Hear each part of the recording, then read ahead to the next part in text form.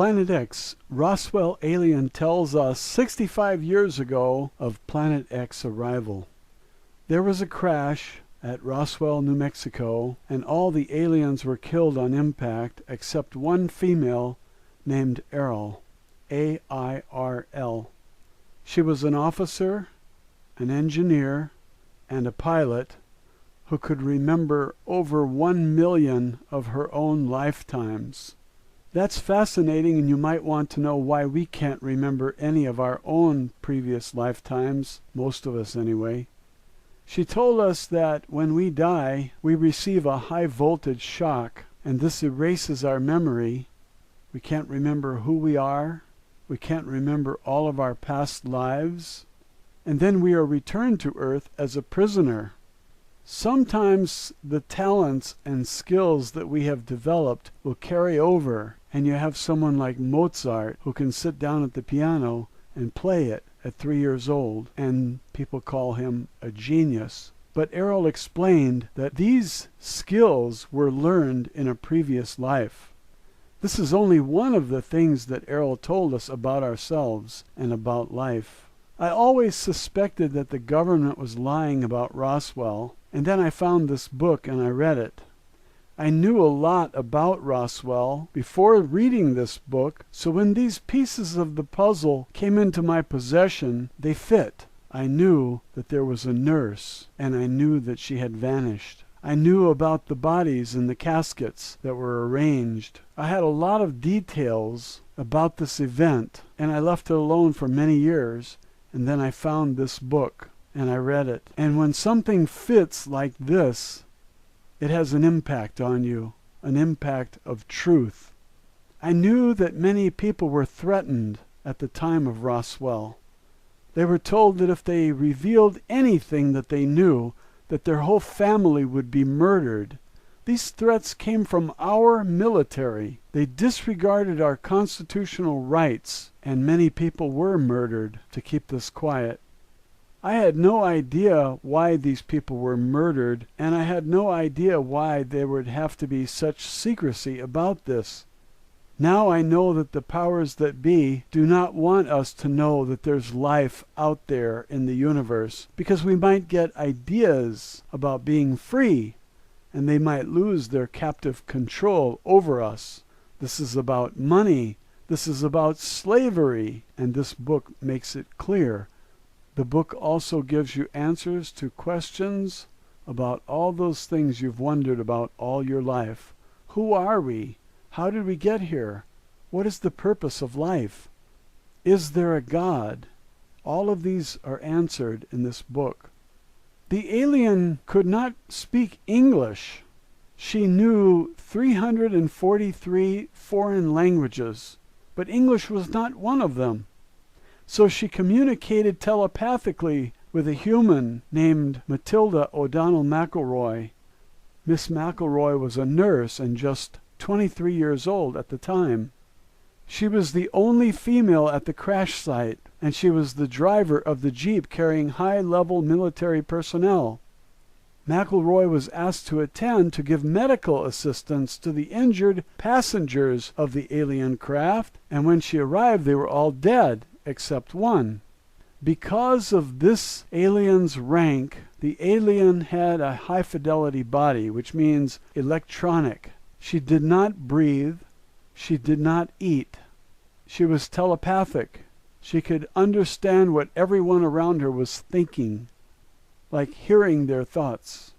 Lower rank officers on board that craft had biological bodies, and they all perished. And Matilda, who came along as a nurse and a driver of the Jeep, she received telepathic messages from the alien, and she told her superior officers, "I'm getting thoughts from her." Top brass in the military took notice, and they asked Matilda to continue the dialogue with the alien creature. Matilda translated, but the translation was not perfect. Matilda did not understand the ideas. Sometimes the alien had ideas that we don't have words for. So Matilda did her best to communicate, and everything that came out of her mouth was chilling. This was the first creature from another world for our generation. We know now that all of the ancients communicated with aliens. But for us, it was new. We were told that we were alone in the universe. Religious leaders did not want to share us with anybody. They wanted total control of us, and so they lied to us. Now we have communication with a creature from another world, and this information we're getting from her is so valuable. The military asked Matilda to ask the alien if her people would be looking for her. Matilda said, the alien said yes, they will be looking for her. The military asked if her people possessed powerful weapons, and how destructive are they? Errol simply said, very destructive. It was not a threat. It was simply a statement of fact. They had extremely powerful weapons. Actually, her people could fire one weapon at the earth and blow it out of existence. But they had no reason to do that. Not yet, anyway. Errol was able to hear the thoughts of the military leaders, and she did not like them. She thought they were stupid, selfish, belligerent, self-centered, and about 9 other adjectives, which I can't remember because I read the book. I read the book twice, but it was quite a while ago. But Errol, the alien, refused to answer any of their questions. For the first few months, McElroy read books to the alien, and McElroy was the teacher. At a certain point, the alien knew the English language and then said, "Now I'm going to teach you."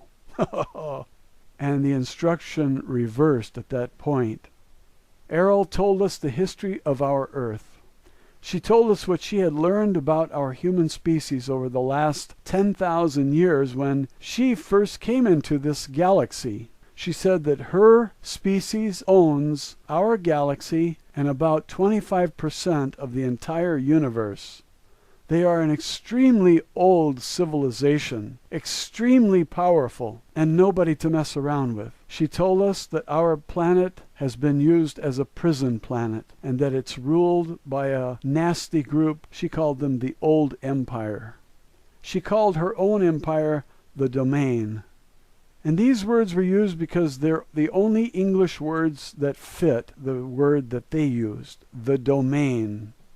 Matilda developed a friendship with Errol, and every day Matilda received lessons about the universe and our sun and our solar system and other species. Prior to this reversal of roles, Matilda used to bring in stacks of books, and the alien would give Matilda a list of the books she wanted. She'd sit down and read the entire encyclopedia in one sitting. She never slept, and she never rested, and she never tired.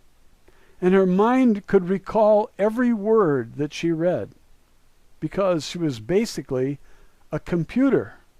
High fidelity means electronic, and it means she's a computer.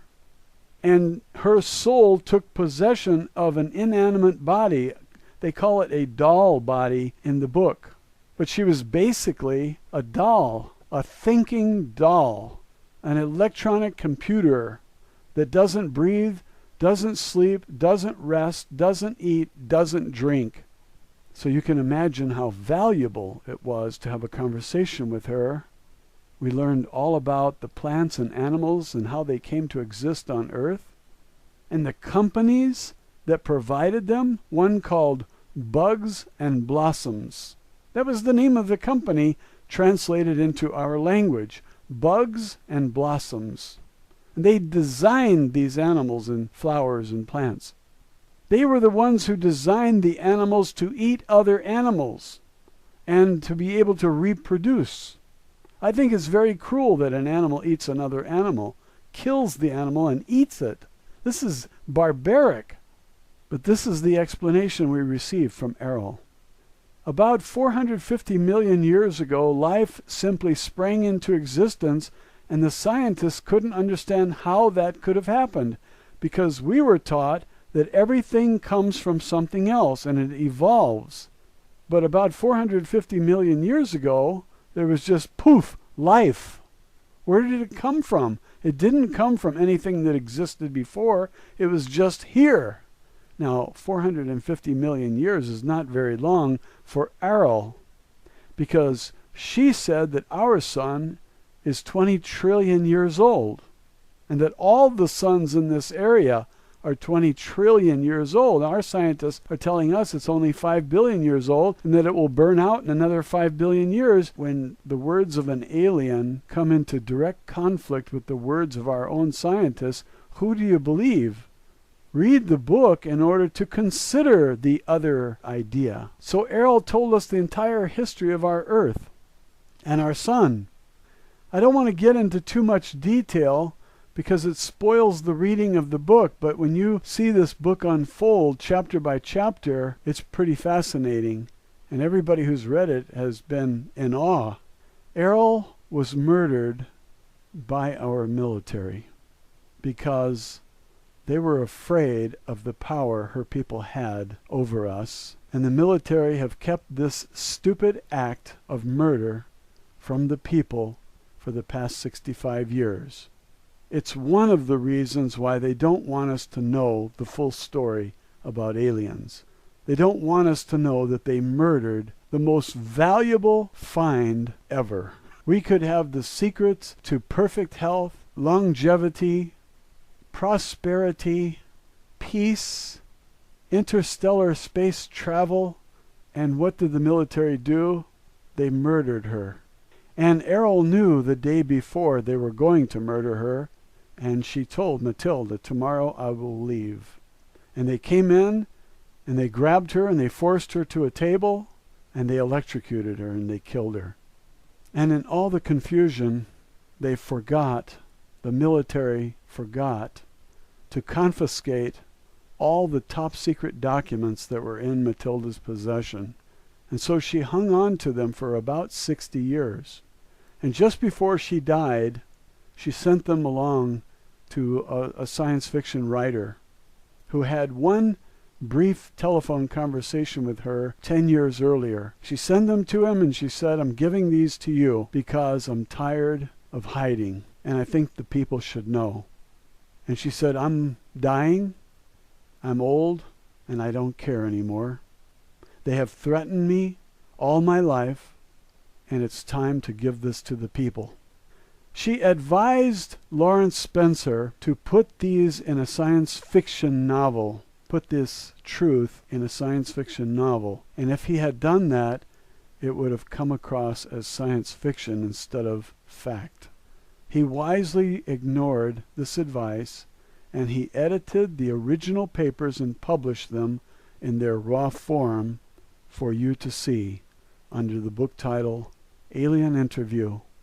The impact of this story for me was the most influential book I had ever read.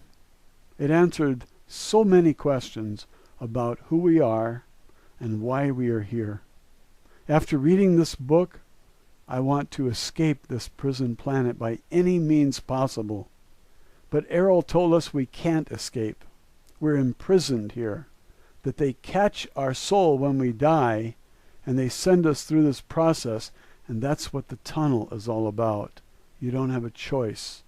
You receive your shock and you're back here without memory of your previous life. What a waste to have to learn everything all over again every time. It's a prison. I do not want to be forced to live without memory of my previous lives, and I don't want to be anybody's slave. This book is one of the major reasons why I started making YouTube videos, to oppose the slave masters.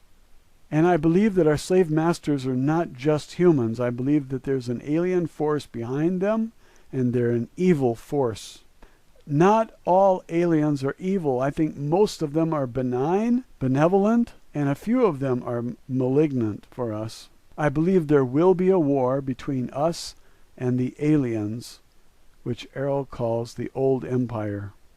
They do not want us to be free. They also might be directly behind the cover-up of Planet X with a plan to destroy our civilization and eliminate 90% of us here on Earth. It's impossible for me to give you all the details of this book, but if you care to read the book, or if you care to have the book read to you, the link is on your screen now. There are many chapters and many, many hours of reading, but I promise you, you will never be bored reading this book. I keep going back to it and reading chapter 6 or 7, I can't remember which one it is, but when I start reading, I just jump in the middle and I start reading again. And around 6 or 7, I think it's chapter 6, I find it most fascinating when Errol has finished her English lessons and she's now ready to become the teacher, and she starts telling us and about our planet and solar system and our galaxy. All fascinating. After each chapter, you will look back at the many questions that have been answered about life, and you may, like I did, realize that those answers given fit. They satisfactorily explain who we are, where we came from, and what life is all about. I'm not asking you to believe this story because you have no basis for belief. I'm asking you if you want to read the story or have me read it to you. I've already recorded it, and it's available on this channel for free. There are no ads on any of my videos. I like to read, and I'm happy to read aloud and record it so that you might enjoy what I'm reading. And it's no trouble for me to attach images and then put it out as a video so you can have a little fun. No book that I have ever read has enough images, and so I augment the book by adding images to help convey the ideas. Because in this book, Alien Interview, there are some descriptions that are not associated with any images in the book. They're not illustrated. And so I went out and found those images and brought them back to show you what she's talking about when she says the pine cone-shaped instrument on the waist of some South American statue shows the device that they used to find their people when they were lost. 3,000 of their people got killed in an attack by the old empire. They destroyed one of their bases. And so they came back looking for their souls, and they found most of them. And this pinecone device was able to perceive if they were one of their people. But those people had been through the same process of being shocked, and they didn't even know that they were her people, Errol's people. So I'll leave you now. Bookmark the playlist if you don't have time to watch it all now. Come back and watch an hour of it every day for a few weeks. I'm not sure how many hours it is. It will tell you in the playlist. Thanks for watching.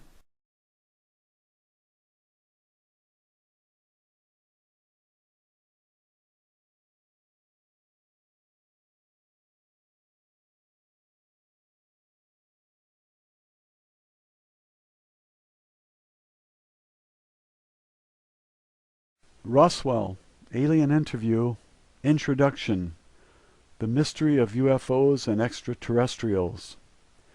If you have studied UFO phenomena at all, you are already familiar with the infamous Orson Welles radio broadcast of War of the Worlds and the Invasion from Mars on October 30th, 1938. This fictitious radio dramatization of an invasion of Earth by aliens incited a global UFO and extraterrestrial hysteria long before the UFO crash near Roswell, New Mexico in 1947. During the past 60 years since the alleged Roswell crash, there have been tens of thousands of reported UFO sightings. A global hysteria has emerged from evidence of what was presumed to be extraterrestrial phenomenon. Concurrently, the unrelenting denial of this phenomenon by the U.S. government has precipitated an uninterrupted flurry of accusations, counter-accusations, cover-up, conspiracy theories, lunatic fringe speculations, scientific investigations, etc., ad nauseum, and a growing multitude of similar alleged close encounters. My first thought when I received the package of documents from Mrs. McElroy was, this is just another set of Majestic 12 documents. I'm referring to a mysterious package reportedly received by mail in 1984, shortly after the death of the last surviving member of the so-called Majestic 12 Committee, alleged to have been organized by President Harry Truman shortly after the Roswell incident in 1947. There are several similarities to the Majestic 12 documents and the package I received from Mrs. McElroy In the case of the former, an envelope was sent from an anonymous sender with no return address.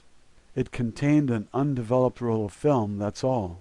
On the roll of film were photos of documents that were assumed to be authentic by the recipient and his colleagues, whose vested interest, that is, livelihood, depend heavily on attracting public notice and credibility to themselves as leading authorities on the subject of UFO phenomena. They have worked relentlessly since then to discover proof that the documents are authentic. Of course, government agencies deny everything alleged in the documents and anything having to do with the subject of extraterrestrials in general. In addition, the subject has been so thoroughly overwhelmed with obvious false reports, discredited sources, hearsay, manufactured falsehoods, misunderstandings, missing information, added inapplicable information, and a myriad of other conflicting complexities, which have made the subject laughable or unapproachable as a science. This may be intentional or simply a reflection of the general chaos and barbarism that is humanity.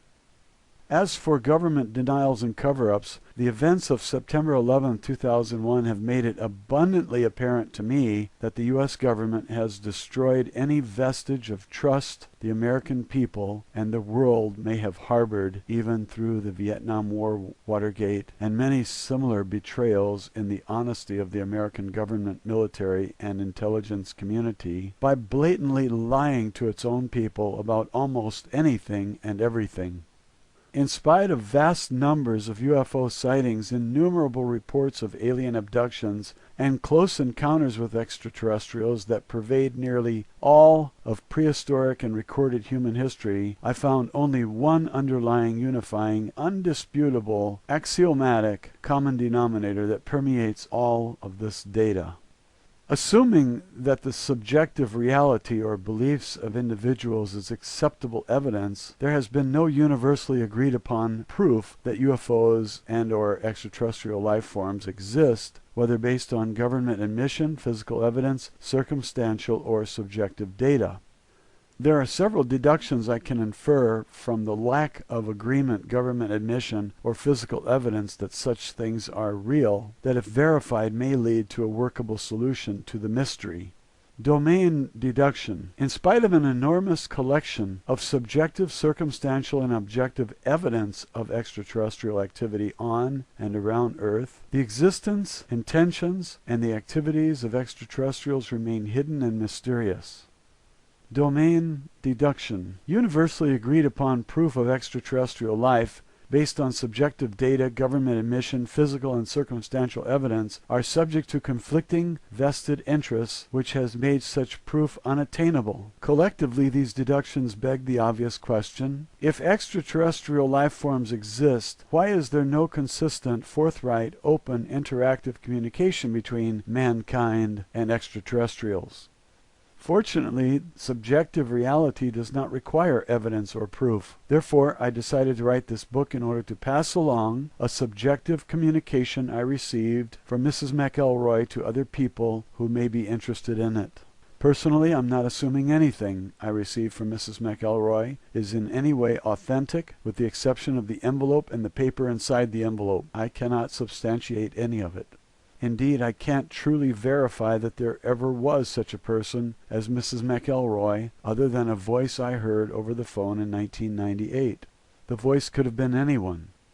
Personally, I do not have a vested interest in UFO research. Yes, I've written a few books about immortal spiritual beings because I'm interested in the subject. But I haven't sold enough of those books to pay for the time it took to write them. It is a hobby. I earn my living as a small business consultant. It is not my intention to justify, explain, or remedy any disability to perceive or understand the mysteries of extraterrestrial existence, UFOs, government agendas, or spiritual abilities. Nor is it intended to educate, persuade, or promote to anyone that any of these phenomena exist. Furthermore, what I may or may not think about any of this is irrelevant. Moreover, I have burned all the original documents, including the envelope I received from Mrs. McElroy. I do not want to spend the rest of my life being hounded by UFO researchers, government agents, grocery store tabloids, reporters, UFO advocates and debunkers alike, or anyone else. Any proofs or attempts to authenticate the assertion that Mrs. McElroy actually interviewed an alien in 1947 will have to be done by others. Ripley says, believe it or not. I say, what's true for you is true for you. Lawrence R. Spencer, editor.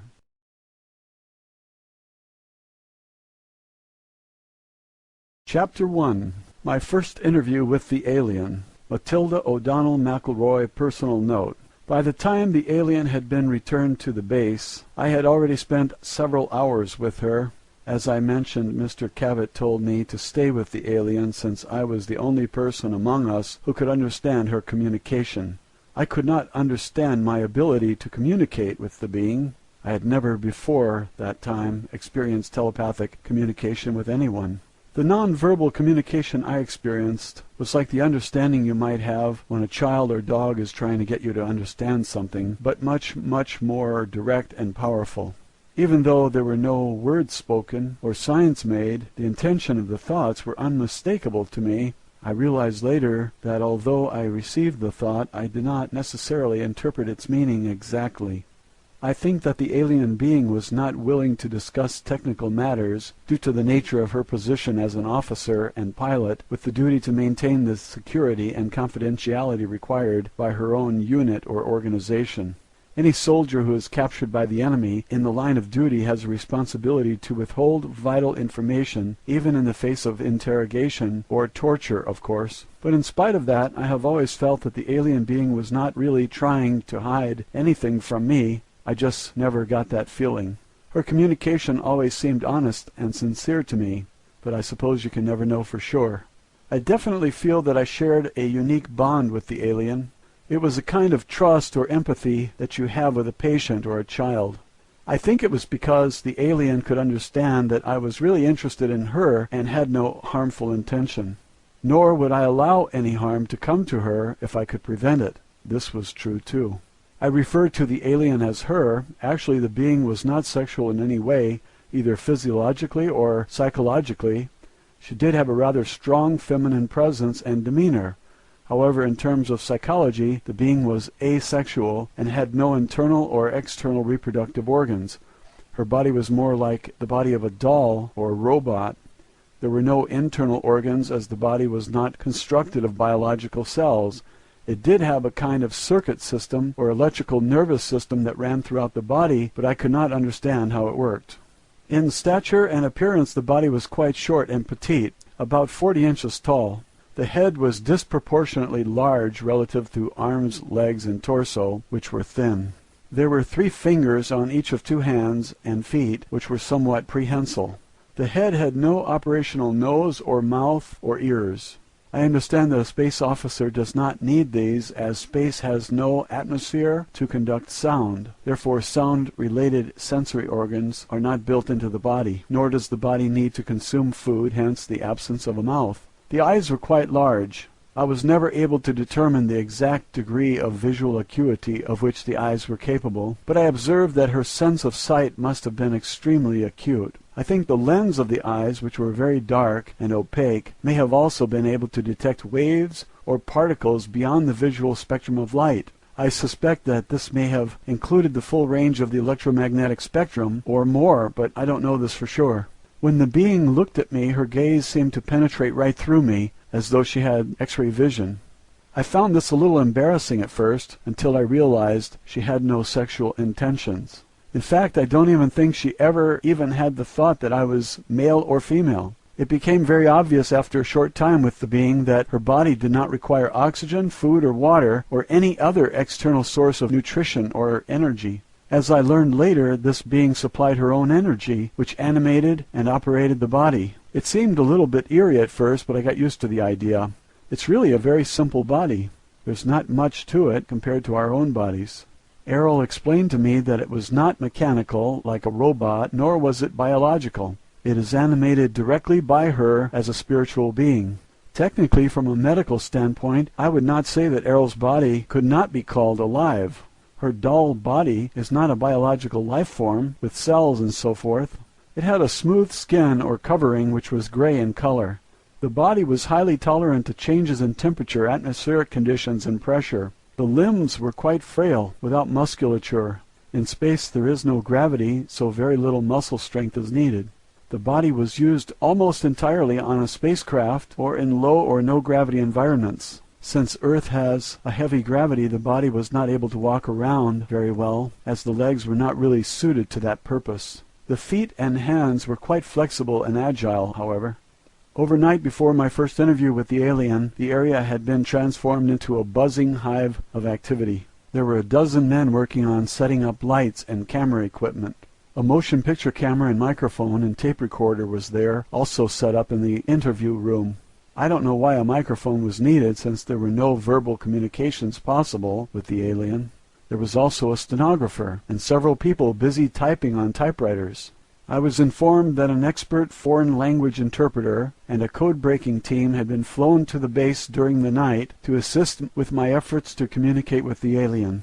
There were also several medical personnel, specialists in various fields, to examine the alien, and a professor of psychology was there to help formulate questions and interpret the answers.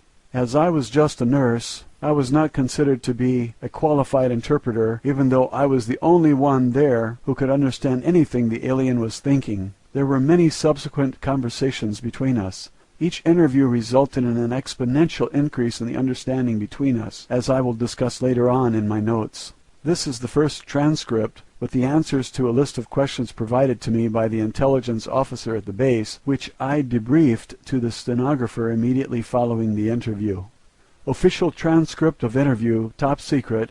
Official transcript of the U.S. Army, Air Force Roswell Army Airfield, 509th Bomb Group. Subject, alien interview, July 9th, 1947.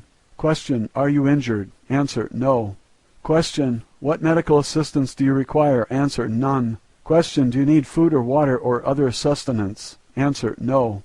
Question, do you have any special environmental needs such as air temperature, atmospheric chemical content, air pressure, or waste elimination? Answer, no, I am not a biological being. Question, does your body or spacecraft carry any germs or contamination that might be harmful to humans or other Earth life forms? Answer, no germs in space. Question, does your government know you are here? Answer, not at this time. Question, are others of your kind going to come looking for you? Answer, yes. Question, what is the weapons capability of your people? Answer, very destructive. I did not understand the exact nature of the kind of arms or weapons that they might have, but I did not feel that there was any malevolent intention in her reply, just a statement of fact. Question, why did your spacecraft crash? Answer, it was struck by an electrical discharge from the atmosphere, which caused us to lose control. Question, why was your spacecraft in this area? Answer, investigation of burning clouds. Radiation, explosions. Question, how does your spacecraft fly? Answer, it is controlled through mind, responds to thought commands.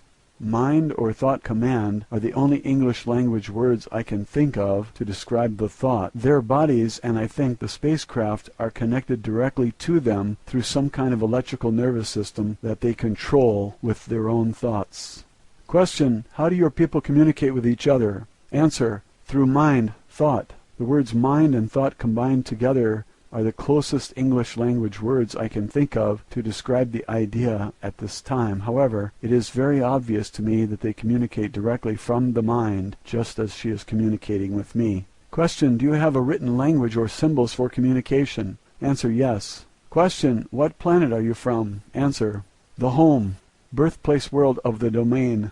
Since I am not an astronomer, I have no way of thinking in terms of stars, galaxies, constellations, and directions in space. The impression I received was of a planet in the center of a huge cluster of galaxies that is to her like home or birthplace. The word domain is the closest word I can think of to describe her concept, images, and thoughts about where she is from. It could as easily be called the territory or the realm. However, I'm sure that it was not just a planet or a solar system or a cluster of stars, but an enormous number of galaxies. Question, will your government send representatives to meet with our leaders? Answer, no. Question, what are your intentions concerning Earth?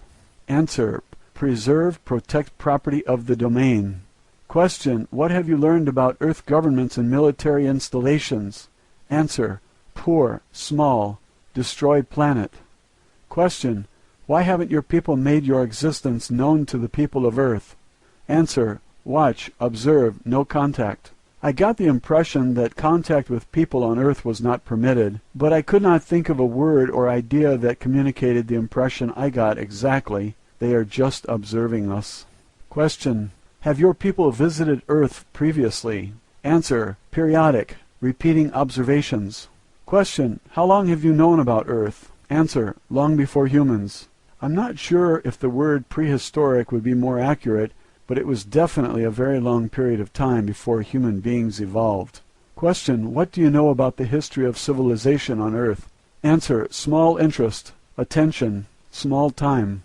The answer to this question seemed very vague to me. However, I perceived that her interest in Earth history is not very strong, or that she did not pay much attention to it. Or maybe, I don't know, I really didn't get an answer to the question. Question: can you describe your home world to us? Answer: place of civilization, culture, history, large planet, wealth, resources always, order, power, knowledge, wisdom, 2 stars, 3 moons.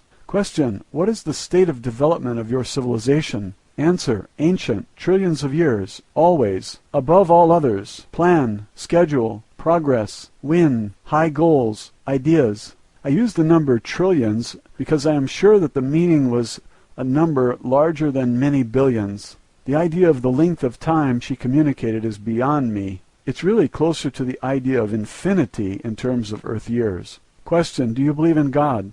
Answer: we think.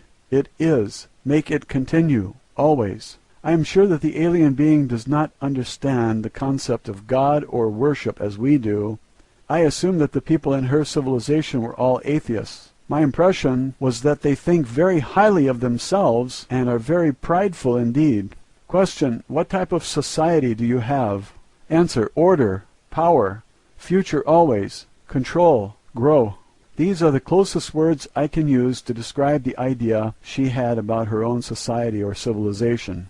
Her emotion when communicating her response to this question became very intense, very bright and emphatic. Her thought was filled with an emotion that gave me a feeling of jubilation or joy, but it made me very nervous also. Question: are there other intelligent life forms besides yourself in the universe? Answer: everywhere. We are greatest, highest of all. Due to her small stature, I'm sure that she did not mean tallest or biggest. Again, her prideful nature showed through in the feeling I received from her. Matilda O'Donnell McElroy, personal note. This was the conclusion of the first interview. When the answers to the first list of questions were typed and given to the people who were waiting for them, they were very excited that I was able to get the alien to say anything. However, after they finished reading my answers, they were disappointed that I could not understand more clearly. Now they had a lot of new questions because of the answers I received to the first list of questions. An officer told me to await further instructions. I waited several hours in the adjoining office. I was not allowed to continue my interview with the alien. However, I was always well treated and allowed to eat and sleep and use the restroom facilities whenever I wanted.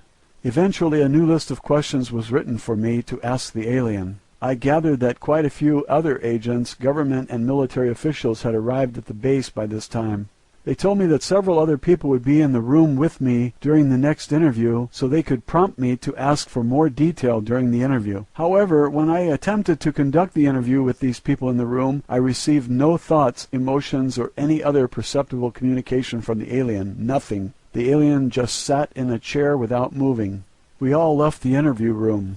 The intelligence agent became very agitated about this. He accused me of lying or making up the answers to the first questions. I insisted that all my answers were honest and as accurate as I could make them. Later that day it was decided that several other people would attempt to ask questions of the alien. However, in spite of several attempts by different experts, no one else was ever able to get any communication at all from the alien.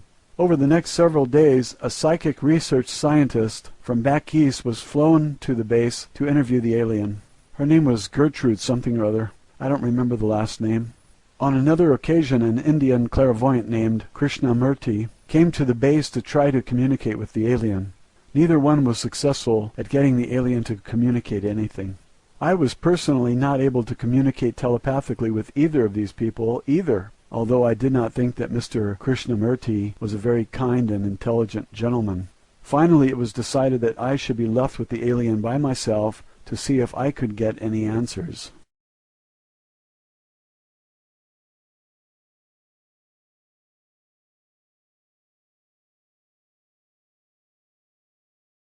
Chapter 2, my second interview. In the next interview, I was told to ask the alien only one question. Official transcript of interview. Top secret. Official transcript of the U.S. Army Air Force, Roswell Army Airfield, 509th Bomb Group. Subject, alien interview, July 10th, 1947. Question. Why have you stopped communicating? Answer. No stop. Others. Hidden. Covered. Secret fear. The alien cannot communicate with them because they were afraid of her or did not trust her. And it is clear to me that the alien is not aware that some people have secret intentions toward her and are hiding their real thoughts. It is equally obvious to me that the alien does not have even a tiny bit of fear of us, or anything else for that matter. Matilda O'Donnell McElroy, personal note. I pondered the words I chose to convey the meaning of the alien's thoughts very carefully before reporting to the stenographer and the people who were waiting anxiously in the other room. Personally, I never suffered any fear or misapprehension about the alien whatsoever. I was very, very curious and excited to learn anything and everything I could about her and from her. However, like the aliens, I did not have much trust or confidence in the agents or authorities who were controlling my interviews. I had no idea what their intentions toward her might be. However, I am sure that the military officers were very, very nervous about having an alien spacecraft and pilot on their hands. At that moment, my greatest worry was how to more clearly understand the thoughts and ideas of the alien. I think that I was doing pretty well as a telepathic receiver, but not as good as a telepathic sender. I wanted desperately to figure out a better way to communicate with the alien, in a way that would enable the growing legion of government officials to understand her more directly, without having to rely on my interpretation of her thoughts. I did not feel very well qualified to act as an interpreter, yet I was the only person with whom the alien would communicate, so it was up to me to get the job done. I was also becoming acutely aware that this was probably the biggest news event in the history of the Earth, and that I should be proud to have had any part in it. Of course, by that time the entire incident had been officially denied in the press, and a cover-up of immense proportions by the military and the powers that be had already begun.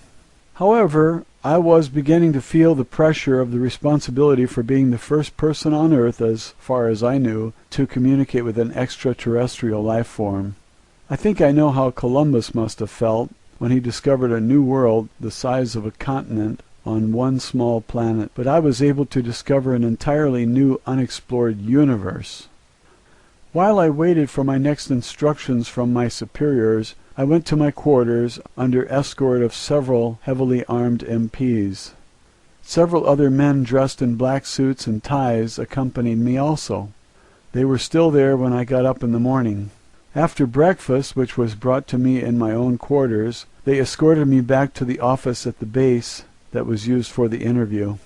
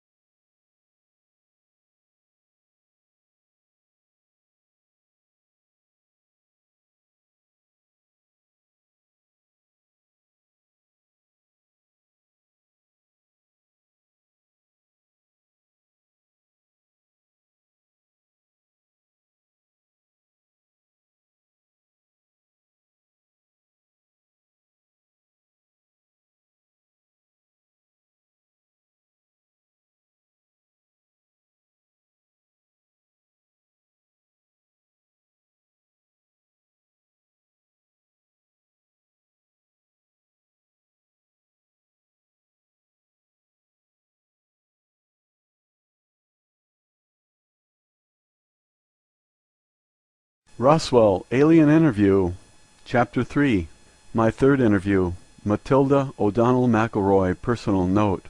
The third interview and all subsequent interviews that I had with the alien were observed and recorded, as I mentioned above, by dozens of other people. Although they were not physically present, a special room had been constructed with a window of one-way glass through which the interview could be observed from an adjoining room without intruding on the alien. The alien had been moved into a newly constructed room and was seated in an ordinary overstuffed living room chair covered with a flowery fabric. I'm sure that someone had been sent into town to buy a chair from the nearest available furniture store. The alien's body was about the same size as a very thin 5-year-old child, so she was dwarfed by the chair. Since her body was not biological, it didn't need any food, air, or heat, and apparently she didn't sleep either. There were no eyelids or eyebrows above her eyes, so the eyes didn't close. I don't think anyone could tell whether she was sleeping or awake as long as she was sitting upright in the chair. Unless she moved her body or gestured with her hand, it would be hard to tell whether she was even alive or not unless you could perceive her thoughts. Eventually, I learned that the alien was not identified by her body, but by her personality, so to speak. She was known by her fellow aliens as Errol. This is the closest word I can use to describe the name using the English alphabet. I sensed that she preferred the feminine gender. I think we shared a natural female empathy and nurturing attitude toward life and each other. I am sure she did not feel comfortable with the combative, aggressive, domineering attitude of the male officers and agents, each of whom was more concerned with their own personal self-importance and power than with discovering the secrets of the universe. When I entered the room, she was very pleased to see me. I felt a very genuine sense of recognition, relief, and a warm feeling from her. It was like the eager excitement and unconditional platonic affection one feels from a dog or a child, yet with a calm and reserved control. I must say that I was surprised that I felt the same sort of affection for the alien being, especially since we had spent so little time with each other. I was pleased that I was able to continue my interviews with her in spite of all the attention it was getting from the stream of government and military people arriving at the base. It was very obvious that the people who wrote the next series of questions for me wanted to learn how to communicate with the alien themselves without having to go through me. Here are the answers to the new list of questions. Official transcript of interview, top secret. Official transcript of the U.S. Army Air Force Roswell Army Airfield 509th Bomb Group. Subject, alien interview, July 11th, 1947. Question, can you read or write any Earth languages? Answer, no. Question, do you understand numbers or mathematics? Answer, yes, I'm an officer, pilot, engineer. Question, can you write or draw symbols or pictures that we may be able to translate into our own language? Answer, uncertain. Question, are there any other signs or means of communication you can use to help us understand your thoughts more clearly? Answer, no. Matilda O'Donnell McElroy, personal note. I was very sure that this was not true, but I understand clearly that Errol was not willing to communicate in writing or drawing or sign language. My feeling was that she was following orders like any soldier who had been captured, not to reveal any information that might be useful to an enemy, even under torture. She was only able and willing to reveal non-confidential or personal information or name, rank, and serial number. Official transcript of interview, top secret. Official transcript of the U.S. Army Air Force Roswell Army Airfield 509th Bomb Group. Subject, alien interview, July 11th. 1947, second session. Question, can you show us on a map of the stars which is the star of your home planet? Answer, no. This is not because she does not know the directions from Earth to her home planet. She was unwilling to reveal the location. It was also due to the fact that the star system of her home planet does not exist on any star map on Earth. It's too far away. Question, how long will it take your people to locate you here? Answer, unknown. Question, how long would it take your people to travel here to rescue you? Answer, minutes or hours. Question, how can we make them understand that we do not intend to harm you? Answer, intentions are clear. See in your mind, images, feelings. Question. If you are not a biological entity, why do you refer to yourself as feminine? Answer. I am a creator, mother, source. Matilda O'Donnell McElroy personal note. These questions only took me a few minutes to complete. I realized then that we may be in for some serious trouble if the alien was not willing to cooperate or reveal any information that the military or intelligence agencies or scientists consider to be useful to them. I was also sure that the alien was very certain of the actual intentions of the people who wrote these questions, as she could read their minds just as easily as she could read my thoughts and communicate with me telepathically. Because of these intentions, she was unwilling and unable to cooperate with any of them in any way under any circumstances. And I am equally sure that since she is not a biological life form, that there was no kind of torture or coercion that would change her mind. Roswell, Alien Interview, Chapter 4, The Language Barrier. Matilda O'Donnell McElroy personal note. After I explained what I thought were the reasons for the no answer to the intelligence agents, there was a great deal of upset and turmoil. A very heated discussion took place between some of the intelligence officers, military officials, psychologists, and the language interpreters. This lasted for several hours. It was finally decided that I should be allowed to continue to interview the alien, provided I could get a satisfactory answer from her to the following question. Official transcript of interview, top secret. Official transcript of the U.S. Army Air Force, Roswell Army Airfield, 509th Bomb Group. Subject, alien interview, July 11th, 1947, third session.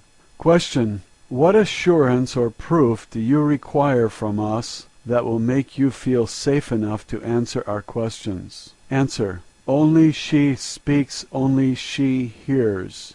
Only she questions, no others. Must learn, know, understand. Matilda O'Donnell McElroy personal note. When I returned to the interview room to report the alien response to this question, I received a grim and skeptical reception from the assembled intelligence agents and military personnel. They could not understand what the alien meant by this. I admitted that I really couldn't understand what she meant either, but I was doing the best that I could to articulate her telepathic intentions.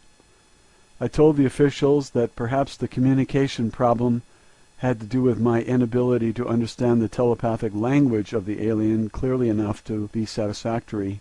I was so discouraged at that point I almost felt like giving up. And now there was even more arguments than before. I was sure I was going to be removed from my position in spite of the fact that the alien refused to communicate with anyone else, or that no one else had been found who could communicate with her. Fortunately, a very clever fellow named John Newble, who was a Japanese language specialist from the Navy, had an explanation and a solution to the problem. He explained that first the problem had very little to do with the inability of the alien to communicate. It had more to do with her unwillingness to communicate with anyone other than myself. Second, in order for any clear, comprehensive communication to happen, both parties needed to understand and communicate through a common language. Words and symbols in language convey very precise concepts and meanings. He said that the Japanese people have a lot of homonyms in their language which cause a lot of confusion in day-to-day communication. They solve this problem by using standard Chinese characters to write down the exact meaning of the word they are using. This clears up the matter for them. Without a defined nomenclature, communication was not possible beyond the rudimentary understanding between men and dogs or between two small children. The lack of a common vocabulary of clearly defined words that all parties can use fluently was the limiting factor in communication between all people, groups, or nations. Therefore, he suggested that there were only two choices. I had to learn to speak the language of the alien, or the alien had to learn to speak English. Factually, only one choice was possible, that I persuade Errol to learn English, and that I teach it to her with the guidance of the language specialist. No one had any objection to trying this approach, as there were no other suggestions. The language specialists suggested that I take several children's books and a basic reading primer and grammar text with me into the interview room. The plan was that I would sit next to the alien and read aloud to her from the books, while pointing to the text I was reading with my finger so that she could follow along. The theory was that the alien could eventually be taught to read just as a child is taught to read, by word and sound association with the written word, as well as instruction in fundamental grammar. They also assumed, I think, that if the alien was intelligent enough to communicate with me telepathically and fly a spacecraft across the galaxy, that she could probably learn to speak a language as quickly as a 5-year-old or faster. I returned to the interview room and proposed this idea to Errol. She did not object to learning the language, although she did not make any commitment to answer questions either. No one else had a better idea, so we went ahead.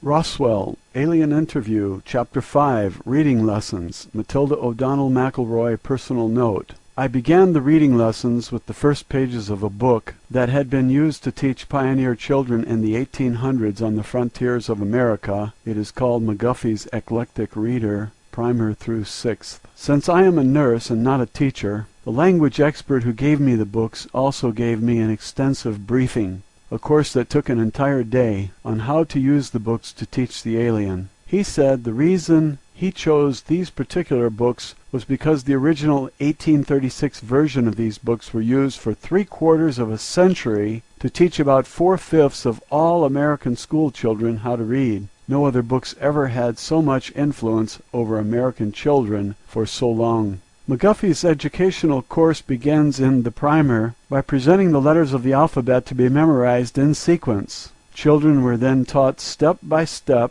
to use the building blocks of the language to form and pronounce words using the phonics method, which involves teaching children to connect sounds with letters. Each lesson begins with a study of the words used in the reading exercise, and with markings to show the correct pronunciation for each word. I discovered that the stories in the first and second readers picture children in their relationship with family members, teachers, friends, and animals. The third, fourth, fifth, and sixth readers expanded on those ideas. One of the stories I remember was The Widow and the Merchant. It's kind of a morality tale about a merchant who befriends a widow in need. Later, when the widow proves herself to be honest, the merchant gives her a nice gift. The books do not necessarily teach you to believe that charity is expected only of wealthy, though. We all know that generosity is a virtue that should be practiced by everyone. All of the stories were very wholesome, and they gave very good explanations to illustrate virtues like honesty, charity, thrift, hard work, courage, patriotism, reverence for God, and respect for parents. Personally, I would recommend this book to anyone. I also discovered that the vocabulary used in the book was very advanced compared to the relatively limited number of words people use commonly in our modern age. I think that we have lost a lot of our own language since our founding fathers wrote the Declaration of Independence over 200 years ago. As instructed, I sat next to Errol in the interview room, reading aloud to her from each successive book in the series of the McGuffey Readers. Each of the books had excellent, simple illustrations of the stories and subjects being taught, although they are very outdated by today's standards. Nonetheless, Errol seemed to understand and absorb every word, sound, syllable, and meaning as we progressed. We continued this process for 14 hours a day for 3 consecutive days without interruption, except for a few meals and rest breaks on my part. Errol did not take breaks for anything. She did not sleep. Instead, she remained sitting in the overstuffed chair in the interview room, reviewing the lessons we already covered.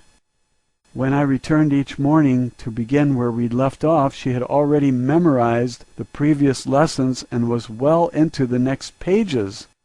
This pattern continued to accelerate until it became pointless for me to continue reading to her. Although Errol did not have a mouth to speak with, she was now able to think at me in English. At the end of these lessons, Errol was able to read and study by herself. I showed her how to use a dictionary to look up new words she encountered. Errol consulted the dictionary continually after that. From then on, my job was acting as a courier for her, requesting that reference books be brought to her in a steady stream. Next, Mr. Newble brought in a set of the Encyclopedia Britannica. Errol especially enjoyed this because it had a lot of pictures. After that, she requested many more picture books and reference books with photographs and drawings, because it was much easier to understand the meaning if she could see a picture of the thing she was studying.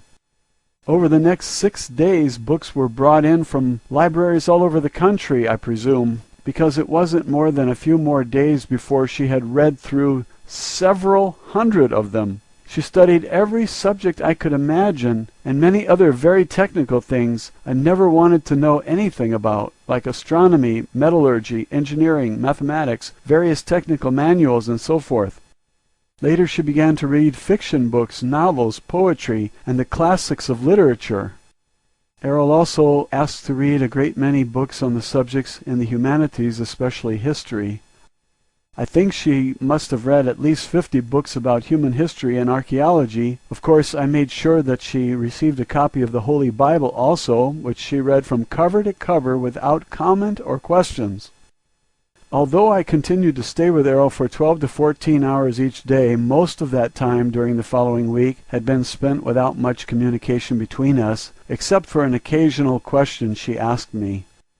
The questions were usually meant to give her a sense of context or to clarify something in the books she was reading. Oddly, Errol told me that her favorite books were Alice's Adventures in Wonderland, Don Quixote's de la Mancha, and 1001 Nights. She said the authors of these stories showed that it is more important to have a great spirit and imagination than great skill or power. I could not answer a lot of her questions, so I consulted with people in the outer rooms for answers. Most of these had to do with technical and scientific things. A few of her questions were about the humanities. The depth of complex understanding and subtlety of her questions showed that she had a very penetrating intellect. Personally, I think she had already known a lot more about the culture and history of Earth than she was willing to admit when we started. I would soon discover how much more.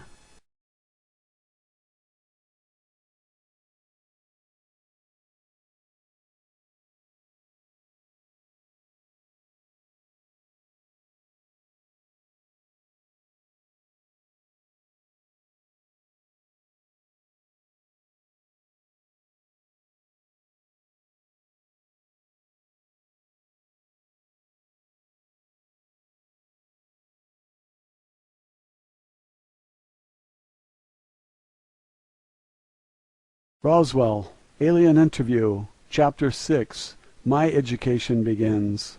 Matilda O'Donnell McElroy personal note. By the 15th day after rescuing Errol from the crash site, I was able to communicate fluidly and effortlessly with her in English. She had absorbed so much more written material by this time that her academic education far exceeded my own. Although I graduated from high school in Los Angeles in 1940 and attended college for 4 years of pre-medical and nursing training, the variety of my own reading had been fairly limited. I had not studied most of the subjects to which Errol had now been exposed, especially considering her acute understanding, very intense study habits, and a nearly photographic memory. She was able to recall long passages from books she read.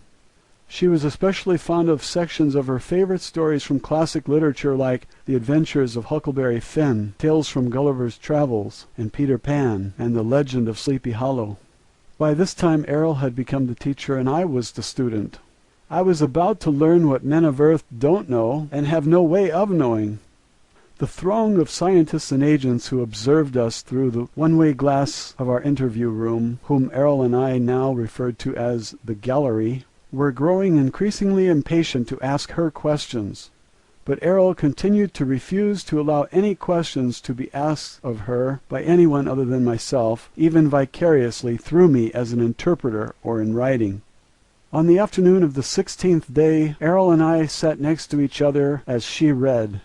She closed the last page of a book she was reading and placed it aside. I was about to hand her the next book from a large pile waiting to be read, when she turned and said, or thought to me, "I'm ready to speak now." At first I was a little confused by the remark. I gestured for her to continue, and she began to teach me my first lesson. Official transcript of interview, top secret. Official transcript of the U.S. Army Air Force, Roswell Army Airfield, 59th Bomb Group. Subject, alien interview, July 24th, 1947. First session. "What would you like to say, Errol?" I asked. "I have been part of a domain expeditionary force in this sector of space for several thousand years. However, I have not personally had intimate contact with beings on Earth since 5965 BCE. It is not my primary function to interact with inhabitants of planets within the domain. I am an officer, pilot, and engineer, with many duties to perform. Nonetheless, although I'm fluent in 347 other languages within the domain, I have not been exposed to your English language. The last Earth language with which I was conversant was the Sanskrit language of the Vedic hymns. At that time I was a member of a mission sent to investigate the loss of a domain base located in the Himalaya Mountains. An entire battalion of officers, pilots, communications, and administrative personnel disappeared and the base destroyed. Several million years ago, I was trained and served as an investigation, data evaluation, and program development officer for the domain. Because I was experienced in that technology, I was sent to Earth as part of a search team. One of my duties involved interrogation of the human population that inhabited the adjoining area at that time. Many of the people in that region reported sighting Vimanas, or spacecraft, in the area. Following the logical extension of evidence, testimony, observation, as well as the absence of certain evidence, I led my team to the discovery that there were still Old Empire ships and well-hidden Old Empire installations in this solar system of which we had been completely unaware. You and I were unable to communicate in your language because I personally have not been exposed to your language. However, now that I have scanned the books and the material you provided me, this data has been relayed to our space station in this region and processed by our communications officer through our computers. It has been translated into my own language and relayed back to me in a context that I can think with. I have also received additional information from the files stored in our computers about the English language and domain records concerning Earth civilization. Now I'm prepared to give you certain information that I feel will be of great value to you.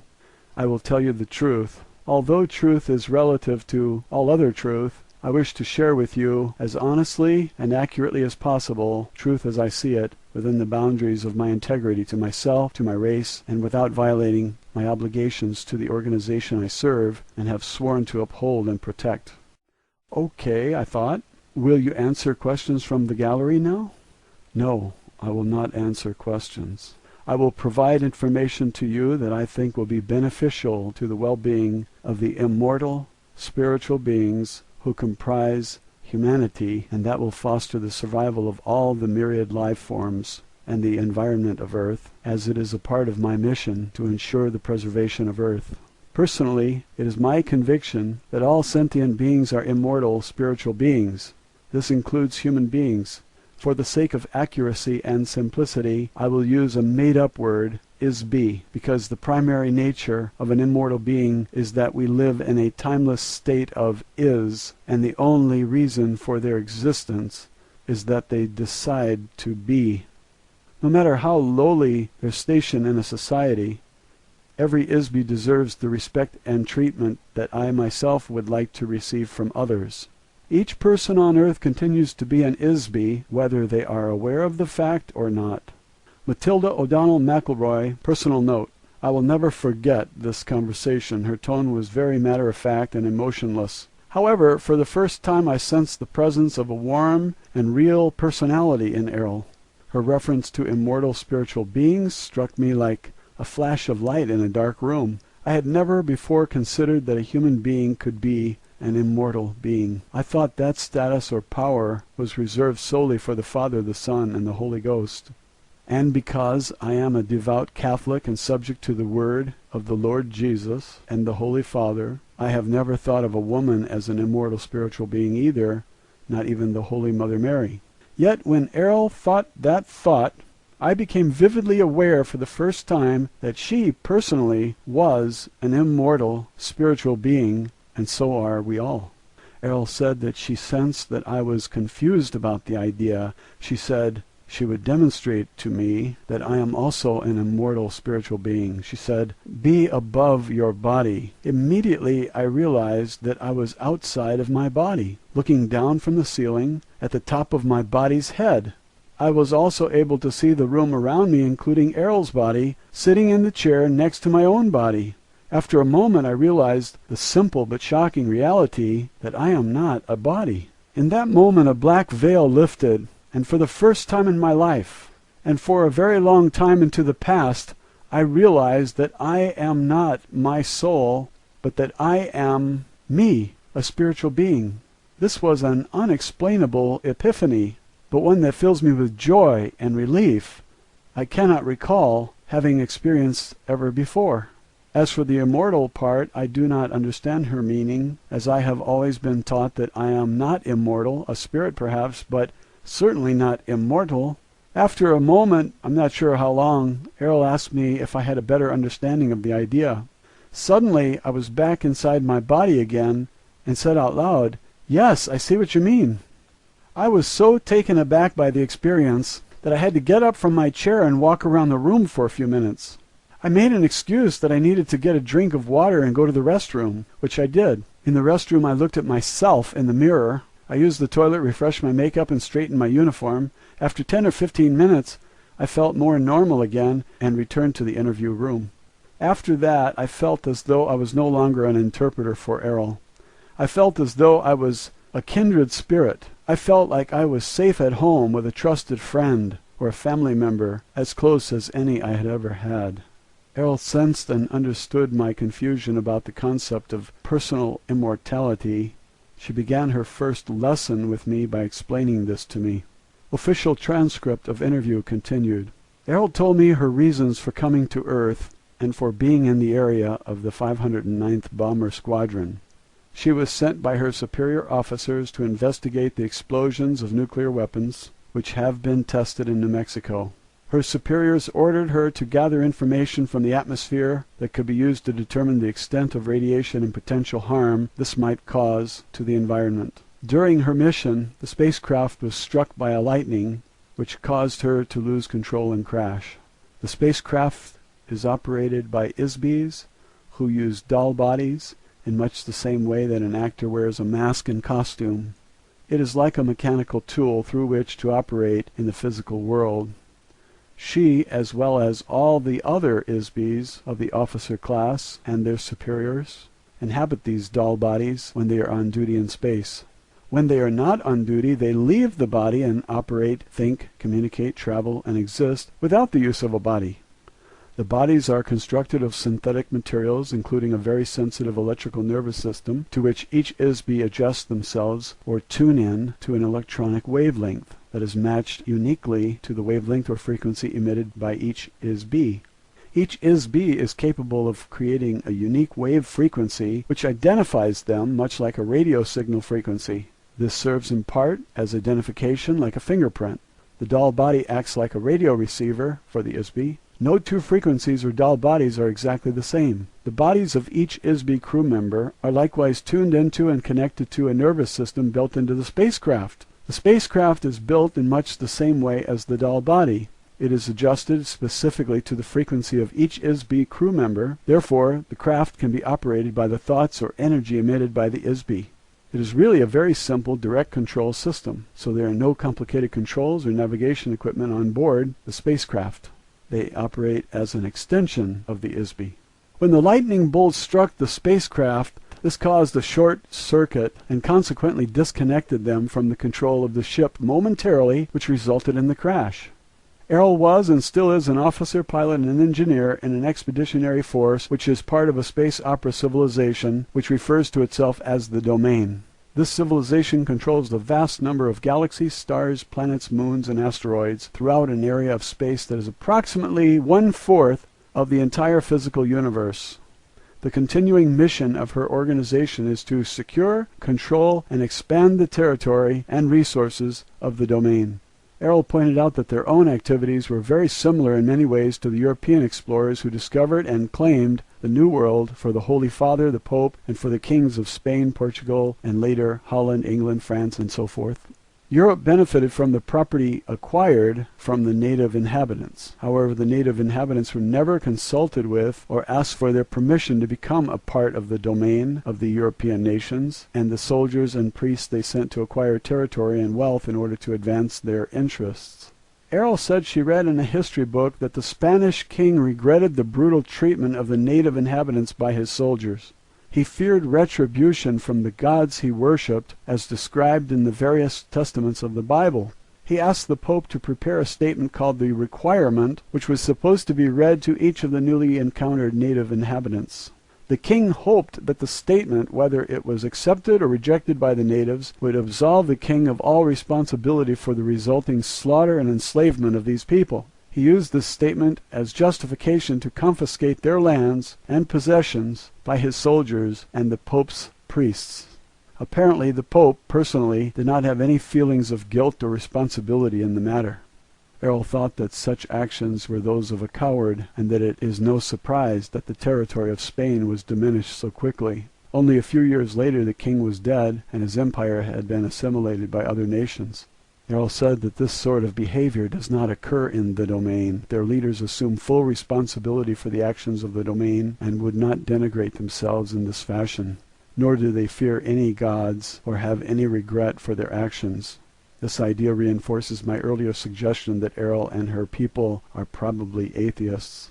In the case of the acquisition of Earth by the domain, the rulers of the domain have chosen not to openly reveal this intention to their native inhabitants of Earth until a later time when it may or may not suit their interest to reveal themselves. For the present time it is not strategically necessary to make the presence of the domain expeditionary force known to mankind. In fact, until now, it has been very aggressively hidden for reasons that will be revealed later. The asteroid belt near Earth is very small, but important location for the domain in this part of space. Actually, some of the objects in our solar system are very valuable for their use as low-gravity space stations. They are interested primarily in the low-gravity satellites in this solar system, which consists mainly of the side of the moon facing away from Earth and the asteroid belt, which is a planet that was destroyed billions of years ago, and to a lesser degree Mars and Venus.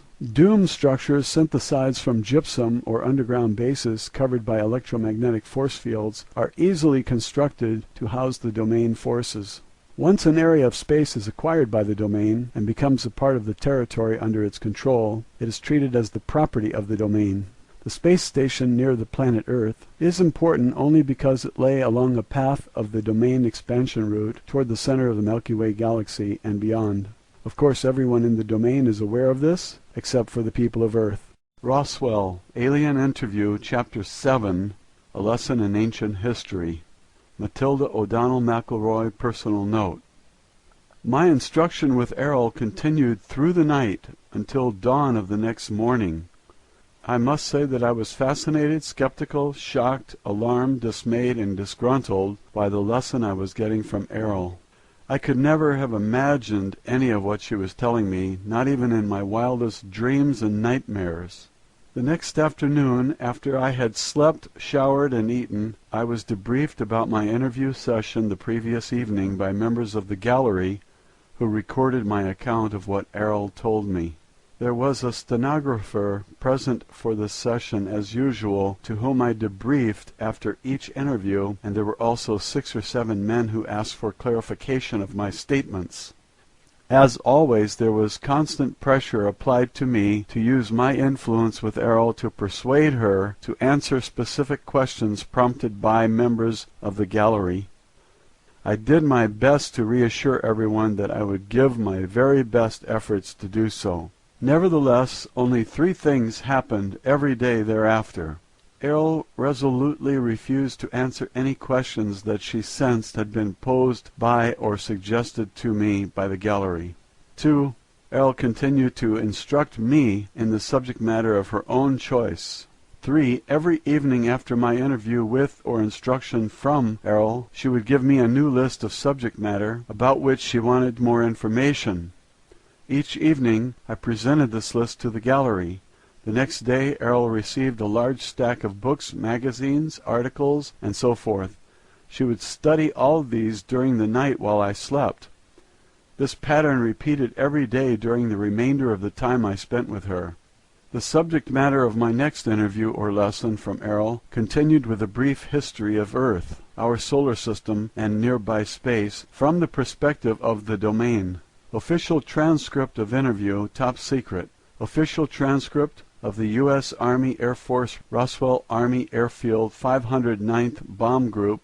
Subject alien interview, July 25, 1947, first session.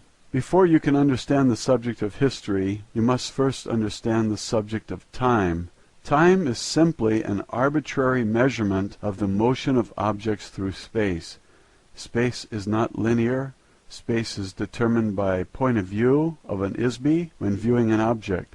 The distance between an ISB and the object being viewed is called space. Objects or energy masses in space do not necessarily move in a linear fashion. In this universe, objects tend to move randomly or in a curving or cyclical pattern, or as determined by agreed-upon rules. History is not only a linear record of events, as many authors of Earth history books imply, because it is not a string that can be stretched out and marked like a measuring tool. History is a subjective observation of the movement of objects through space, recorded from the point of view of a survivor rather than those who succumbed. Events occur interactively and concurrently, just as the biological body has a heart that pumps blood while the lungs provide oxygen to the cells, which reproduce using energy from the sun and chemicals from plants at the same time as the liver strains toxic wastes from the blood and eliminates them through the bladder and the bowels. All of these interactions are concurrent and simultaneous. Although time runs consecutively, events do not happen in an independent linear stream. In order to view and understand the history or reality of the past, one must view all the events as part of an interactive whole. Time can also be sensed as a vibration, which is uniform throughout the entire physical universe. Errol explained that ISBs have been around since before the beginning of the universe. The reason that they are called immortal is because a spirit is not born and cannot die, but exists in a personally postulated perception of is, will be. She was careful to explain that every spirit is not the same. Each is completely unique in identity, power, awareness, and ability. The difference between an ISB like Errol and most of the ISBs inhabiting bodies on Earth is that Errol can enter and depart from her doll at will. She can perceive at selective depths through matter. Errol and other officers of the domain can communicate telepathically. Since an ISB is not a physical universe entity, it has no location in space or time. An ISB is literally immaterial. They can span great distances of space instantly. They can experience sensations more intensely than a biological body without the use of physical sensory mechanisms. An ISB can exclude pain from their perception. Errol can also remember her identity, so to speak, all the way back into the dim mists of time for trillions of years. She says that the existing collection of suns in this immediate vicinity of the universe have been burning for the last 200 trillion years. The age of the physical universe is nearly infinitely old, but probably at least 4 quadrillion years since its earliest beginnings. Time is a difficult factor to measure as it depends on the subjective memory of ISBs, and there has been no uniform record of events throughout the physical universe since it began. As on Earth, there are many different time measurement systems defined by various cultures, which use cycles of motion and points of origin to establish age and duration. The physical universe itself is formed from the convergence and amalgamation of many other individual universes, each of which were created by an ISB or group of ISBs. The collision of these illusionary universes commingled and coalesced and were solidified to form a mutually created universe. Because it is agreed that energy and forms can be created but not destroyed, this creative process has continued to form an ever-expanding universe of nearly infinite physical proportions. Before the formation of the physical universe, there was a vast period during which universes were not solid but wholly illusionary. You might say that the universe was a universe of magic illusions, which were made to appear and vanish at the will of the magician. In every case, the magician was one or more Isbys. Many Isbys on Earth can still recall vague images from that period. Tales of magic, sorcery, and enchantment, fairy tales and mythology speak of such things, although in very crude terms. Each Isby entered into the physical universe when they lost their own home universe. That is, when an Isby's home universe was overwhelmed by the physical universe, or when the Isby joined with other Isbys to create or conquer the physical universe. On Earth, the ability to determine when an Isby entered the physical universe is difficult for two reasons. One, the memory of Isbys on Earth have been erased, and two, Isby's arrival or invasion into the physical universe took place at different times, some 60 trillion years ago, and others only 3 trillion. Every once in a short while, a few million years, an area or planet will be taken over by another group of Isbys entering into the area. Sometimes they will capture other Isbys as slaves. They will be forced to inhabit bodies to perform menial or manual work, especially mining mineral ores on heavy gravity planets such as Earth. Errol says that she has been a member of the Domain Expeditionary Force for more than 625 million years. When she became a pilot for a biological survey mission, which included occasional visits to Earth. She can remember her entire career there and for a very long time before that. She told me that Earth scientists do not have an accurate measuring system to gauge the age of matter. They assume that because certain types of materials seem to deteriorate rather quickly, such as organic or carbon-based matter, that there is a deterioration of matter. It is not accurate to measure the age of stone based on the measurement of the age of wood or bone. This is a fundamental error. Factually, matter does not deteriorate. It cannot be destroyed.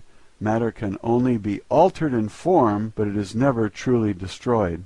The Domain has conducted a periodic survey of the galaxies in this sector of the universe since it developed space travel technologies about 80 trillion years ago. A review of changes in the complexion of Earth revealed that mountain ranges rise and fall, continents change location, the poles of the planet shift, ice caps come and go, oceans appear and disappear, rivers, valleys, and canyons change. In all cases the matter is the same. It is always the same sand. Every form and substance is made of the same basic materials which never deteriorates. Matilda O'Donnell McElroy, personal note. I cannot even begin to imagine how advanced a civilization may have become technically and mentally after trillions of years. Just think of how advanced our own country has become compared to only 150 years ago. Only a few generations ago, transportation was on foot, horseback, or boat. Reading was done by candlelight, heating and cooking were done over a fireplace, and there wasn't any indoor plumbing. Official transcript of interview. Errol described the abilities of an ISB officer of the Domain to me, and she demonstrated one to me when she contacted telepathically a communications officer of the Domain who was stationed in the asteroid belt. The asteroid belt is composed of thousands of broken-up pieces of a planet that once existed between Mars and Jupiter. It serves as a good low-gravity jumping-off point for incoming spacecraft traveling toward the center of our galaxy. She requested that this officer consult information stored in the files of the Domain concerning the history of Earth. She asked the communications officer to feed this information to Errol. The communications officer immediately complied with the request. Based on the information stored in the files of the Domain, Errol was able to give me a brief overview of our history lesson. This is what Errol told me that the Domain had observed about the history of Earth. She told me that the Domain Expeditionary Force first entered into the Milky Way galaxy very recently, only about 10,000 years ago. Their first action was to conquer the home planets of the Old Empire. This is not the official name, but a nickname given to the conquered civilization by the Domain forces, that served as the seat of central government for this galaxy and other adjoining regions of space.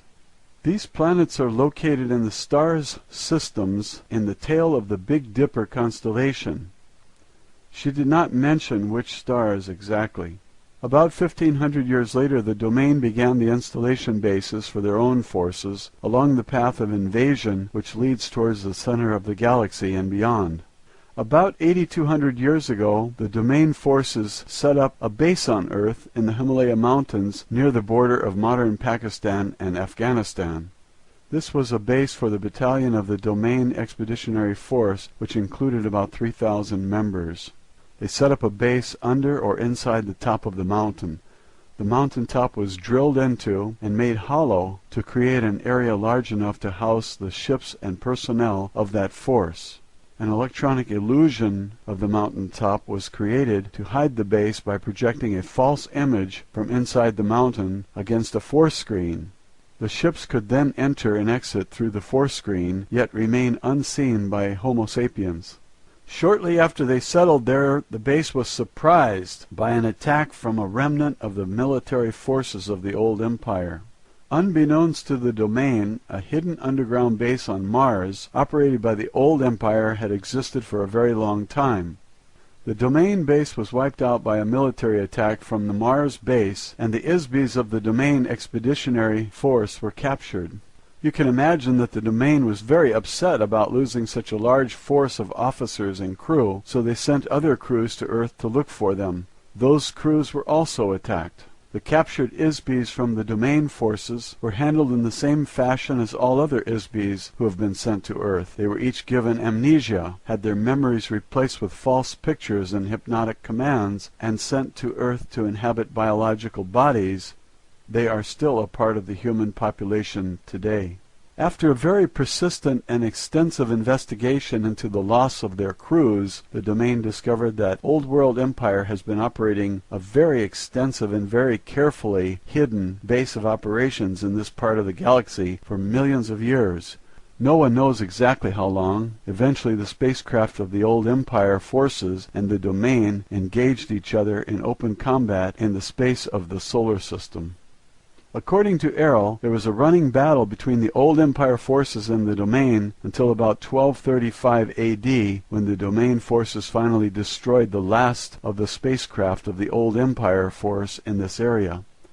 The Domain Expeditionary Force lost many of its own ships in this area during that time also. About 1,000 years later, the Old Empire base was discovered by accident in the spring of 1914 AD. About 1,000 years later, the Old Empire base was discovered by accident in the spring of 1914 AD. The discovery was made when the body of the Archduke of Austria was taken over by an officer of the Domain Expeditionary Force. This officer, who was stationed in the asteroid belt, was sent to Earth on a routine mission to gather reconnaissance. The purpose of this takeover was to use the body as a disguise through which to infiltrate human society in order to gather information about current events on Earth. The officer, as an ISB, having greater power than the being inhabiting the body of the Archduke, simply pushed the being out and took over control of the body. However, this officer did not realize how much the Habsburgs were hated by feuding factions in the country, so he was caught off guard when the body of the Archduke was assassinated by the Bosnian student. The officer, or ISB, was suddenly knocked out of the body when it was shot by the assassin. Disoriented, the ISB inadvertently penetrated one of the amnesia force screens and was captured. Eventually, the Domain discovered that a wide area of space is monitored by an electronic force field which controls all of the ISBs in this end of the galaxy, including Earth. The electronic force screen is designed to detect ISBs and prevent them from leaving the area. If an ISB attempts to penetrate the force screen, it captures them in a kind of electronic net. The result is that the captured ISB is subjected to very severe brainwashing treatment, which erases the memory of the ISB. This process uses a tremendous electrical shock, just like the Earth psychiatrists use electrical shock therapy to erase the memory and personality of a patient and to make them more cooperative. On Earth, this therapy uses only a few hundred volts of electricity. However, the electrical voltage used by the Old Empire operation against ISBs is on the order of magnitude of billions of volts. This tremendous shock completely wipes out all the memory of the ISB. The memory erasure is not just for one life or one body. It wipes out all the accumulated experiences of a nearly infinite past, as well as the identity of the ISB. The shock was intended to make it impossible for the ISB to remember who they are, where they came from, their knowledge or skills, their memory of the past, and ability to function as a spiritual entity. They are overwhelmed into becoming a mindless, robotic non-entity. After the shock, a series of post-hypnotic suggestions are used to install false memories and a false time orientation in each ISB. This includes the command to return to the base after the body dies, so that the same kind of shock and hypnosis can be done again and again and again forever. The hypnotic command also tells the patient to forget to remember. What the domain learned from the experience of this officer is that the Old Empire has been using Earth as a prison planet for a very long time. Exactly how long is unknown, perhaps millions of years. So when the body of the ISB dies, they depart from the body. They are detected by the force screen, they are captured, and ordered by hypnotic command to return to the light. The idea of heaven and the afterlife are part of the hypnotic suggestion, a part of the treachery which makes the whole mechanism work. After the ISB has been shocked and hypnotized to erase the memory of the life just lived, the ISB is immediately commanded hypnotically to report back to the Earth as though they were on a secret mission to inhabit a new body.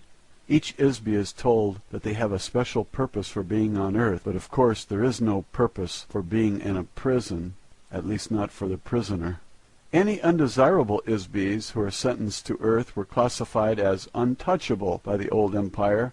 This included anyone that the Old Empire judged to be criminals who are too vicious to be reformed or subdued, as well as other criminals such as sex perverts or beings unwilling to do any productive work. An untouchable classification of ISBs also includes a variety of political prisoners. This includes ISBs who are considered to be non-compliant freethinkers or revolutionaries who make trouble for the governments of the various planets of the Old Empire. Of course, anyone with a previous military record against the Old Empire is also shipped off to Earth.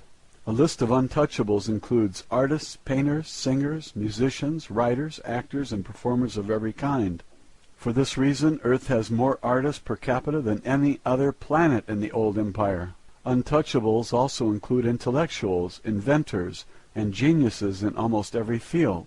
Since everything the Old Empire considers valuable has long since been invented or created over the last few trillion years, they have no further use for such beings. This includes skilled managers also, which are not needed in a society of obedient robotic citizens. Anyone who is not willing or able to submit to mindless economic, political, and religious servitude as a tax-paying worker in the class system of the Old Empire are untouchable and sentenced to receive memory wipeout and permanent imprisonment on Earth. The next result is that an ISB is unable to escape because they can't remember who they are, where they came from, where they are. They have been hypnotized to think that they are someone, something, sometime, and somewhere other than where they really are. The domain officer who was assassinated while in the body of Archduke of Austria was likewise captured by the Old Empire force. Because this particular officer was a high-powered ISB compared to most, he was taken away to a secret Old Empire base under the surface of the planet Mars. They put him into a special electronic prison cell and held him there. Fortunately, this domain officer was able to escape from the underground base after 27 years in captivity. When he escaped from the Old Empire base, he returned immediately to his own base in the asteroid belt. His commanding officer ordered that a battle cruiser be dispatched to the coordinates of that base provided by this officer and to destroy that base completely. This old Empire base was located a few hundred miles north of the equator on Mars in the Cydonia region. Although the military base of the old Empire was destroyed, unfortunately much of the vast machinery of the ISB-4 screens, the electroshock, amnesia, hypnosis machinery, continues to function in other undiscovered locations right up to the present moment. The main base or control center for this mind control prison operation has never been found, so the influences of this base or bases are still in effect. The domain has observed that since the old Empire space forces were destroyed, there is no one left to actively prevent other planetary systems from bringing their own untouchable ISBs to Earth from all over this galaxy and from other galaxies nearby. Therefore, Earth has become a universal dumping ground for this entire region of space. This in part explains the very unusual mix of races, cultures, languages, moral codes, religious and political influences among the ISB population on Earth. The number and variety of heterogeneous societies on Earth are extremely unusual on a normal planet. Most Sun-type 12 Class 7 planets are inhabited by only one humanoid body type or race, if any. In addition, most of the ancient civilizations of Earth and many of the events of Earth have been heavily influenced by the hidden hypnotic operation of the old Empire base. So far, no one has figured out exactly where and how this operation is run, or by whom, because it is so heavily protected by screens and traps. Furthermore, there has been no operation undertaken to seek out, discover, and destroy the vast and ancient network of electronics machinery that create the ISB-4 screens at this end of the galaxy. Until this has been done, we are not able to prevent or interrupt the electric shock operation, hypnosis, and remote thought control of the old Empire prison planet. Of course, all the crew members of the Domain Expeditionary Force now remain aware of this phenomena at all times while operating in this solar system space, so as to prevent detection and the capture by old Empire traps. Roswell, Alien Interview, Chapter 8, A Lesson in Recent History. Matilda O'Donnell McElroy, personal note. This interview taught me a history lesson I will never read in any textbook written on Earth. The Domain has a much different view of events than we do. Official transcript of interview, top secret. Official transcript of the U.S. Army Air Force, Roswell Army Airfield, 509th Bomb Group. Subject, Alien Interview, July 26, 1947, first session. The Domain Expeditionary Force has observed the resurgence in science and culture of the Western world since 1150 AD, when the remaining remnants of the space fleet of the old Empire in this solar system were destroyed. The influence of the remote control hypnosis operation diminished slightly after that time, but still remains largely in force. Apparently a small amount of damage was done to the old world remote mind control operation, which resulted in a small decrease in the power of this mechanism. As a result, some memory of technologies that ISBs already knew before they came to Earth started to be remembered. Thereafter, the oppression of knowledge that is called the Dark Ages in Europe began to diminish after that time. Since then, the knowledge of the basic laws of physics and electricity have revolutionized Earth culture virtually overnight. The ability to remember technology by many of the geniuses in the ISB population of Earth was partially restored, when not so actively suppressed as it was before 1150 AD. Sir Isaac Newton is one of the best examples of this. In only a few decades, he single-handedly reinvented several major and fundamental scientific and mathematic principles. The men who remembered these sciences already knew them before they were sent to Earth. Ordinarily, no one would ever observe or discover as much about science and mathematics in a single lifetime, or even a few hundred lifetimes. These subjects have taken civilians billions and billions of years to create. ISBs on Earth have only just begun to remember small fragments of all the technologies that exist throughout the universe. Theoretically, if the amnesia mechanisms being used against Earth could be broken entirely, ISBs would regain all their memory. Unfortunately, similar advances have not been seen in the humanities, as the ISBs of Earth continue to behave very badly toward each other. This behavior, however, is heavily influenced by the hypnotic commands given to each ISBE between lifetimes, and the very unusual combination of inmates on Earth, criminals, perverts, artists, revolutionaries, and geniuses, is the cause of a very restive and tumultuous environment. The purpose of the prison planet is to keep ISBEs on Earth forever. Promoting ignorance, superstition, and war between ISBEs helps keep the prison population crippled and trapped behind the wall of electronic force screens. ISBEs have been dumped on Earth from all over the galaxy, adjoining galaxies, and from planetary systems all over the old empire, like Sirius, Aldebaran, the Pleiades, Orion, Draconis, and countless others. There are ISBEs on Earth from unnamed races, civilizations, cultural backgrounds, and planetary environments. Each of the various ISBE populations have their own language, belief systems, moral values, religious beliefs, training, and unknown and untold histories. These ISBEs are mixed together with earlier inhabitants of Earth who came from another star system more than 400,000 years ago to establish the civilizations of Atlantis and Lemuria. Those civilizations vanished beneath the tidal waves caused by a planetary polar shift many thousands of years ago, before the current prison population started to arrive. Apparently, the ISBEs from those star systems were the source of the original Oriental races of Earth, beginning in Australia. On the other hand, the civilizations set up on Earth by the old empire prison system were very different from the civilization of the old empire itself, which is an electronic space opera, atomic-powered conglomeration of earlier civilizations that were conquered with nuclear weapons and colonized by ISBEs from another galaxy. The bureaucracy that controlled the former old empire was from an ancient space opera society run by a totalitarian confederation of planetary governments, regulated by a brutal social, economic, and political hierarchy, with a royal monarch as its figurehead. This type of government emerges with regularity on planets where the citizens abandon personal responsibility for autonomous self-regulation. They frequently lose their freedom to demented ISBEs who suffer from an overwhelming paranoia that every other ISBE is their enemy who must be controlled or destroyed. Their closest friends and allies, whom they espouse to love and cherish, are literally loved to death by them. Because such ISBEs exist, the domain has learned that freedom must be won and maintained through eternal vigilance and the ability to use defensive force to maintain it. As a result, the domain has already conquered the governing planet of the old empire. The civilization of the domain, although considerably younger and smaller in size, is already more powerful, better organized, and united by an egalitarian esprit de corps never known in the history of the old empire. The recently despoiled German totalitarian state on Earth was similar to the old empire, but not nearly as brutal, and about 10,000 times less powerful. Many of the ISBEs on Earth are here because they are violently opposed to the totalitarian government, or because they were so psychotically vicious that they could not be controlled by the old empire government. Consequently, the population of Earth is disproportionately comprised of a very high percentage of such beings. The conflicting cultural and ethical moral codes of the ISBEs on Earth is unusual in the extreme.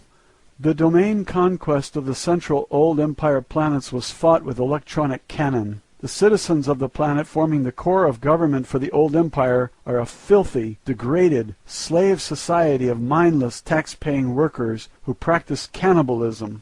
Violent automotive racetracks and bloody Roman circus-type entertainments are their only amusements. Regardless of any reasonable justification we may have had for using atomic weapons to vanquish the planets of the old empire, the domain is careful not to ruin the resources of those planets by using weapons of crude radioactive force. The current U.S. civilization is beginning to mimic some of the trappings of that civilization, especially in the design of airplanes, automobiles, ships, trains, and telephones. Likewise, buildings in the cities of Earth are thought to be modern or futuristic if their design resembles the architecture of the old empire. The government of the old empire, before being supplanted by the domain, was comprised of beings who possessed a very craven intelligence, very much like the Axis powers during your recent World War.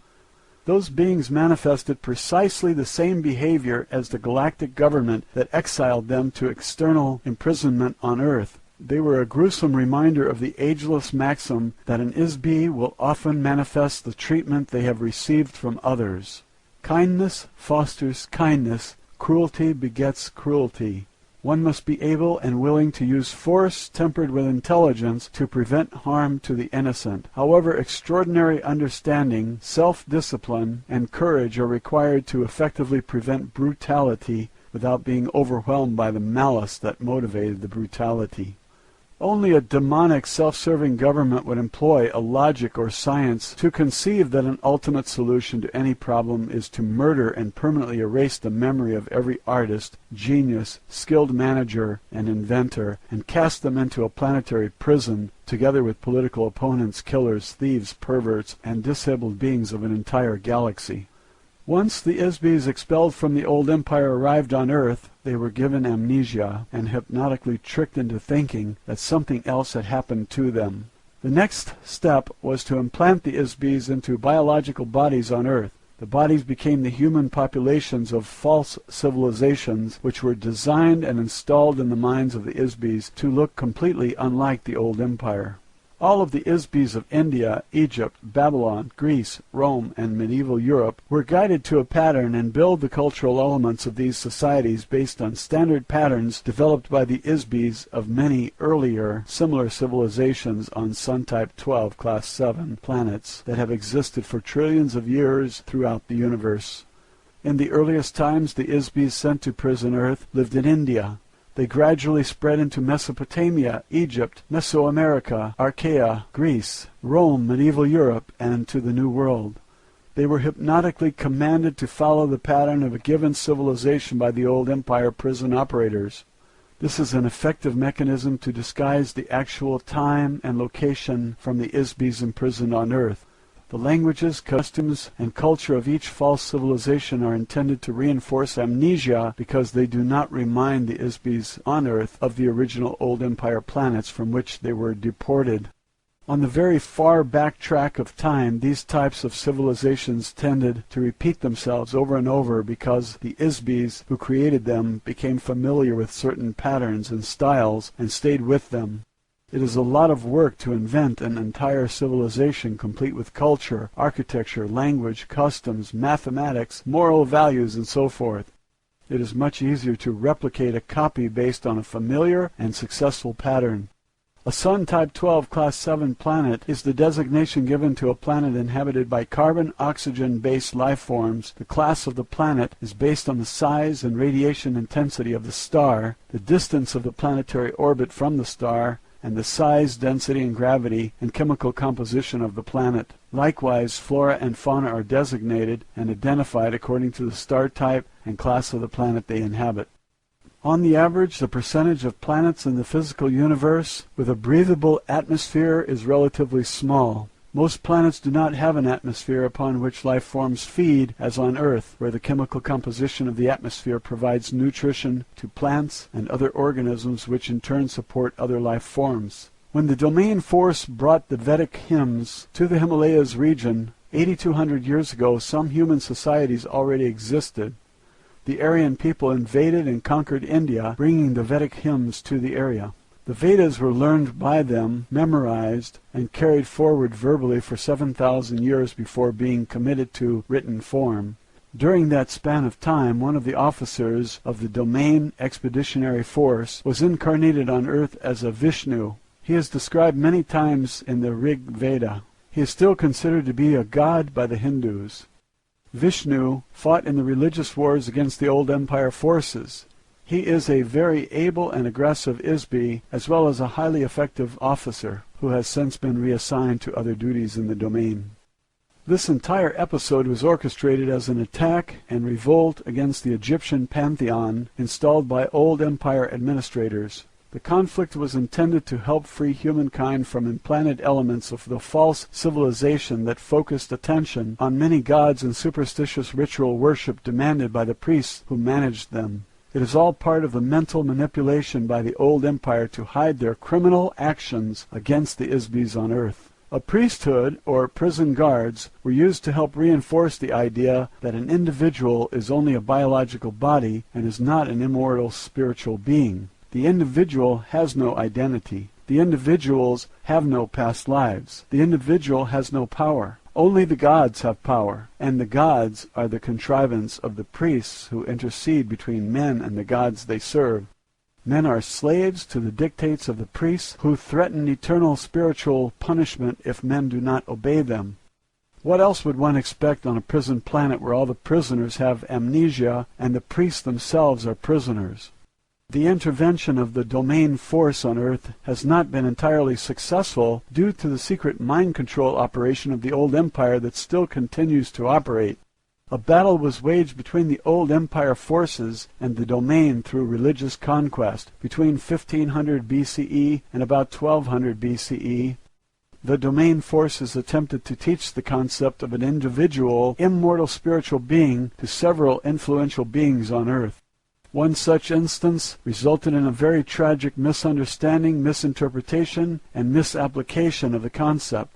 The idea was perverted and applied to mean that there is only one Isby instead of the truth that everyone is an Isby. Obviously, this was a gross incomprehension and an utter unwillingness to take responsibility for one's own power. The old empire priests managed to corrupt the concept of the individual immortality into the idea that there is only one all-powerful Isby and that no one else is or is allowed to be an Isby. Obviously, this is the work of the old empire amnesia operation. It is easy to teach this altered notion to beings who do not want to be responsible for their own lives. Slaves are such beings. As long as one chooses to assign responsibility for creation, existence, and personal accountability for one's own thoughts and actions to others, one is a slave. As a result, the concept of a single monotheistic God resulted and was promoted by many self-proclaimed prophets, such as the Jewish slave leader Moses, who grew up in the household of the Pharaoh Amenhotep III, and his son Akhenaten, and his wife Nefertiti,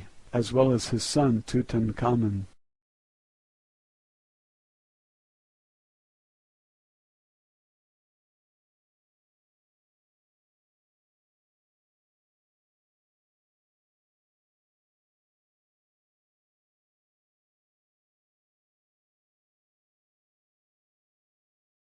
As a result, the concept of a single monotheistic God resulted and was promoted by many self-proclaimed prophets, such as the Jewish slave leader Moses, who grew up in the household of the Pharaoh Amenhotep III, and his son Akhenaten, and his wife Nefertiti, as well as his son Tutankhamun. The attempt to teach certain beings on Earth the truth that they are themselves Isbys was part of a plan to overthrow the fictional, metaphorical, anthropomorphic panoply of gods created by the old empire mystery cult called the Brothers of the Serpent, known in Egypt as the Priests of Amun. They were a very ancient secret society within the old empire.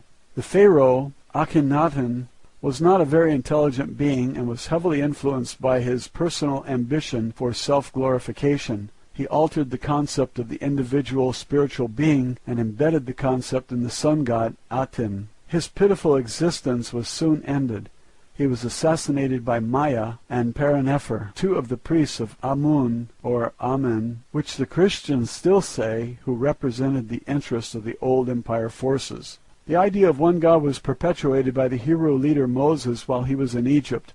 He left Egypt with his adopted people, the Jewish slaves. While they were crossing the desert, Moses was intercepted by an operative of the old empire near Mount Sinai. Moses was tricked into believing that this operative was the one God through the use of hypnotic commands, as well as technical and aesthetic tricks, which are commonly used by the old empire to trap Isbys. Thereafter, the Jewish slaves who trusted the world of Moses implicitly have worshipped a single God they call Yahweh. The name Yahweh means anonymous, as the Isby who worked with Moses could not use an actual name or anything that would identify himself or blow the cover of the amnesia prison operation. The last thing the covert amnesia hypnosis prison system wants to do is reveal themselves openly to the Isbys on Earth. They feel that this would restore the inmates' memories. This is the reason that all traces of physical encounters between operatives of space civilizations and humans is very carefully hidden, disguised, covered up, denied, or misdirected. This old empire operative contacted Moses on a desert mountaintop and delivered the 10 hypnotic commands to him. These commands are very forcefully worded and compel the ISB into utter subservience to the will of the operator. These hypnotic commands are still in effect and influence the thought patterns of millions of ISBs thousands of years later. Incidentally, we later discovered that the so-called Yahweh also wrote, programmed, and encoded the text of the Torah, which, when it is read literally or in its decoded form, will provide a great deal of more false information to those who read it. Ultimately, the Vedic hymns became the source of nearly all Eastern religions and were the philosophical source of the ideas common to Buddha, Laozi, Zoroaster, and other philosophers. The civilizing influences of these philosophies eventually replaced the brutal idolatry of the old empire religions and were the true genius of kindness and compassion. You asked me earlier why the domain and other space civilizations do not land on Earth or make their presence known. Land on Earth? Do you think we are crazy or want to be crazy? It takes a very brave ISB to come down through the atmosphere and land on Earth because this is a prison planet with a very uncontrolled psychotic population, and no ISB is entirely proof against the risk of entrapment, as with the members of the Domain Expeditionary Force who were captured in the Himalayas 8,200 years ago. No one knows what ISBs on Earth are going to do. We are not scheduled to invest the resources of the domain to take control of all the space surrounding the area at this time. This will occur in the not-too-distant future, about 5,000 Earth years, according to the time schedule of the domain. At this time, we do not prevent transports from other planetary systems or galaxies from continuing to drop ISBs into the amnesia force screen area. Eventually, this will change. In addition, Earth inherently is a highly unstable planet. It is not suitable for settlement or permanent habitation for any sustainable civilization. This is part of the reason why it is being used as a prison planet. No one else would seriously consider living here for a variety of simple and compelling reasons. 1. The continental landmasses of Earth are floating on a sea of molten lava beneath the surface, which causes the landmasses to crack, crumble, and drift continually. 2. Because of the liquid nature of the core, the planet is largely volcanic and subject to earthquakes and volcanic explosions. 3. The magnetic poles of the planet shift radically about once every 20,000 years. This causes a greater or lesser degree of devastation as a result of tidal waves and climate changes. 4. Earth is very distant from the center of the galaxy and from any other significant galactic civilization. This isolation makes it unsuitable for use except as a pit stop or jumping off point along the way between galaxies. The moon and asteroids are far more suitable for this purpose because they do not have any significant gravity. 5. Earth is a heavy gravity planet with heavy metallic soil and a dense atmosphere. This makes it treacherous for navigational purposes. The fact that I am in this room as a result of an in-flight accident, in spite of the technology of my craft and my extensive expertise as a pilot, are proof of these facts. 6. There are approximately 60 billion Earth-like Sun-type 12 Class 7 planets in the Milky Way galaxy alone, not to mention the vast expanses of the domain and the territories we claim in the future.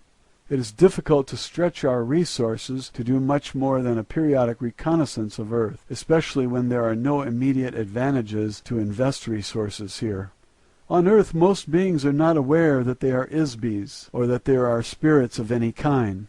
Many other beings are aware of this, but nearly everyone has very limited understanding of themselves as an ISB. One of the reasons for this is that ISBs have been waging war against each other since the beginning of time. The purpose of these wars has always been to establish domination by one ISB or group of ISBs over another. Since an ISB cannot be killed, the objective has been to capture and immobilize ISBs. This has been done in a nearly unlimited variety of ways. The most basic method to capture and immobilize an ISB is through the use of various kinds of traps. ISB traps have been made and put in place by many invading societies, such as the one that established the old empire beginning about 64 trillion years ago. Traps are often set up in the territory of the ISBs being attacked. Usually a trap is set up with the electronic wave of beauty to attract the interest and attention of the ISB. When the ISB moves toward the source of the aesthetic wave, such as a beautiful building or beautiful music, the trap is activated by the energy put out by the ISB. One of the most common trap mechanisms uses the ISB's own thought energy output when the ISB tries to attack or fight back against the trap. The trap is activated and energized by the ISB's own thought energy. The harder the ISB fights against the trap, the more it pulls the ISB toward it and keeps them stuck in the trap. Throughout the entire history of this physical universe, vast areas of space have been taken over and colonized by ISB societies who invade and take over new areas of space in this fashion. In the past, these invasions have always shared common elements. 1. The overwhelming use of force of arms, usually with nuclear or electronic weapons. 2. Mind control of the ISBs in the invaded area through the use of electroshock, drugs, hypnosis, erasure of memory, and the implantation of false memory or false information intended to subjugate and enslave the local ISB population. 3. Takeover of natural resources by the invading ISBs. 4. Political, economic, and social slavery of the local population. These activities continue in present time. All of the ISBs on Earth have been members of one or more of these activities in the past, both as an invader or as part of the population being invaded. There are no saints in this universe. Very few have avoided or been exempted from warfare between ISBs. ISBs on Earth are still the victims of this activity at this very moment. The between lives amnesia administered to ISBs is one of the mechanisms of an elaborate system of old world ISB traps that prevent an ISB from escaping. This operation is managed by an illicit renegade secret police force of the old empire using false provocation operations to disguise their activities in order to prevent detection by their own government, the domain, and by the victims of their activities. They are mind control methods developed by government psychiatrists. Earth is a ghetto planet. It is the result of an intergalactic holocaust. ISBs have been sentenced to Earth either because 1. They are too viciously insane or perverse to function as part of any civilization no matter how degraded or corrupt. 2. Or they may be a revolutionary threat to the social, economic, and political caste system that has been so carefully built and brutally enforced in the old empire. Biological bodies are specifically designed as the lowest order of the entity of the old empire caste system. When an ISB is sent to Earth and then tricked or coerced into operating in a biological body, they are actually in a prison inside a prison. 3. In an effort to permanently and irreversibly rid the old empire of such untouchables, the external identity, memory, and abilities of every ISB is forcefully erased. This final solution was conceived and carried out by the psychopathic criminals who are controlled by the old empire. The mass extermination of untouchables in prison camps created by Germany during World War II were recently revealed.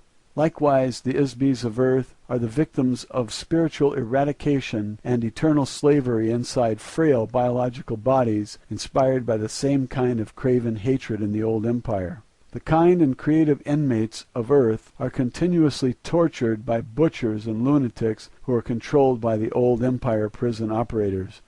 The so-called civilizations of Earth, far from the age of useless pyramids to the age of nuclear holocaust, have been a colossal waste of natural resources, a perverted use of intelligence, and an overt oppression of the spiritual essence of every single ISB on the planet.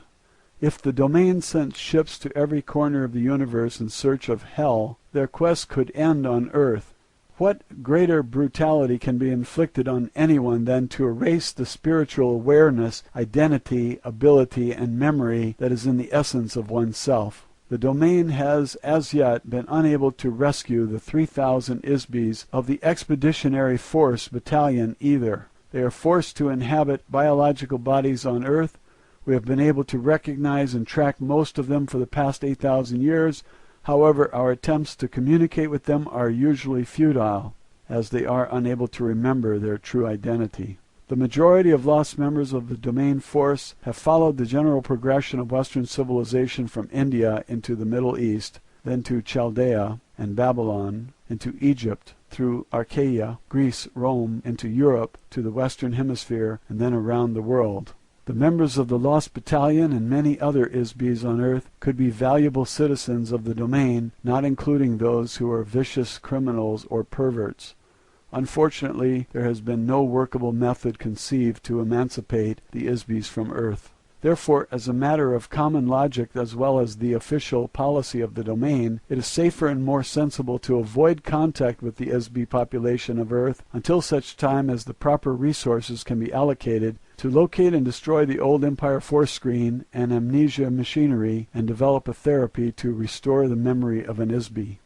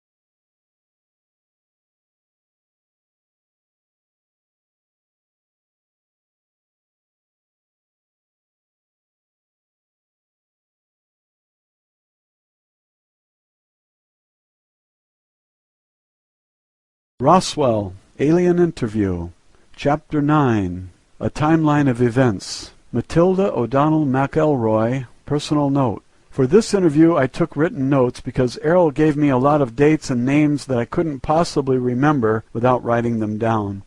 I didn't usually take notes, but during this lesson I thought it was important to get the information exactly as she gave it to me. However, I discovered that my note-taking made it much more difficult for me to focus on receiving the communication from Errol. I was sometimes so distracted by my own writing that I lost the train of her thought, so I had to ask her to repeat herself several times. Errol continued to stay in communication with the communications officer on the asteroid belt station, from which she received much of this information. Since Errol was an officer, pilot, and engineer of the domain, and not a historian, she had to get this information from records of reconnaissance missions conducted by other officers of the Domain Expeditionary Force. Official transcript of interview, top secret.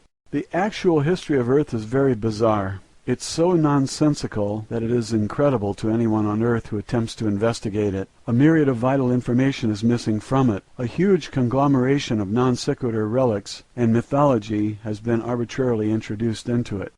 The volatile nature of the Earth itself cyclically covers, drowns, mixes, and shreds physical evidence. These factors, combined with amnesia, post-hypnotic suggestions, false facades, and cover manipulation, make a reconstruction of the factual origins and history of Earth civilizations virtually indecipherable.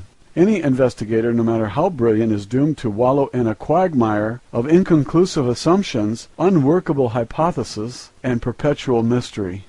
Since the domain does not suffer these afflictions, having the advantage of memory, longevity, and an exterior point of view, I will add some clarification to your fragmentary knowledge of the history of Earth. These are some of the dates and events that are not mentioned in Earth history textbooks. These dates are significant because they provide some information concerning the influences of the old empire and of the domain on Earth. Although I have attended several briefings by our mission control personnel on the general background of the Earth within the past few hundred years, I will rely principally on data gathered from records captured after our invasion of the old empire planetary headquarters. Since that time, the Domain Expeditionary Force has tracked the general progress of events on Earth. As I mentioned, in some cases the Domain has chosen to intervene in certain affairs on Earth in order to ensure the success of our long-term expansion plans. Although the Domain has no interest in Earth per se, or the population of Isbys on this planet, it does serve our interests to ensure that the resources of Earth are not destroyed or spoiled. To that end, certain officers of the Domain have been sent to Earth on reconnaissance missions from time to time to gather information. However, the following dates and events have been extrapolated from the accumulated information in the data files of the Domain, at least those that are accessible to me through the Space Station Communications Center. 208,000 BCE. The establishment of the old empire, whose headquarters were located near one of the tail stars of the Ursa Major Big Dipper constellation of this galaxy. The old empire invasion force conquered the area with nuclear weapons sometime earlier. After the radioactivity subsided and the cleanup and restoration were completed, it received the immigration of beings from another galaxy into this galaxy. Those beings set up a society that kept going until about 10,000 years ago, when it was superseded by the Domain. Very recently, Earth civilization has come to resemble aspects of that civilization, now that it has fallen out of its immediate control. In particular, the appearance and technology of transportation, such as planes, trains, ships, fire engines, and automobiles, as well as what you consider to be modern or futuristic architecture, which emulate the design of buildings in the major cities of the old empire. Before 75,000 BCE, the Domain records contain very little information about the civilizations on the continental landmasses of Atlanta and Lemur, except to note that they did coexist on Earth at more or less the same time. Apparently both civilizations were founded by remnants of electronic space opera cultures who fled from their native planetary systems to escape political or religious persecution. The Domain knows that a long-standing edict of the old empire prohibits unauthorized colonization of planets. Therefore, it is possible that their destruction was caused by police or military forces who pursued the colonists as criminals and destroyed them. Although this seems a likely supposition, no conclusive evidence exists that explains the complete destruction and disappearance of two entire electronic civilizations. Another possibility is that a massive submarine volcanic eruption in the region of Lake Toba in Sumatra and Mount Krakatoa in Java caused the destruction of Lemur. The floodwaters caused by the eruption overwhelmed all the land masses, including the highest mountains. Survivors of the destruction of the civilization, the Lemurians, are the earliest ancestors of the Chinese. Australia and the ocean areas to the north were the center of the Lemurian civilization and are the source of the Oriental races. Both civilizations possessed electronics, flight, and similar technologies of space opera cultures. Apparently, the volcanic eruption expelled such a significant mass of molten rock that the resulting vacuum beneath the crust of Earth caused great areas of the land masses to sink below the oceans. The continental areas occupied by both civilizations were covered with volcanic matter and then submerged, leaving very little evidence that they ever existed except for legends of a global flood which prevail in every culture of the earth, and for survivors who are the genus of the Oriental races and cultures. That kind of colossal volcanic explosion fills the stratosphere with toxic gases which are carried around the whole planet. The usual refuse of these volcanic eruptions can easily cause a rain that lasts 40 days and 40 nights due to atmospheric pollution, as well as an extensive period during which radiation from the sun is deflected back into space and causes global cooling. Certainly such an event would cause an ice age, extinctions of life forms, and many other relatively long-term changes lasting thousands of years. Due to the myriad types of naturally occurring global cataclysmic events which are indigenous to Earth, it is not a suitable planet for habitation by ISBs. In addition, there have been occasional global cataclysms caused by ISBs, such as the one that destroyed the dinosaurs more than 70 million years ago. That destruction was caused by an intergalactic warfare, during which time Earth and many other neighboring moons and planets were bombarded by atomic weapons. Atomic explosions cause atmospheric fallout much like that of volcanic eruptions. Most of the planets in this sector of the galaxy have been uninhabitable deserts since then. Earth is undesirable for many other reasons: heavy gravity and dense atmosphere, floods, earthquakes, volcanoes, polar shifts, continental drift, meteor impacts, atmospheric and climatic changes, to name a few. What kind of lasting civilization could any sophisticated culture propose to develop in such an environment? In addition, Earth is a small planet of a rim star of a galaxy. This makes Earth very isolated geographically from the more concentrated planetary civilizations which exist toward the center of the galaxy. These obvious facts have made Earth suitable for use only as a zoological or botanical garden, or for its current use as a prison, but not much else. Before 30,000 years BCE, Earth started being used as a dumping ground and prison for ISBs who were judged untouchable, meaning criminal or nonconformists.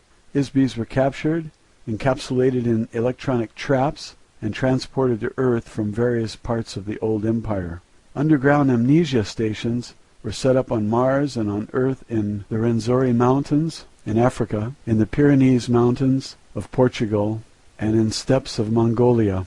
These electronic monitoring points create force screens designed to detect and capture ISBs when the ISB departs the body at death. ISBs are brainwashed using extreme electronic force in order to maintain Earth's population in a state of perpetual amnesia. Further population controls are installed through the use of long-range electronic thought control mechanisms. These stations are still in operation, and they are extremely difficult to attack or destroy, even for the domain, which will not maintain a significant military force in this area until a later date. The pyramid civilizations were intentionally created as a part of the ISB prison system on Earth. The pyramid is alleged to be the symbol for wisdom. However, the wisdom of the old empire on planet Earth is intended to operate as part of the elaborate amnesia trap consisting of mass, meaning, and mystery. These are opposite to the qualities of an immortal spiritual being which has no mass or meaning. An ISB is solely because it thinks that it is. Mass represents the physical universe, including objects such as stars, planets, gases, liquids, energy particles, and teacups. The pyramids were very, very solid objects, as were all the structures created by the old empire. Heavy, massive, dense, solid objects create the illusion of eternity. Dead bodies wrapped in linen, soaked in resin, placed inside engraved golden coffins, and entombed with earthly possessions amid cryptic symbols create an illusion of eternal life. However, dense, heavy physical universe symbols are the exact opposite of an ISB. An ISB has no mass or time. Objects do not endure forever. An ISB is forever. Meaning. False meanings prevent knowledge of the truth. The pyramid cultures of Earth are a fabricated illusion. They are nothing more than false civilizations contrived by the old empire, mystery cult, called the Brothers of the Serpent. False meanings were invented to create the illusion of a false society to further reinforce the amnesia mechanism among the inmates in the Earth prison system. Mystery is built of lies and half-truths. Lies cause persistence because they alter facts which are comprised of exact dates, places, and events. When truth is known, a lie no longer persists. If the exact truth is revealed, it is no longer a mystery. All of the pyramid civilizations of Earth were carefully contrived of layer upon layer of lies skillfully combined with a few truths. The priest cult of the old empire combined sophisticated mathematics and space opera technology with their theatrical metaphors and symbolism. All of these are complete fabrications of truth baited with the allure of aesthetics and mystery.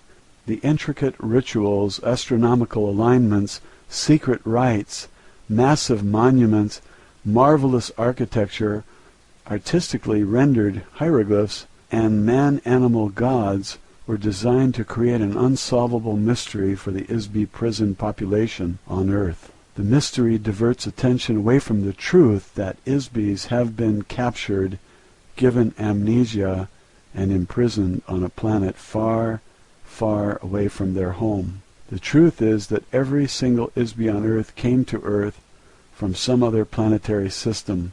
Not one person on Earth is a native inhabitant. Human beings did not evolve on Earth. In the past, Egyptian society was run by the prison administrators or priests, who in turn manipulated a pharaoh, controlled the treasury, and kept the inmate population enslaved physically and spiritually. In modern times, the priests have changed, but the function is the same. However, now the priests are prisoners too. Mystery reinforces the walls of the prison. The old empire feared that the Isbys on Earth might regain their memory. Therefore, one of the primary functions of the old empire priesthood is to prevent Isbys on Earth from remembering who they really are, how they came to Earth, where they came from. The old empire operators of the prison system and their superiors do not want Isbys to remember who murdered them, captured them, stole all of their possessions, sent them to Earth, gave them amnesia, and condemned them to eternal imprisonment.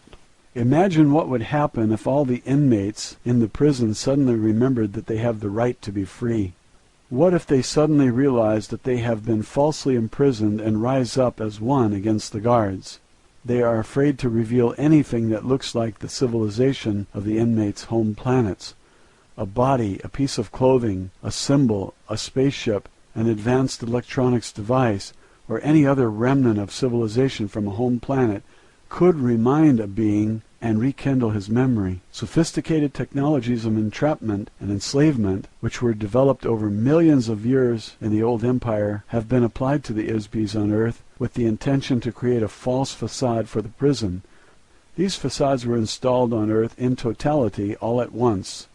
Every piece is a fully integrated part of the prison system. This includes a religion of mumbo-jumbo doublespeak. Every pyramid civilization uses this as part of a control mechanism to keep the population enslaved by force, by fear, and by ignorance.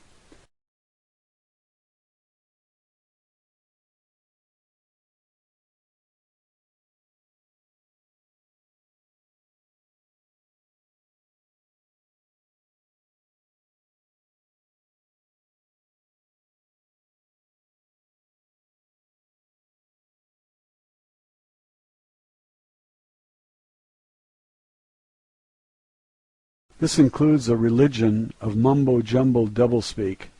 Every pyramid civilization uses this as part of a control mechanism to keep the population enslaved by force, by fear, and by ignorance. The indecipherable muddle of irrelevant information, geometric designs, mathematical calculation, astronomical alignments are part of the false spirituality based on solid objects rather than immortal spirits, in order to confuse and disorient the Isbys on Earth. When the body of a person died, they were buried with their earthly possessions, including their former body wrapped in linen, to sustain their soul, or ka, after death. An Isby does not have a soul. An Isby is a soul. On the home planet of an Isby, their material possessions were not lost, stolen, or forgotten when the being died or left the body. An Isby could return and claim the possessions. However, if the Isby has amnesia, they will not remember that they had any possession. So governments, insurance companies, bankers, family members, and other vultures can pick their possessions clean without fear of retribution from the deceased. The only reason for these false meanings is to instill the idea that an Isby is not a spirit but a physical object. This is a lie. This is a trap for an Isby. Countless people have spent endless hours attempting to solve the jigsaw puzzle of Egypt and other old empire civilizations. They are puzzles made of pieces that do not fit. A question states its own answer. What is the mystery of Egypt and other pyramid cultures? Mystery. Circa 15,000 BCE, The old Empire forces supervised the construction of hydraulic mining operations in the Andes Mountains in present-day Bolivia near Lake Titicaca, Lake of 10 Stones, at Tiwanaku, including construction of the massive stone complex of carved stone buildings known as Kalasasaya and its Gate of the Sun at the elevation of nearly 14,000 feet, 11,600 BCE. The polar axis of Earth shifted. The polar axis of Earth shifted to a sea area. The last ice age came to an end abruptly as the polar ice caps melted and the level of the ocean rose to submerge large sections of the land masses of Earth. The last remaining vestiges of Atlantis and Lemuria were covered by water. Massive extinctions of animals occurred in the Americas, Australia, and the Arctic regions due to the shift of the poles. 10,450 BCE. Plans were made by the old Empire Isbi called Thoth for construction of a great pyramid of Giza. The 4 air shafts of the pyramid point precisely to key stars in the old Empire as seen from Giza this year.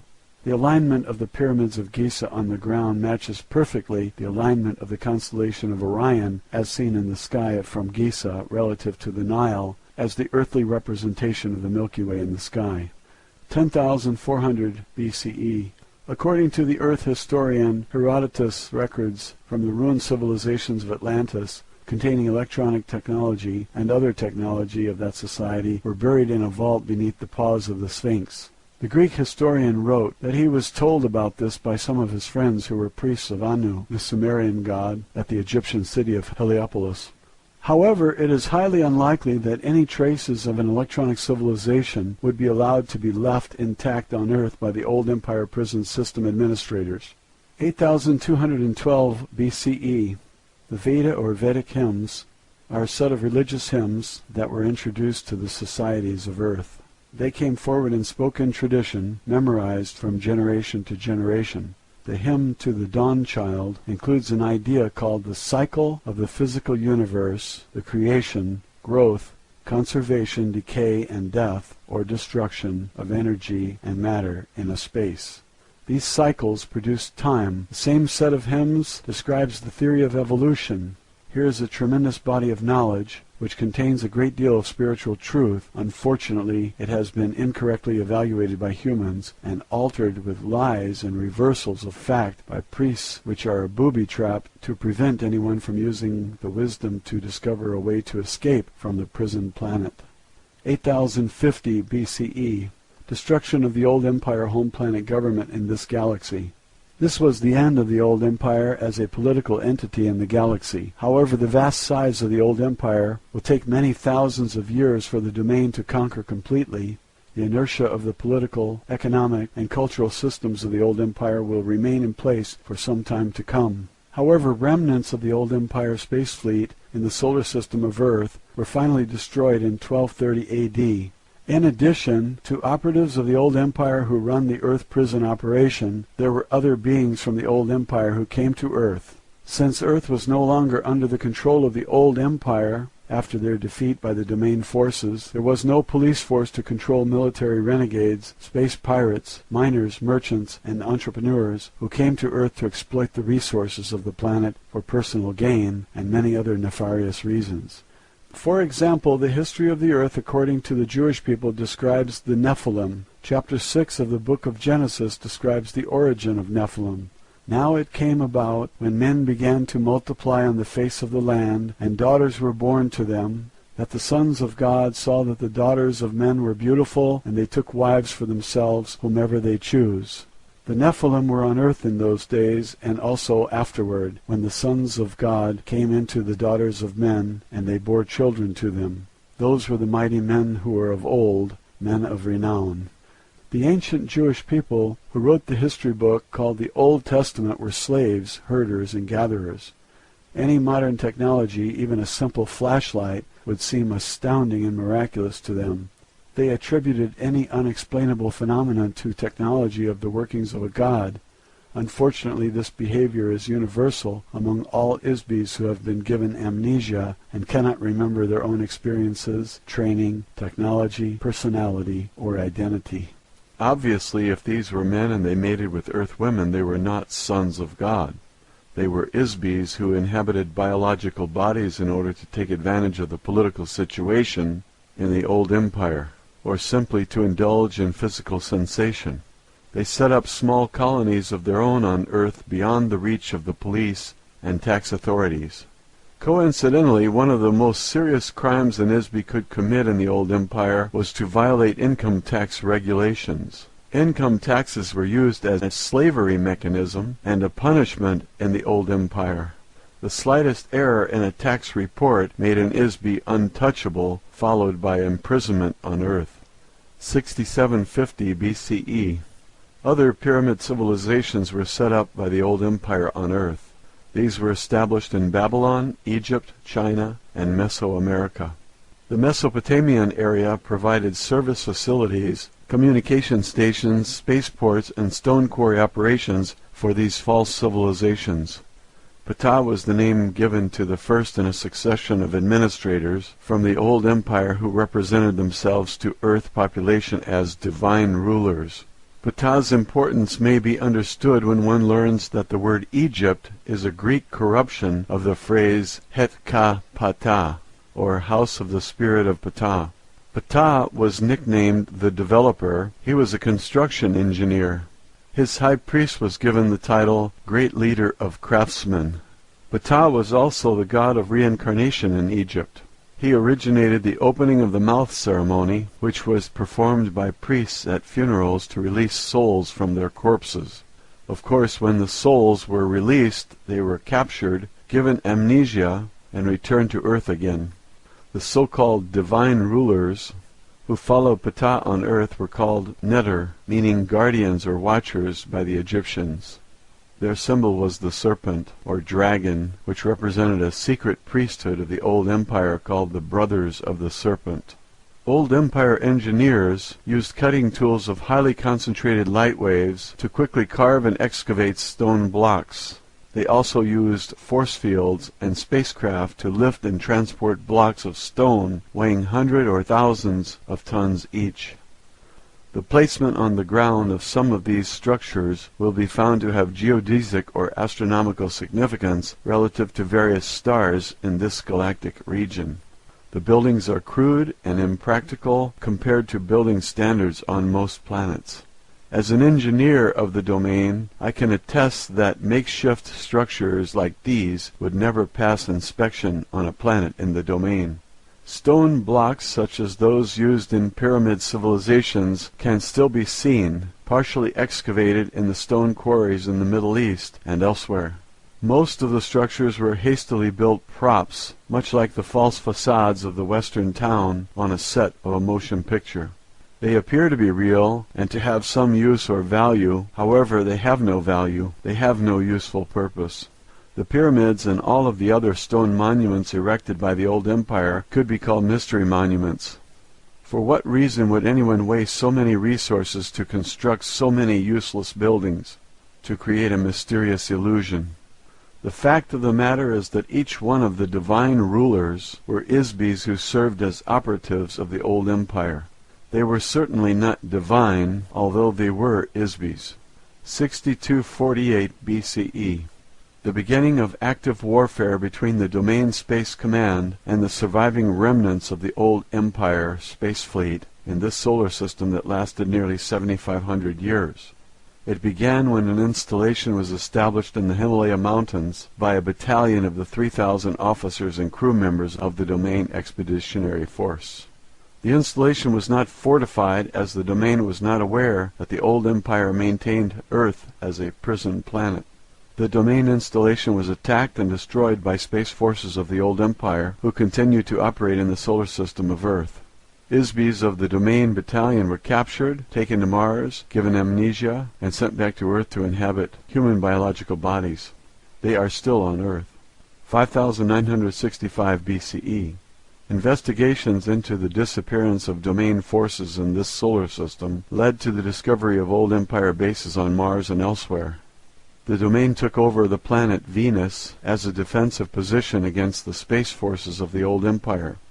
The Domain Expeditionary Force also monitors life forms on Venus, which has a very dense, hot, heavy atmosphere of sulfuric acid clouds. There are few life forms on Earth that can endure an atmospheric environment like Venus. The domain also established secret installations or space stations in the Earth's solar system. This solar system has a planet that is broken up, the asteroid belt. It provides a very useful low-gravity platform for takeoff and landing of spacecraft. It is used as a galactic jump between the Milky Way and adjoining galaxies. There aren't any planets at this end of the galaxy that can serve as a good galactic entering spot for incoming transport and other ships. But this broken-up planet makes a very ideal space station. As a result of our war against the old empire, this area of the solar system is now a valuable possession of the domain. 3450 to 3100 BCE. The intervention into the affairs of Earth by the old empire operatives, or divine gods, was disrupted at this time by the domain forces. They were forced to replace themselves with human rulers. The first dynasty of human pharaohs, who united Upper and Lower Egypt, began with the rule of a pharaoh who coincidentally was named Men. He established the capital city called Men-Nefer, the beauty of men, in Egypt. This started the first succession of 10 human pharaohs and a period of 350 years of chaos that followed in the administrative ranks of the old empire. 3200 BCE. As I mentioned earlier, Earth was under attack between the domain and the old empire forces during this period. Of course, this does not make any sense to archaeologists or historians on Earth, because the Egyptian period is a space opera era period. Since Earth historians have amnesia, they assume that this was only a religious period. Further, because the technology and civilizations installed on Earth during this period were pre-packaged, they did not evolve on Earth. Of course, there is no evidence anywhere on Earth of an evolutionary transition which resulted in sophisticated mathematics, language, writing, religion, architecture, cultural traditions in Egypt, or any of the pyramid civilizations. These cultures, complete with all the details of racial body types, hairstyles, facial makeup, rituals, moral codes, and so forth, just appeared as complete integrated packages. The physical evidence suggests that all evidence of the intervention of the domain or the old empire forces or any other extraterrestrial activity has been carefully cleaned up so as not to create suspicion. The old empire force does not want the Isbis of Earth to suspect that they have been captured, transplanted to Earth, and brainwashed.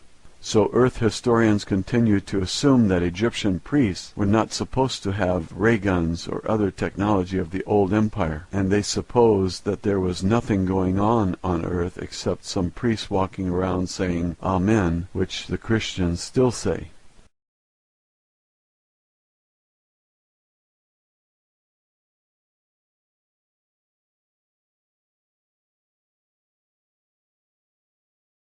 (3172 BCE). Layout of the astronomical grid that joins the key mining sites and astronomical buildings of the gods in the Andes Mountains, such as Tiwanaku, Cusco, Quito, the cities of Ollantaytambo, Machu Picchu, and Pachacamac, for the mining of rare metals, including tin for use in making bronze. Metals were the property of the gods, of course. A great variety of entrepreneurial mining was done on Earth at that time, due to the war between the old empire force and the domain. These miners did carve a few sculptures of themselves. They were seen wearing mining helmets. The Ponce Stela sculpture in the sunken courtyard of the Kalasasaya temple is a crude rendering of a stone worker using an electronic light wave emitting stone cutter and carving tools held in a holster. The old empire has also maintained mining operations on planets throughout the galaxy for a very long time. The mineral resources of Earth are now a property of the domain. 2450 BCE. The Great Pyramid and complex of Pyramid near Cairo were completed. An inscription created by the old empire administrators can be seen in the so-called pyramid texts. The texts say that the pyramid was built under the direction of Thoth, son of Ptah. Of course, there was never a king buried in the chamber, since the pyramids were never intended to be used as a burial chamber. The Great Pyramid was located precisely at the exact center of all land masses of Earth, as viewed from space. Obviously, such precise measurements require aerial perspective and a view of the land masses of Earth from space. Purely mathematical calculations of the geodetic center of the continents of Earth could not be made otherwise. Shafts were constructed inside the pyramid to align the configuration of stars in the constellation of Orion, Canis Majora, and specifically Sirius. The shafts are also aligned to the Big Dipper, where the home planet of the old empire existed. Also Aenetak, Alpha Draconis, and Beta Ursa Minor. These stars are each one of the key systems in the old empire from which Isbis were brought to Earth and dumped as unwanted merchandise. The configuration of all the pyramids of the Giza Plateau was intended to create a mirror image on Earth of the solar system and certain constellations within the old empire. 2181 BCE. Min became the god of fertility in Egypt. The Isbi, also known as Pan, was also a Greek god. Min, or Pan, was an Isbi who somehow managed to escape from the old empire amnesia system. 2160 to 2040 BCE. One of the results of the intensifying battle between the domain forces and the old empire forces was that the control of the divine rulers was broken at this time. They finally left Egypt and returned to the heavens, so to speak, in defeat. Human beings took over the ruling role as pharaohs. The first human pharaoh moved the capital city of Egypt from Memphis to Heracleopolis. 1500 BCE. This is the date for the destruction of Atlantis, given by the Egyptian high priests Synopsis of Heliopolis and Sonchus of Sais to the Greek sage Solon. The priests of Anu recorded that the Mediterranean area was invaded by Atlantean people about this time. Of course, these people were not from the ancient continent of Atlanta and the Atlantic Ocean, which existed more than 70,000 years earlier. These were refugees from the Minoan civilization on Crete, escaping from the volcanic eruption and tidal waves of Mount Thera that destroyed their civilization. Plato's references to Atlantis were borrowed from the writings of the Greek philosopher Solon, who was given the information by the Egyptian priest who called Atlantis Kepchu, which also happens to be the Egyptian name for the people of Crete. Some of the survivors of the Minoan volcanic disaster asked Egypt for help, since they were the only other civilization with high culture in the Mediterranean area at the time. 1351 BCE to 1337 BCE. The Domain Expeditionary Force actively waged a war of religious conquest against the Egyptian mystery cult called the Priest of Amun, also known as the Old Empire Brothers of the Serpent. During this time, the pharaoh Akhenaten abolished the priesthood of Amun and moved the capital of Egypt from Thebes to the new location at Amarna, at the exact geodetic center of Egypt. However, this plot to overthrow the old empire religious control was quickly spoiled. 1193 BCE. In the Near East, Achaea, the Greeks and Trojans fought for supremacy, which ended in the destruction of Troy as the finale of the Trojan War. During this same time, war was being fought out in the space of the solar system between two forces for control of the space stations surrounding Earth. That period of 300 years was a very violent resistance to the domain forces by the remnants of the old empire forces. It did not last long, however, as it is futile to resist the domain. 850 BCE. Homer, the blind Greek poet, wrote the stories, the gods, as borrowed and modified from earlier sources in the Vedic texts, Sumerian texts, Babylonian and Egyptian mythology. His poems, as well as many other myths of the ancient world, are very accurate descriptions of the exploits of Isbis on Earth, who were able to avoid the old empire amnesia operation and operate without biological bodies. 700 BCE, the Vedic hymns were first translated in the Greek language. This was the beginning of a cultural revolution in Western civilization that transformed crude and brutal tribal cultures into democratic republics based on more reasonable conduct. 638 to 559 BCE. Solon, a wise man from Greece, reported the existence of Atlantis. This was information he received from the old empire high priest Synopsis of Heliopolis and Sontius of Sais, with whom he studied in Egypt. 630 BCE, Zoroaster created religious practices in Persia around an Isbi called Ahura Mazda. This was yet another of the growing number of monotheistic gods put in place by operatives of the domain to displace a panoply of old empire gods. 604 BCE, Lao Ji, a philosopher who wrote a small book called The Way, was an Isbi of great wisdom who overcame the effects of the old empire amnesia, hypnosis machinery, and escaped from Earth. His understanding of the nature of an Isbi must have been very good to accomplish this. According to the common legend, his last lifetime as a human was lived in a small village in China. He contemplated the existence of his own life. Like Gautama Siddhartha, he confronted his own thoughts and past lives. In doing so, he recovered some of his own memory, ability, and immortality. As an old man, he decided to leave the village and go to the forest to depart the body. The village gatekeeper stopped him and begged him to write down his personal philosophy before leaving. Here is a small piece of the advice he gave about the way he rediscovered his own spirit. He who looks will not see it, he who listens will not hear it, he who gropes will not grasp it. The formless non-entity, the motionless source of motion, the infinite essence of the spirit, is the source of life. Spirit is self. Walls form and support a room, yet the space between them is most important. A pot is formed of clay, yet the space formed therein is most useful. Action is caused by the force of nothing on something, just as the nothing of spirit is the source of all form.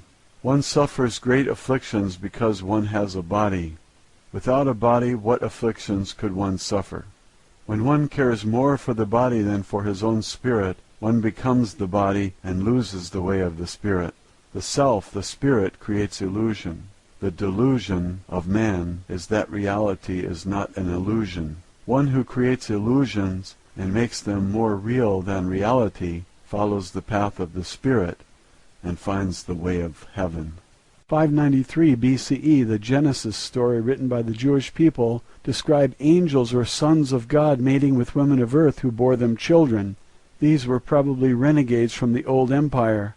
They may also have been space pirates or merchants from a system outside the galaxy who came to steal mineral resources or smuggle drugs. The domain has observed that there are many visitors to Earth from neighboring planets and galaxies, but they rarely stop and live here. What kind of beings would live on a prison planet if they were not forced to do so? The same book also reports the story of a human named Ezekiel, who witnessed the spacecraft or aircraft landing near Chabar River in Chaldea. His description of the craft uses very archaic language, technically, but is nevertheless quite an accurate description of an old empire saucer or scout craft. It is similar to the sightings of Vimanas by the people in the foothills of the Himalayas. Their Genesis story also mentions that Yahweh designed biological bodies to live for 120 years on Earth.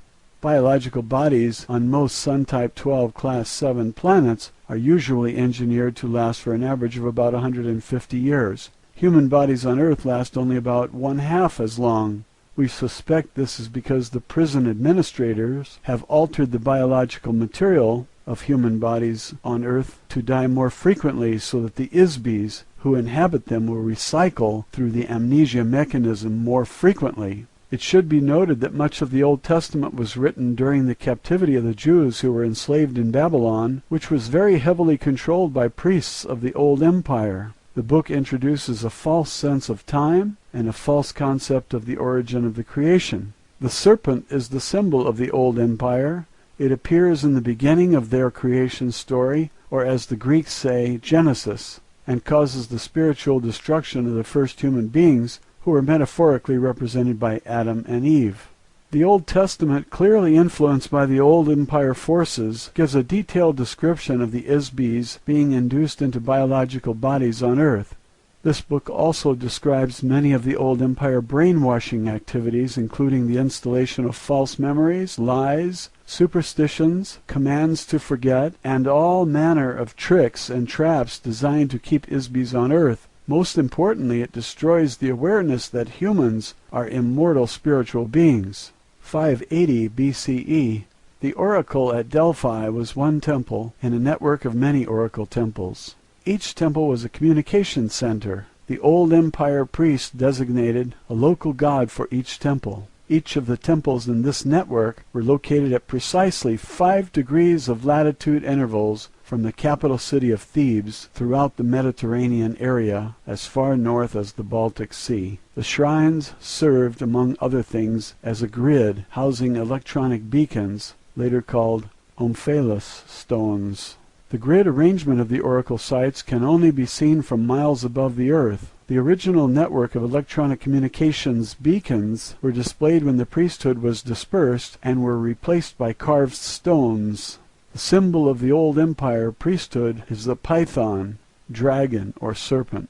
It was called the earth dragon at Delphi, which is always represented in sculpture and vase paintings as a serpent. In Greek mythology, the guardian of the omphalos stone at the temple at Delphi was an oracle whose name was Python, the serpent. She was an ISBE, who was conquered by a god named Apollo. He buried her under the omphalos stone. This is a case of one god setting up his temple on the grave of another. This is a very accurate euphemism for the domain force that detected and disabled the old empire temple network on Earth. It was one of the fatal blows to the old empire force in the solar system of Earth. 559 BCE, the commanding officer of the Domain Battalion, who was lost in 5965 BCE, was detected and located by a search party sent to Earth from the Domain Expeditionary Force. He was incarnated as Cyrus II of Persia during this time. A unique system of organization was used by Cyrus II and the members of that battalion who followed him from India through his progression of human lives on Earth. In part, it enabled them to build the largest empire in the history of the Earth to that date. The Domain search party who located him traveled around the Earth searching for the lost battalion for several thousand years. The party consisted of 900 officers of the Domain, divided into teams of 300 each. One team searched the land, another team searched the oceans, and the third team searched the space surrounding Earth. There are many reports made in various human civilizations concerning their activities, which humans did not understand, of course. The Domain search party devised a wide variety of electronic detection devices needed to track the electronic signature or wavelength of each of the missing members of the battalion. Some were used in space, others on land, and special devices were invented to detect ISBs underwater. One of these electronic detection devices is referred to as a tree of life. The device is literally a tool designed to detect the presence of life, which is an ISBE. This was a large electronic screen generator designed to permeate wide areas. To the ancient humans on Earth, it resembled a sort of tree, since it consists of an interwoven lattice of electronic field generators and receivers. The electronic field detects the presence of ISBs, whether the ISBE is occupying a body or if they are outside a body. A portable version of this detection device was carried by each of the members of the Domain search party. Stone carvings in Sumeria showed winged beings using pine cone-shaped instruments to scan the bodies of human beings. They are also shown carrying the power unit for the scanner, which are depicted as stylized baskets or water buckets being carried by eagle-headed winged beings. Members of the aerial unit of the Domain search party, led by Ahura Mazda, were often called winged gods in human interpretations. Throughout the Persian civilization there are a great many stone relief carving that depict winged spacecraft that they call a Faravahar. Members of the aquatic unit of the Domain search party were called Ons by local humans. Stone carvings of the so-called Ons are shown wearing silver diving suits. They lived in the sea and appeared to the human population to be men dressed to look like fish. Some members of the lost battalion were found in the oceans, inhabiting the bodies of dolphins or whales. On land, the domain search party members were referred to as Anunnaki by the Sumerians and Nephilim in the Bible. Of course, their true mission and activities were never disclosed to Homo sapiens. Their activities have been purposely disguised. Therefore, the human stories and legends about the Anunnaki and the other members of the domain search party have not been understood and were badly misinterpreted. In the absence of complete and accurate data, anyone observing a phenomenon will assume or hypothesize explanations in an attempt to make sense of the data. Therefore, although mythology and history may be based on factual events, they are likewise full of misunderstood and misinterpreted evaluations of the data and embellished with assumptions, theories, and hypotheses which are false. The space unit of the Domain Expeditionary Force are shown flying in a winged disc.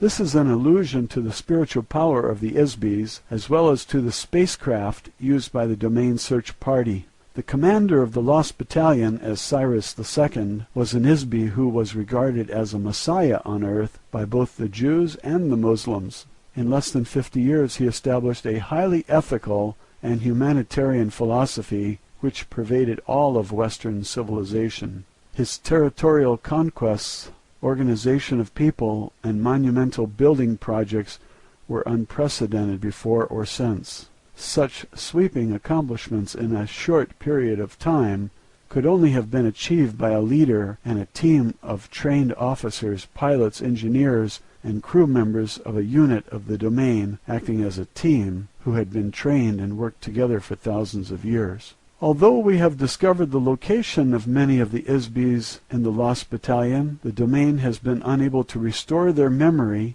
and return them to active duty as yet. Of course, we cannot transport ISBs who are inhabiting biological bodies to the space stations of the domain since there is no oxygen in our spacecraft. Also, we do not maintain life support facilities for biological entities there. Our only hope has been to locate and rekindle the awareness, memory, and identity of the ISBs of the Lost Battalion. One day they will be capable of rejoining us. 200 BCE. The last remnant of the old empire, pyramid civilization, is at Teotihuacan. The Aztec name means place of the gods, or where the men were transformed into gods. Like the astronomical configuration of the Giza pyramids in Egypt, the entire complex is a precise scale model of the solar system that accurately reflects the orbital distances of the inner planets, the asteroid belt, Jupiter, Saturn, Uranus, Neptune, and Pluto. Since the planet Uranus had only been discovered with the modern Earth telescopes in 1787, and Pluto not until 1930, it is apparent that the builders had information from other sources. A common element of the pyramid civilizations around the Earth is the constant use of the image of the snake, dragon, or serpent.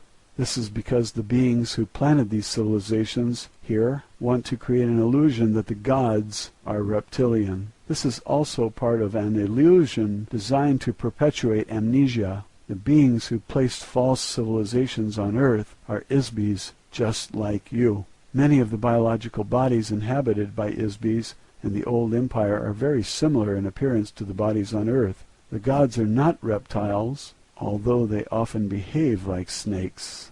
1034 to 1124 AD. The entire Arab world was enslaved by one man, Hassan ibn al-Sabah, the old man of the mountain. He established the Hashashin, who operated apart Mohammedanism, which controlled by terror and fear much of India, Asia Minor, and most of the Mediterranean basin. They became a priesthood that used an extremely effective mind control mechanism, an extortion tool that enabled the assassins to control the civilized world for several hundred years. Their method was simple. Young men were kidnapped and knocked unconscious with hashish. They were taken to a garden filled with beautiful black-eyed houris, in a harem decorated with rivers of milk and honey. The young men were told that they were in paradise. They were promised they could return and live there forever if they sacrificed themselves as an assassin of whomever they were commanded to kill. The men were knocked out again and shoved out of the world to carry out the assassination mission. Meanwhile, the old man of the mountain sent a messenger to the Caliph, or whatever wealthy ruler, from whom they demanded a payment, demanding camel-loads of gold, spices, incense, or other valuables. If payment did not arrive on time, the assassin would be sent to kill the offending party. There was virtually no defense against the unknown assailant, who wanted nothing more than to carry out his mission, be killed, and return to heaven. This is a very crude example of how simple and effective a brainwashing and mind control operation can be when it is used skillfully and forcefully. It is a small-scale demonstration of how the amnesia mind control operation is used against the entire Isby population of Earth by the old empire. 1119 A.D., the Knights Templar was established as a Christian military unit after the First Crusade, but quickly transformed into the basis for the international banking system to accumulate money to conduct the agenda of operatives for vestiges of the old empire on Earth. 1135 to 1230 A.D., the Domain Expeditionary Force completed the annihilation of the remaining remnants of the old empire space fleet operating in the solar system around Earth. Unfortunately, their long-established thought control operation remains largely intact. 1307 A.D., the Knights Templar was disbanded by King Philip IV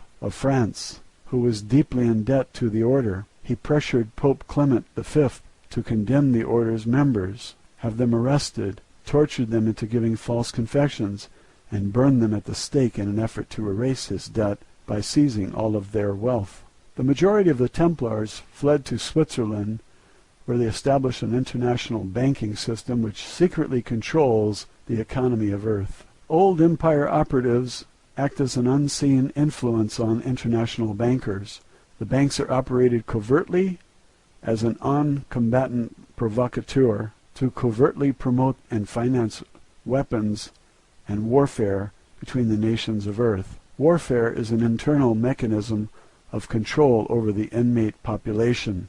The purpose of the senseless genocide and carnage of wars financed by these international banks is to prevent the Isbys of Earth from sharing open communication, cooperate together in activities that might enable Isbys to prosper, become enlightened, and escape their imprisonment.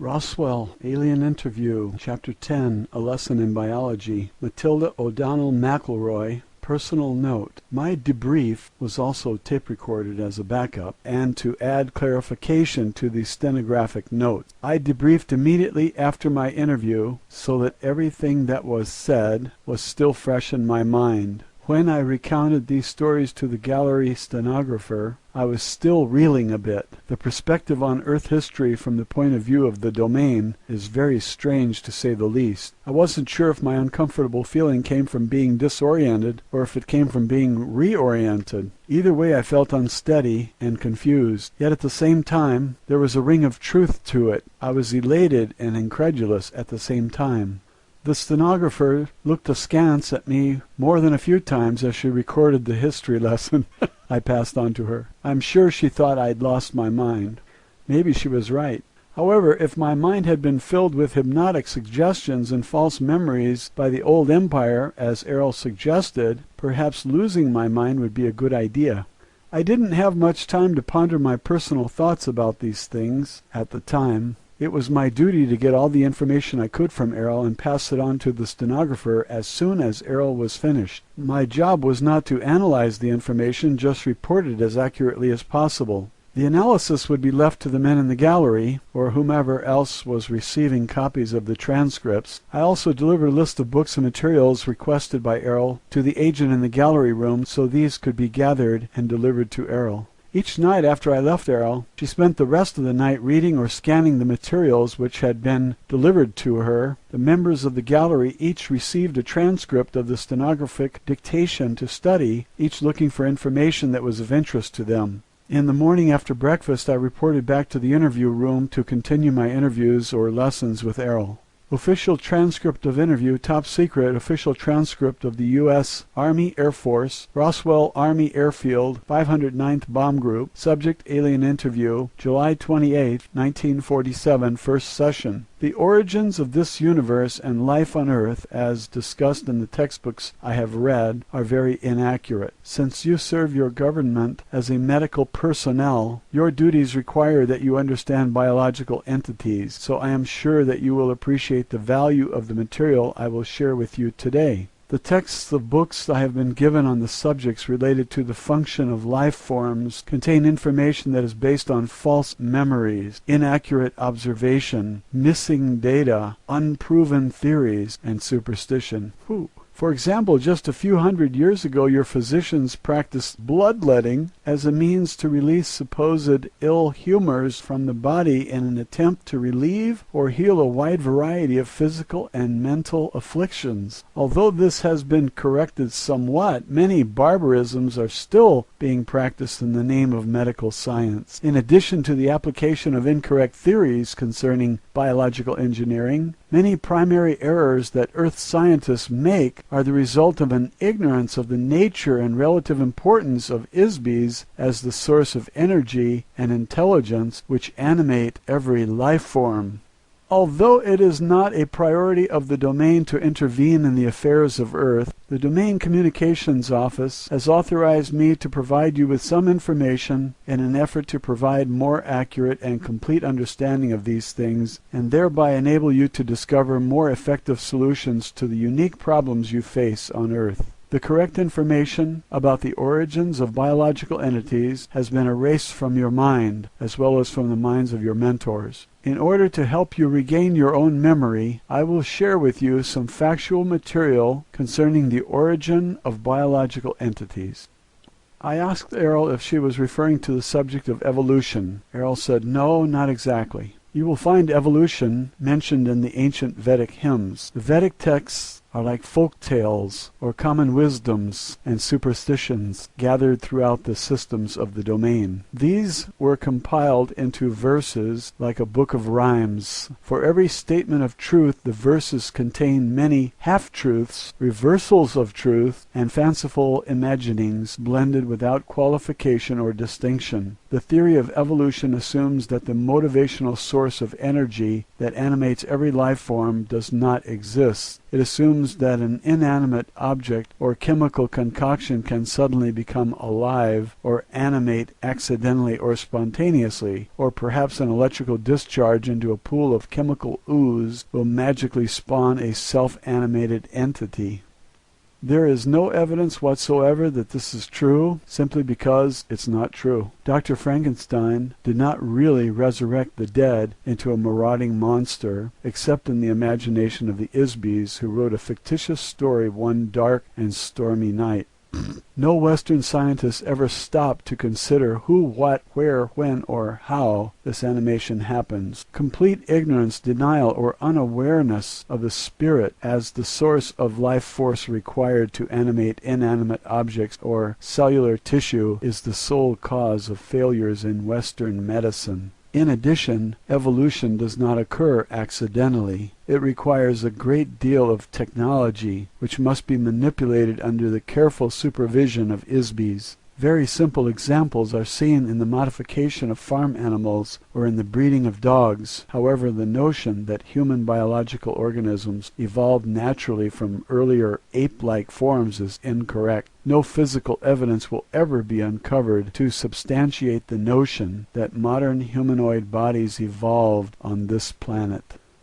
The reason is simple. The idea that human bodies evolved spontaneously from the primordial ooze of chemical interactivity in the dim mists of time is nothing more than a hypnotic lie instilled in the amnesia operation to prevent your recollection of the true origins of mankind. Factually, humanoid bodies have existed in various forms throughout the universe for trillions of years. This was compounded by the fact that the Vedic hymns were brought to Earth 8,200 years ago by the Domain Expeditionary Force. While they were based in the Himalaya Mountains, the verses were taught to some of the local humans who memorized them. However, I should note that this was not an authorized activity for the crew of the Domain installation, although I am sure it seemed like an innocent diversion for them at the time.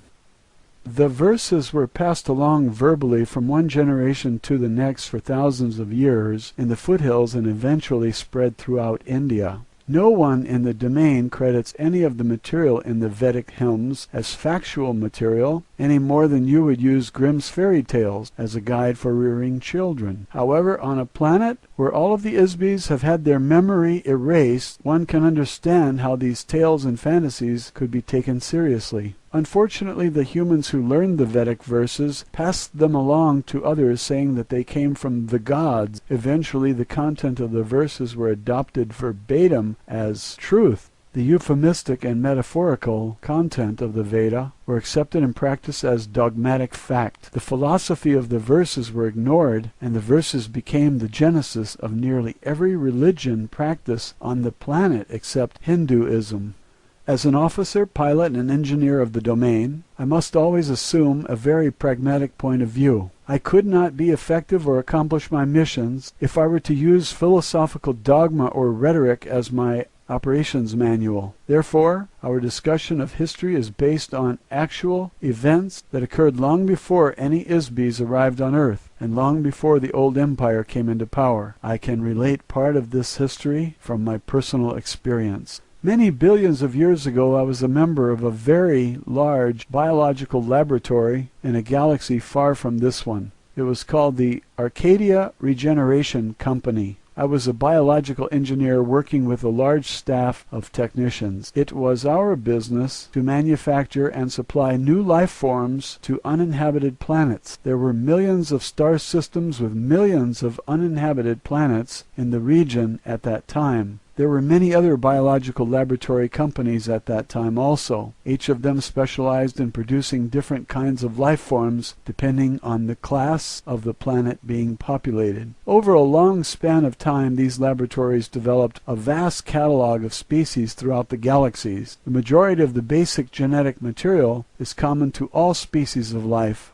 Therefore, most of their work was concerned with manipulating alterations of the basic genetic pattern to produce variations of life forms that would be suitable inhabitants for various planetary classes.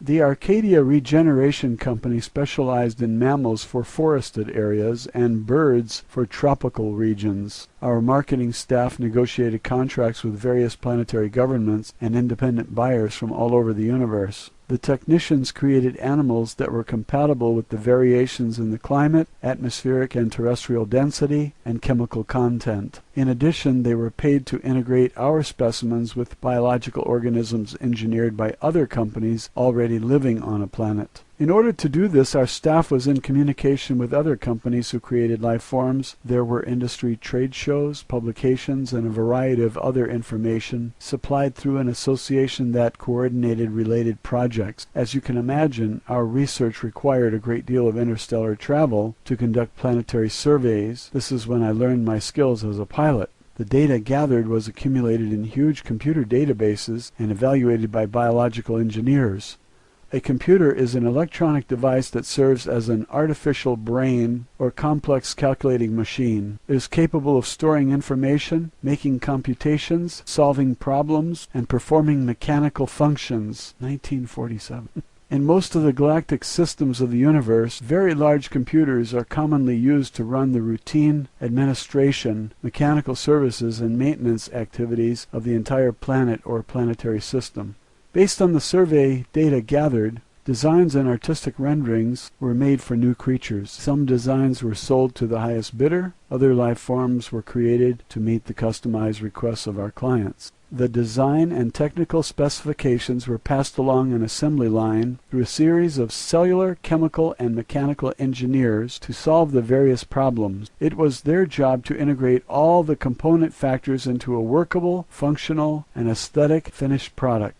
Prototypes of these creatures were then produced and tested in artificially created environments. Imperfections were worked out, modifications made, and eventually a new life form was endowed or animated with a life force or spiritual energy before being introduced into the actual planetary environment for final testing. After a new life form was introduced, we monitored the interaction of these biological organisms with the planetary environment and with other indigenous life forms. Conflicts resulting from the interaction between incompatible organisms were resolved through negotiation between ourselves and other companies. The negotiations usually resulted in compromises requiring further modification to our creatures or to theirs, or both. This is a part of science or art you call eugenics. In some cases, changes were made in a planetary environment, but not often, as planet building is much more complex than making changes to an individual life form.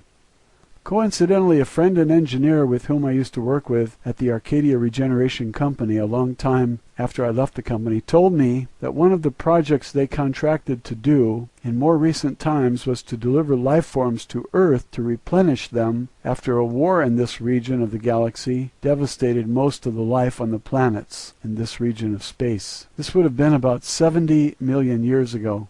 The skill required to modify the planet into an ecologically interactive environment that will support billions of diverse species was an immense undertaking. Specialized consultants from nearly every biotechnology company in the galaxy were brought in to help with the project. What you now see on Earth is the huge variety of life forms left behind. For scientists believe that the fallacious theory of evolution is an explanation for the existence of all life forms here. The truth is that all life forms on this and any other planet in this universe were created by companies like ours. How else can you explain the millions of completely divergent and unrelated species of life on land and in the oceans of this planet? How else can you explain the source of spiritual animation which defines every living creature? To say it is the work of God is far too broad. Every Isby has many names and faces in many times and places. Every Isby is a god. When they inhabit a physical object, they are the source of life.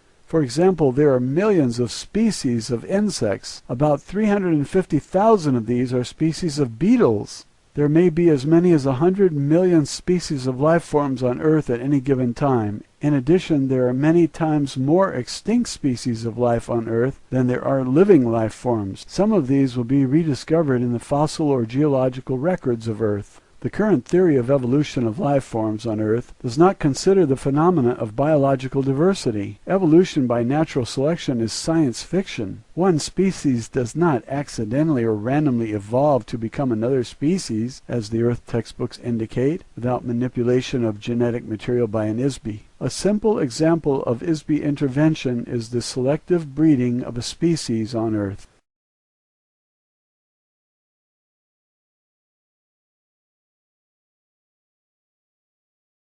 Within the past few hundred years, several hundred dog breeds and hundreds of varieties of pigeons and dozens of koi fish have been evolved in just a few years, beginning with one original breed. Without active intervention by Isbys, biological organisms rarely change. The development of an animal like the duck-billed platypus required a lot of very clever engineering to combine the body of a beaver with the bill of a duck and make a mammal that lays eggs. Undoubtedly, some wealthy client placed a special order for it as a gift for some curious amusement. I'm sure that the laboratory of some biotechnical company worked on it for years to make it a self-replicating life form. The notion that the creation of any life form could have resulted from a coincidental chemical interaction moldering up from some primordial ooze is beyond absurdity. Factually, some organisms on Earth, such as proteobacteria, are modifications of a phylum designed primarily for the star Type 3 Class C planets. In other words, the domain designation for a planet with an anaerobic atmosphere nearest a large, intensely hot blue star, such as those in the constellation of Orion's belt in this galaxy. Creating life forms is very complex, highly technical work for Isbys who specialize in this field. Genetic anomalies are very baffling to Earth biologists who have had their memory erased. Unfortunately, the false memory implantations of the old empire prevent Earth scientists from observing obvious anomalies. The greatest technical challenge of biological organisms was the invention of self-generation or sexual reproduction. It was invented as the solution to the problem of having to continually manufacture replacement creatures for those that have been destroyed or eaten by other creatures. Planetary governments did not want to keep buying replacement animals. The idea was contrived trillions of years ago as a result of a conference held to resolve arguments between disputing vested interests within the biotechnology industry. The infamous Council of Yumi Krum was responsible for coordinating creature production. A compromise was reached after certain members of the council were strategically bribed or murdered to author an agreement which resulted in the biological phenomenon which we now call the food chain. The idea that a creature would need to consume the body of another life form as an energy source was offered as a solution by one of the biggest companies in the biological engineering business. They specialized in creating insects and flowering plants. The connection between the two is obvious. Nearly every flowering plant requires a symbiotic relationship with an insect in order to propagate. The reason is obvious. Both the bugs and the flowers were created by the same company. Unfortunately, this same company also had a division which created parasites and bacteria. The name of the company, roughly translated into English, would be Bugs and Blossoms. They wanted to justify the fact that the old valid purpose of the parasitic creatures they manufactured was to aid the decomposition of organic material. There was a very limited market for such creatures at that time. In order to expand their business, they hired a big public relations firm and a powerful group of political lobbyists to glorify the idea that life forms should feed from other life forms. They invented a scientific theory to use as a promotion gimmick. The theory was that all creatures needed to have food as a source of energy. Before that, none of the life forms being manufactured required any external energy. Animals did not eat other animals for food, but consumed sunlight, minerals, or vegetable matter only. Of course, Bugs and Blossoms went into the business of designing and manufacturing carnivores. Before long, so many animals were being eaten as food that the problem of replenishing them became very difficult. As a solution, Bugs and Blossoms proposed, with the help of some strategically placed bribes in high places, that other companies begin using sexual reproduction as the basis for replenishing life forms. Bugs and Blossoms was the first company to develop blueprints for sexual reproduction, of course. As expected, the patent licenses for the biological engineering process required to implant stimulus-response mating, cellular division, and pre-programmed growth patterns for self-regenerating animals were owned by Bugs and Blossoms too. Throughout the next few million years, laws were passed that required that these programs be purchased by the other biological technology companies. These were required to be imprinted into the cellular design of all existing life forms. It became a very expensive undertaking for other biotechnology companies to make such an awkward and impractical idea work. This led to the corruption and downfall of the entire industry. Ultimately, the food and sex idea completely ruined the biotechnology industry, including Bugs and Blossoms. The entire industry faded away as the market for manufactured life forms disappeared. Consequently, when a species became extinct, there is no way to replace them because the technology of creating new life forms has been lost. Obviously, none of this technology was ever known on Earth and probably never will be. There are still computer files on some planets far from here which record the procedures for biological engineering. Possibly the laboratories and computers still exist somewhere. However, there is no one around doing anything with them. Therefore, you can understand why it is so important for the domain to protect the dwindling number of creatures left on Earth. The core concept behind sexual reproduction technology was the invention of a chemical-electronic interaction called cyclical stimulus response generators. This is a programmed genetic mechanism which causes a seemingly spontaneous recurring impulse to reproduce. The same technique was later adapted and applied to biological flesh bodies, including Homo sapiens. Another important mechanism used in the reproductive process, especially with Homo sapien-type bodies, is the implantation of a chemical electrical trigger mechanism in the body. The trigger which attracts ISBs to inhabit a human body, or any kind of flesh body, is the use of an artificially imprinted electronic wave which uses aesthetic pain to attract the ISB. Every trap in the universe, including those used to capture ISBs who remain free, is baited with an aesthetic electronic wave. The sensations caused by the aesthetic wavelength are more attractive to an ISB than any other sensation. When the electronic waves of pain and beauty are combined together, this causes the ISB to get stuck in the body. The reproductive trigger for lesser life forms, such as cattle and other animals, is triggered by chemicals emitted from scent glands, the scent glands, combined with reproductive chemical electrical impulses stimulated by testosterone or estrogen.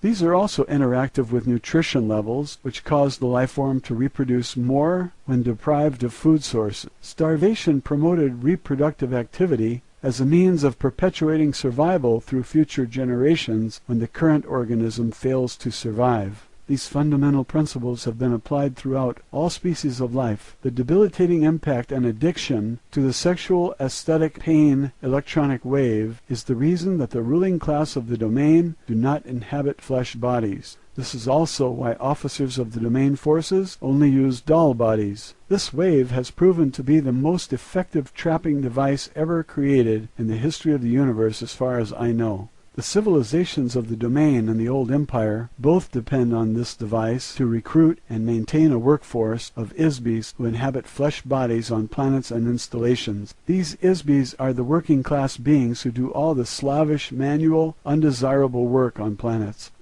As I mentioned, there is a very highly regimented and fixed hierarchy or class system for all ISBs throughout the old empire and the domain as follows. The highest class are free ISBs, that is, they are not restricted to the use of any type of body and may come and go at will, provided that they do not destroy or interfere with the social, economic, or political structure. Below this class are many strata of limited ISBs who may or may not use a body from time to time. Limitations are imposed on each ISB regarding range of power, ability, and mobility they can exercise. Below these are doll body class, to which I belong. Nearly all space officers and crew members of spacecraft are required to travel through intergalactic space. Therefore, they are each equipped with a body manufactured from lightweight, durable materials. Various body types have been designed to facilitate specialized functions. Some bodies have accessories such as interchangeable tools or apparatus for activities such as maintenance, mining, chemical management, navigation, and so forth. There are many graduations of this body type, which also serve as an insignia of rank. Below these are the soldier class. The soldiers are equipped with a myriad of weapons and specialized armaments designed to detect, combat, and overwhelm any imaginable foe. Some soldiers are issued mechanical bodies. Most soldiers are merely remote-controlled robots with no class designation. The lower classes are limited to flesh bodies. Of course, it is not possible for these to travel through space for obvious reasons. Fundamentally, flesh bodies are far too fragile to endure the stresses of gravity, temperature extremes, radiation exposure, atmospheric chemicals, and the vacuum of space. There are also the obvious logistical inconveniences of food, defecation, sleep, atmospheric elements, and air pressure required by flesh bodies that doll bodies do not require. Most flesh bodies will suffocate in only a few minutes without a specific combination of atmospheric chemicals. After 2 or 3 days, the bacteria which live internally and externally on the body cause severe odors to be emitted. Odors of any kind are not acceptable in a space vessel. Flesh can tolerate only a very limited spectrum of temperatures, whereas in space the contrast of temperatures may vary hundreds of degrees within seconds. Of course, flesh bodies are utterly useless for military duty. A single shot from a handheld electronic blast gun instantly turns a flesh body into a noxious vapor cloud. ISBs who inhabit flesh bodies have lost much of their native ability and power. Although it is theoretically possible to regain or rehabilitate these abilities, no practical means has been discovered or authorized by the domain. Even though spacecraft of the domain travel trillions of light years in a single day, the time required to traverse the space between galaxies is significant, not to mention the length of time to complete just one set of mission orders, which may require thousands of years. Biological flesh bodies live for only a very short time, only 60 to 150 years at most, whereas doll bodies can be reused and repaired almost indefinitely. The first development of biological bodies began in this universe about 74 trillion years ago. It rapidly became a fad for ISBs to create and inhabit various types of bodies for an assortment of nefarious reasons. Especially for amusement, this is to experience various physical sensations vicariously through the body. Since that time there has been a continuing de-evolution in the relationship of ISBs to bodies. As ISBs continue to play around with these bodies, certain tricks were introduced to cause ISBs to get trapped inside a body so they were unable to leave again. This was done primarily by making bodies that appeared sturdy but were actually very fragile. An ISB, using their natural power to create energy, accidentally injured a body when contacting it. The ISB was remorseful about having injured this fragile body. The next time they encountered a body, they began to be careful with them. In so doing, the ISB would withdraw or minimize their own power so as not to injure the body. A very long and treacherous history of this kind of trickery, combined with similar misadventures, eventually resulted in a large number of ISBs becoming permanently trapped in bodies. Of course, this became a profitable enterprise for some ISBs who took advantage of the situation to make slaves of others. The resulting enslavement progressed over trillions of years and continues today. Ultimately, the dwindling ability of ISBs to maintain a personal state of operational freedom and ability to create energy resulted in the vast and carefully guarded hierarchy or class system. Using bodies as a symbol of each class is used throughout the old empire as well as the domain. The vast majority of ISBs throughout the galaxies of this universe inhabit some form of flesh body. The structure, appearance, operation, and habitat of these bodies vary according to the gravity, atmosphere, and climatic conditions of the planet they inhabit. Body types are predetermined largely by the type and size of the star around which the planet revolves, the distance from the star, the geological as well as the atmospheric components of the planet.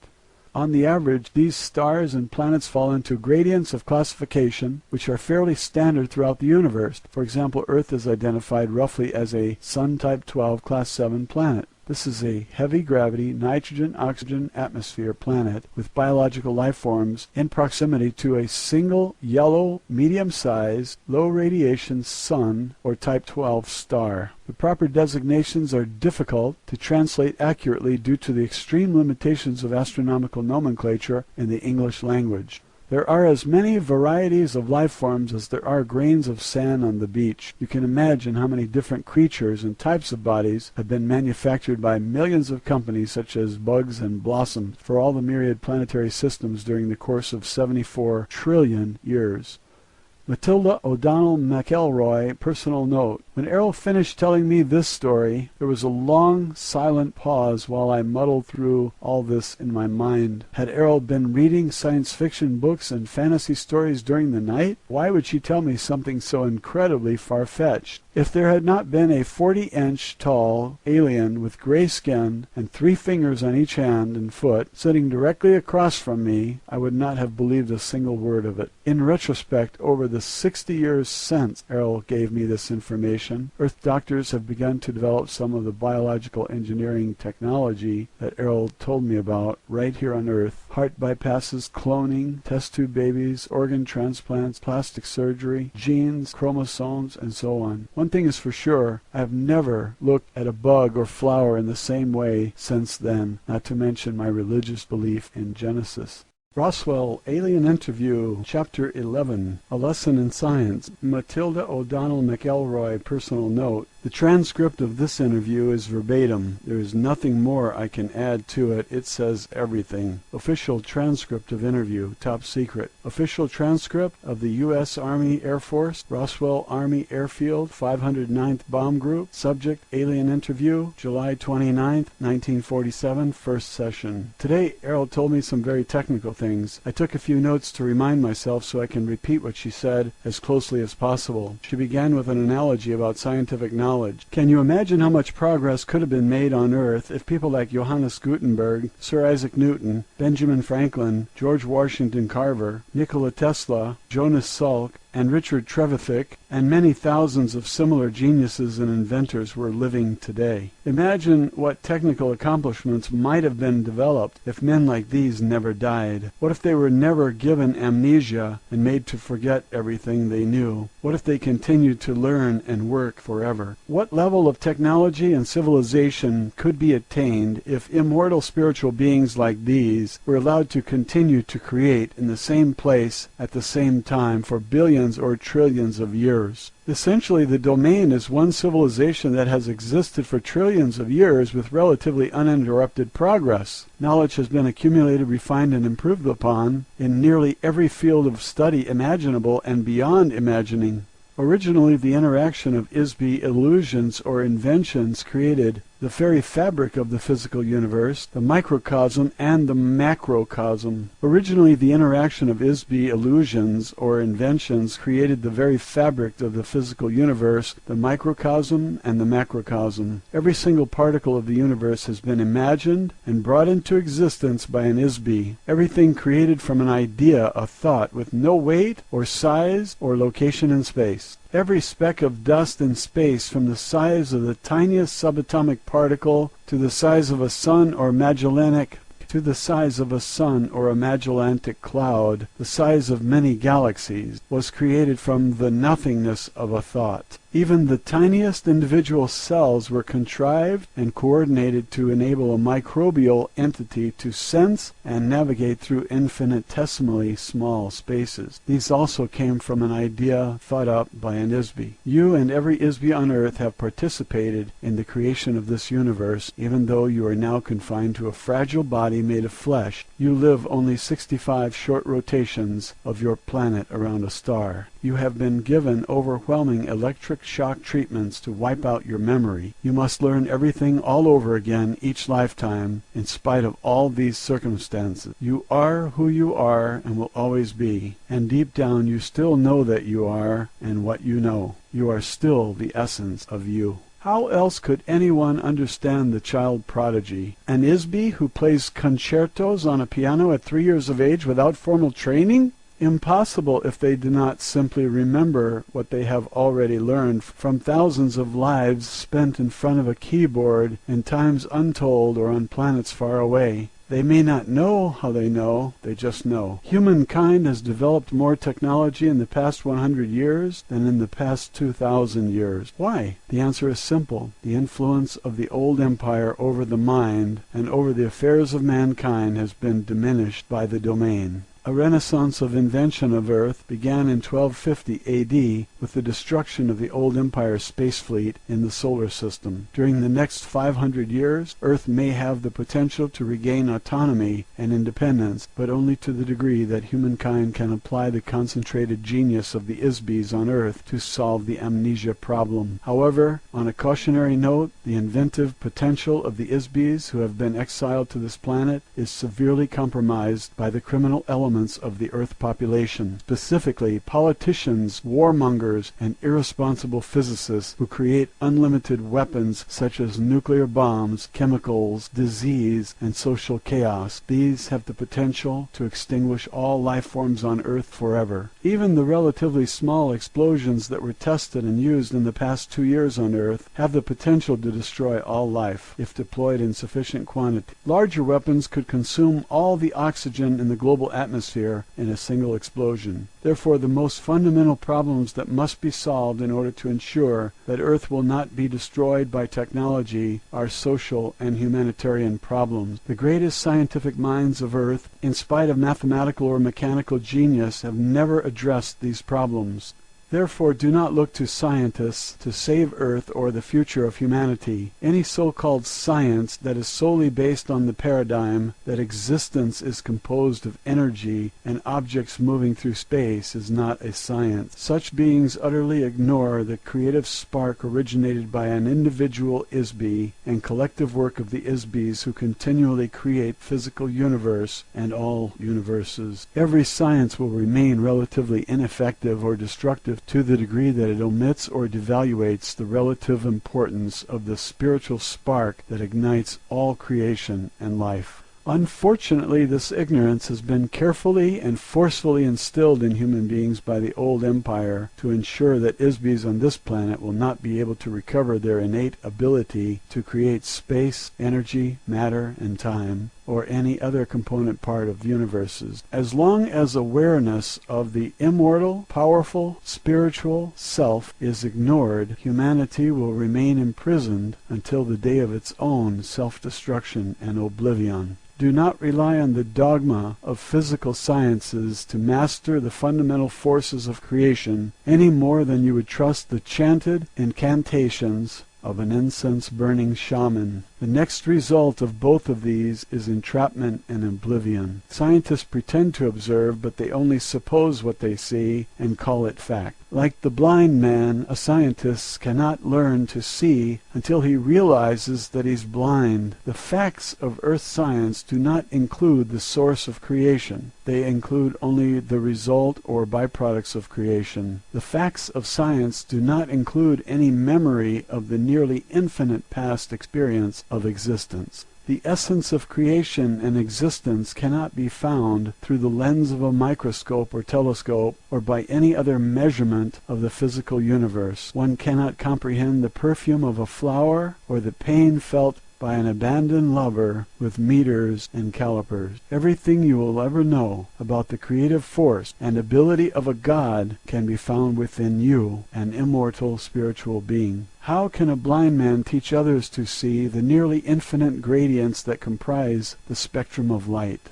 The notion that one can understand the universe without understanding the nature of an ISB is as absurd as conceiving that an artist is a speck of paint on his own canvas, or that the lace on a ballet shoe is the choreographer's vision, or the grace of a dancer, or the electric excitement of opening night. Study of the spirit has been booby-trapped by the thought control operation through religious superstitions they instill in the minds of men. Conversely, the study of the spirit and the mind have been prohibited by science, which eliminates anything that is not measurable in the physical universe. Science is the religion of matter. It worships matter. The paradigm of science is that creation is all and the creator is nothing. Religion says the creator is all and the creation is nothing. These two extremes are the bars of a prison cell. They prevent observation of all phenomenon as an interactive whole. Study of creation without knowing the ISB, the source of creation, is futile. When you sail to the edge of a universe conceived by science, you fall off the end into an abyss of dark, dispassionate space and lifeless, unrelenting force. On earth you have been convinced that the oceans of the mind and spirit are filled with gruesome, ghoulish monsters that will eat you alive if you dare to venture beyond the breakwater of superstition. The vested interest of the old empire prison system is to prevent you from looking at your own soul. They fear that you will see in your own memory the slave masters who kept you imprisoned. The prison is made of shadows in your mind. The shadows are made of lies and pain and loss and fear. The true geniuses of civilization are those ISBs who will enable other ISBs to recover their memory and regain self-realization and self-determination. This issue is not solved through enforcing moral regulation on behavior or through the control of beings through mystery, faith, drugs, guns, or other dogma of a slave society, and certainly not through the use of electric shock and hypnotic commands. The survival of Earth and every being on it depends on the ability to recover the memory of skills you have accrued through the trilenia, to recover the essence of yourself. Such an art, science, or technology has never been conceived in the old empire. Otherwise, they would not have restored to the solution that brought you to your current conditions on Earth. Neither has such technology ever been developed by the domain. Until recently, the necessity of rehabilitating an ISB with amnesia has not been needed. Therefore, no one has ever worked on solving this problem. So far, unfortunately, the domain has no solution to offer. A few officers of the Domain Expeditionary Force have taken it upon themselves to provide technology to Earth during their off-duty time.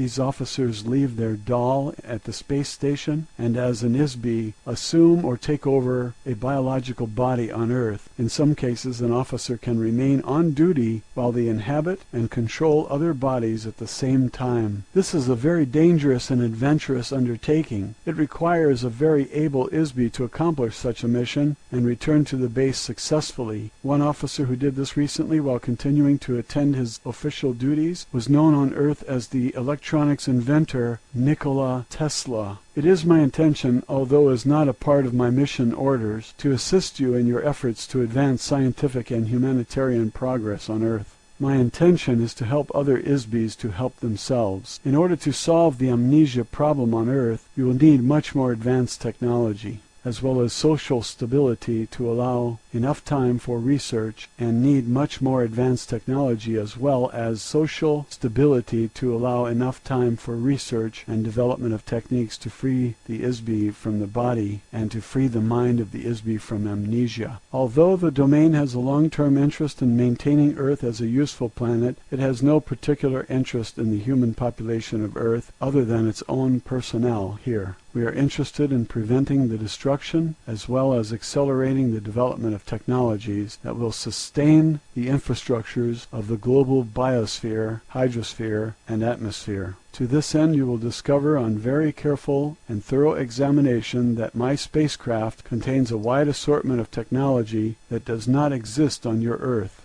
If you distribute pieces of this craft to various scientists for study, they will be able to reverse engineer some of the technology to the extent that Earth has the raw materials required to replicate these components. Some features will be indecipherable.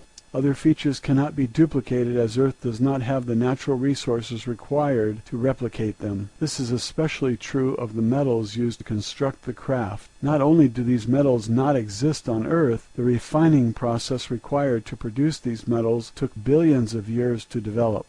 It is also true of the navigation system, which requires an ISB whose own personal wavelength has been specifically attuned to the neural network of the craft. The pilot of the craft must possess a very high order of energy, volition, discipline, training, and intelligence to manipulate such a craft. ISBs on Earth are incapable of this expertise because it requires the use of an artificial body specifically created for this purpose. Certain individual Earth scientists, some of whom are among the most brilliant minds in the history of the universe, will have their memory of this technology jogged when they examine the craft components, just as some of the scientists and physicists on Earth have been able to remember how to recreate electronic generators, internal combustion, and steam locomotion, refrigeration, aircraft, antibiotics, and other tools of your civilization. They will also rediscover other vital technology in my craft. The following are the specific systems embodied in my craft that contain useful components. There is an assortment of microscopic wiring or fibers within the walls of the craft that control such things as communications, information storage, computer function, and automatic navigation. The same wiring is used for light, sublight, and ultralight spectrum detection and vision.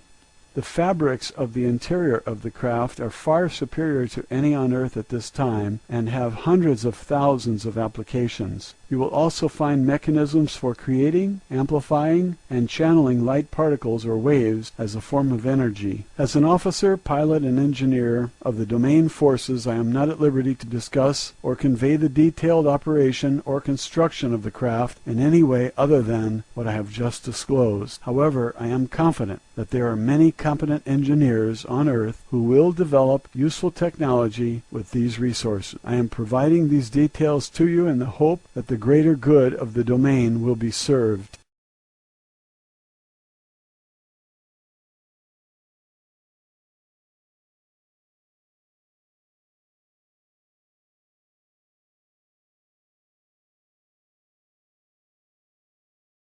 Roswell, Alien Interview, Chapter 12, A Lesson in Immortality.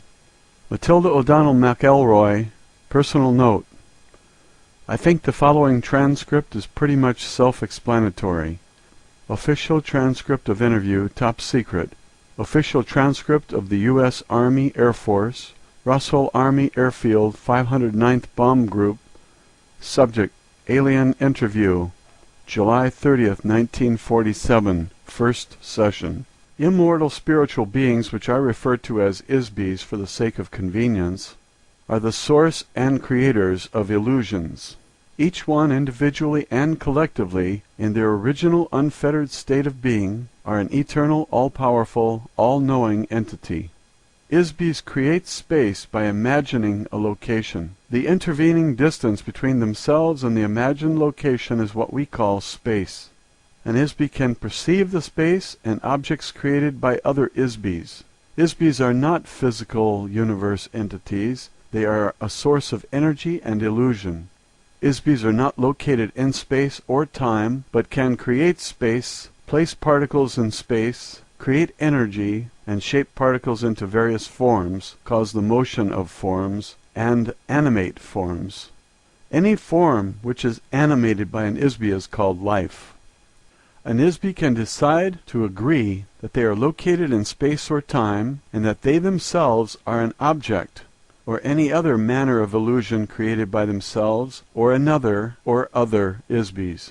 The disadvantages of creating an illusion is that an illusion must be continually created. If not continually created, it disappears. Continual creation of an illusion requires incessant attention to every detail of the illusion in order to sustain it. A common denominator of ISBs seems to be the desire to avoid boredom. A spirit only, without interaction with other ISBs, and the unpredictable motion, drama, and unanticipated intentions and illusions being created by other ISBs, is easily bored. What if you could imagine anything, perceive everything, and cause anything to happen at will? What if you couldn't do anything else? What if you always knew the outcome of every game and the answer to every question? Would you get bored? The entire back-time track of ISBs is immeasurable, nearly infinite, in terms of physical universe time. There is no measurable beginning or end for an ISB. They simply exist in an everlasting now. Another common denominator of ISBs is that admiration of one's own illusions by others is very desirable. If the desired admiration is not forthcoming, the ISB will keep creating the illusion in an attempt to get admiration. One could say that the entire physical universe is made of unadmired illusions. The origins of this universe began with the creation of individual illusionary spaces. These were the home of the ISBs. Sometimes a universe is a collaborative creation of illusions by two or more ISBs. A proliferation of ISBs in the universe they create sometimes collide or become commingled or merge to an extent that many ISBs shared in the co-creation of a universe. ISBs diminish their ability in order to have a game to play. ISBs think that any game is better than no game. They will endure pain, suffering, stupidity, privation, and all manner of unnecessary and undesirable conditions just to play a game. Pretending that one does not know all, see all, and cause all is a way to create the conditions necessary for playing a game. Unknowns, freedoms, barriers, and/or opponents and goals. Ultimately, playing a game solves the problem of boredom. In this fashion, all the space, galaxy, suns, planets, and physical phenomena of this universe, including life forms, places, and events that have been created by ISBs and sustained by mutual agreement that these things exist. There are as many universes as there are ISBs to imagine, build, and perceive them, each existing concurrently with its own continuum. Each universe is created using its own unique set of rules as imagined, altered, preserved, or destroyed by one or more ISBs who created it. Time, energy, objects, and space, as defined in terms of the physical universe, may or may not exist in other universes. The domain exists in such a universe as well as in the physical universe. One of the rules of the physical universe is that energy can be created but not destroyed. So the universe will keep expanding as long as ISBs keep adding more new energy to it. It's nearly infinite. It is like an automobile assembly line that never stops running, and none of the cars are ever destroyed. Every ISB is basically good, therefore an ISB does not enjoy doing things to other ISBs which they themselves do not want to experience. For an ISB, there is no inherent standard for what is good or bad, right or wrong, ugly or beautiful. These ideas are all based on the opinion of each individual ISB. The closest concept that human beings have to describe an ISB is as a god, all-knowing, all-powerful, infinite. So how does a god stop being a god? They pretend not to know. How can you play a game of hide-and-seek if you always know where the other person is hiding? You pretend not to know where the other players are hiding, so you can go off and seek them. This is how games are created. You have forgotten that you are just pretending.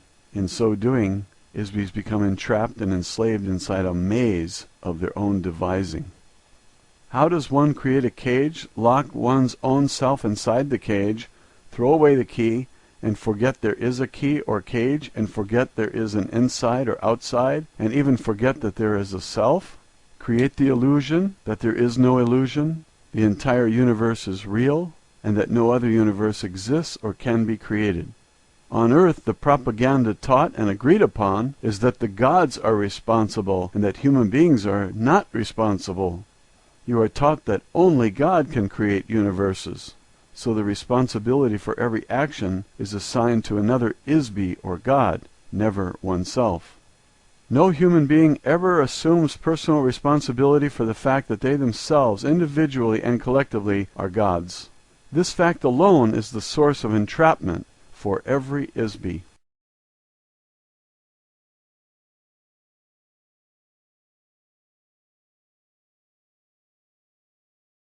Roswell, Alien Interview, Chapter 13, A Lesson in the Future. Matilda O'Donnell McElroy, personal note.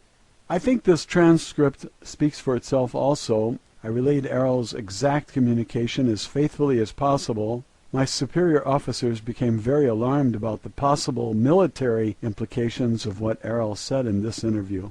Official transcript of interview, top secret. Official transcript of the U.S. Army Air Force. Roswell Army Airfield, 509th Bomb Group. Subject, Alien Interview, July 31st, 1947, first session. It is my personal belief that the truth should not be sacrificed on the altar of political, religious, or economic expediency. As an officer, pilot, and engineer of the domain, it is my duty to protect the greater good of the domain and its possessions. However, we cannot defend ourselves against forces of which we are not aware. The isolation of Earth from the rest of civilization prevents me from discussing many subjects with you at this time. Security and protocol prevent me from revealing any but the broadest general statements about the plans and activities of the domain. However, I can give you some information that you might find useful.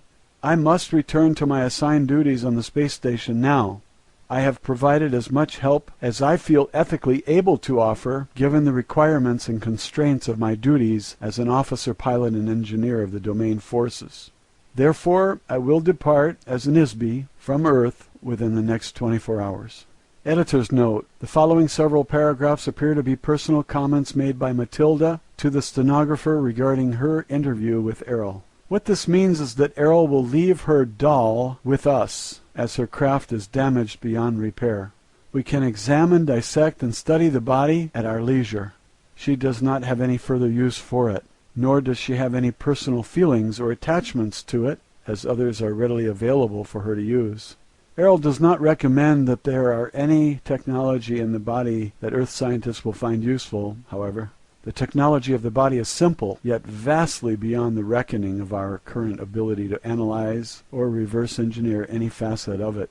The body is neither biological or mechanical, but a unique fabrication of materials and ancient technologies not found on any Earth-type planet. As Errol mentioned previously, a very rigid and distinctive hierarchy of social, economic, and cultural classes exists throughout the domain, which has remained unvaried and inviolate for many millennia. The body type and function assigned to an ISB officer varies specifically according to the rank, class, longevity, training level, command level, service record, and meritorious citations earned by each individual ISB, as with any other military insignia. The body used by Errol is specifically designed for an officer, pilot, and engineer of her rank and class. The bodies of her companions, which were destroyed in the crash, were not the same rank or class, but of a junior rank. Therefore the appearance, features, composition, and functionality of those bodies were specialized and limited to the requirements of their duties. The junior officers whose bodies were damaged in the crash have left their bodies and returned to their duties in the space station. The damage suffered by their bodies was due primarily to the fact that they were officers of lower rank. They used bodies which were partially biological and therefore far less durable and resilient than hers. Editor's note: at this point the transcript appears to resume with statements made by Errol. Although the domain will not hesitate to destroy any active vestiges of the old Empire operations wherever they are discovered, this is not our primary mission in this galaxy. I'm sure that the old Empire mind control mechanisms can be deactivated and destroyed eventually. However, it is not possible to estimate how long this may take, as we do not understand the extent of this operation at this time. We do know that the old Empire force screen is vast enough to cover this end of the galaxy at least. We also know from experience that each force generator and trapping device is very difficult to detect, locate, and destroy. Also, it is not the current mission of the Domain Expeditionary Force to commit resources to this endeavor. The eventual destruction of these devices may make it possible for your memory to be restored simply by virtue of not having it erased after each lifetime. Fortunately, the memory of an ISB cannot be permanently erased. There are many other active space civilizations who maintain various nefarious operations in this area, not the least of which is dumping unwanted ISBs on Earth. None of these craft are hostile or in violent opposition to the domain forces.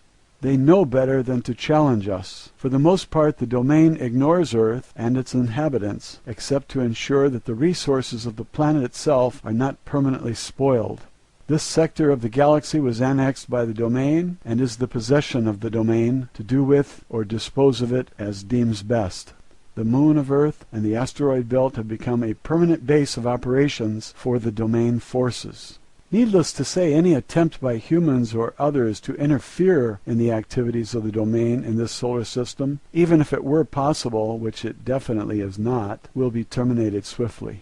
This is not a serious concern, as I mentioned earlier, since Homo sapiens cannot operate in open space. Of course, we will continue with the next steps of the domain expansion plan, which has remained on schedule for billions of years. Over the next 5,000 years, there will be increasing traffic and activity of the domain forces as we progress toward the center of this galaxy and beyond to spread our civilization through the universe. If humanity is to survive, it must cooperate to find effective solutions to the difficult conditions of your existence on Earth. Humanity must rise above its human form and discover where they are and that they are ISBs, and who they really are as ISBs in order to transcend the notion that they are merely biological bodies. Once these realizations have been made, it may be possible to escape your current imprisonment. Otherwise, there will be no future for the ISBs on Earth. Although there are no active battles or wars being waged between the domain and the old empire, there still exists the covert actions of the old empire taken against Earth through their thought control operation. When one knows that these activities exist, the effects can be observed clearly.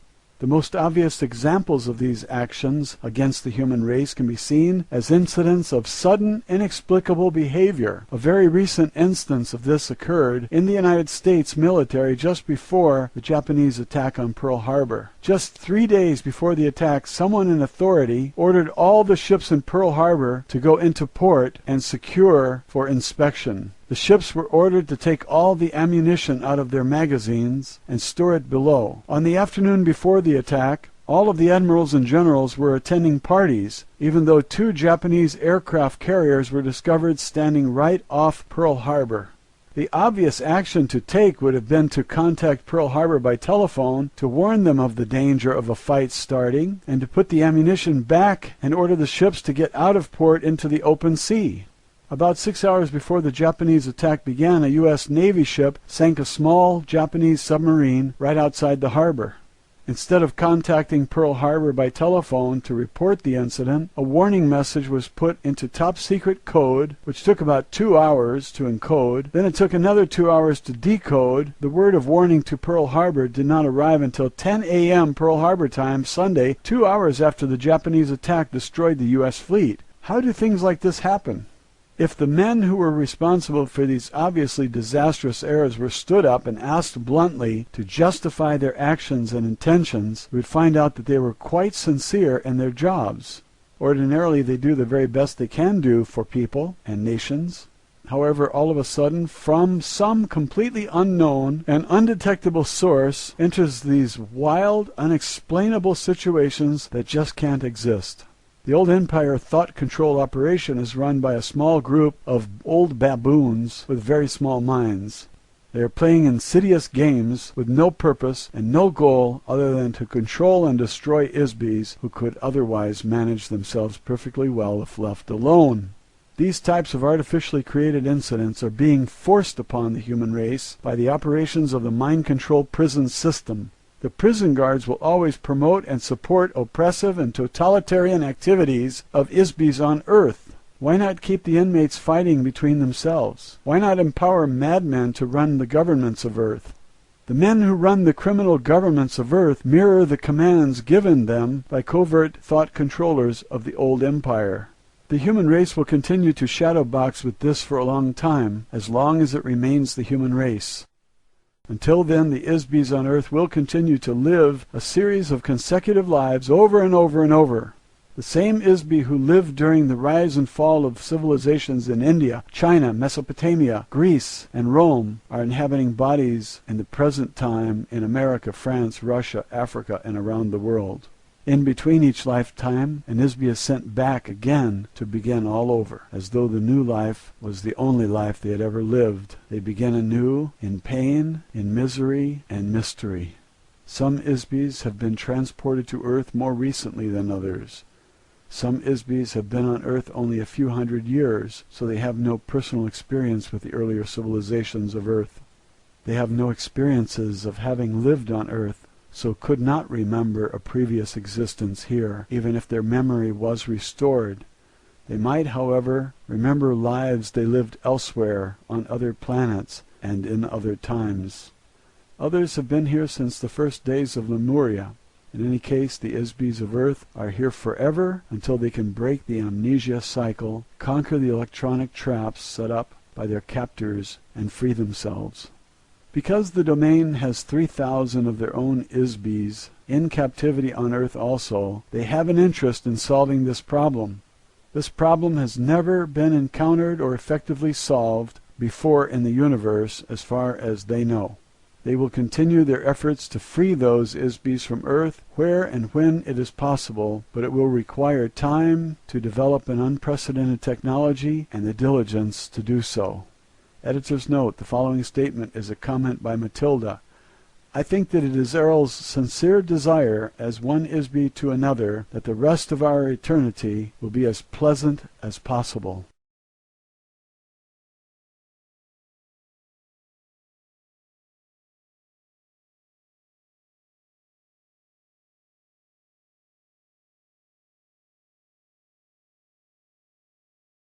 Roswell, Alien Interview, Chapter 14.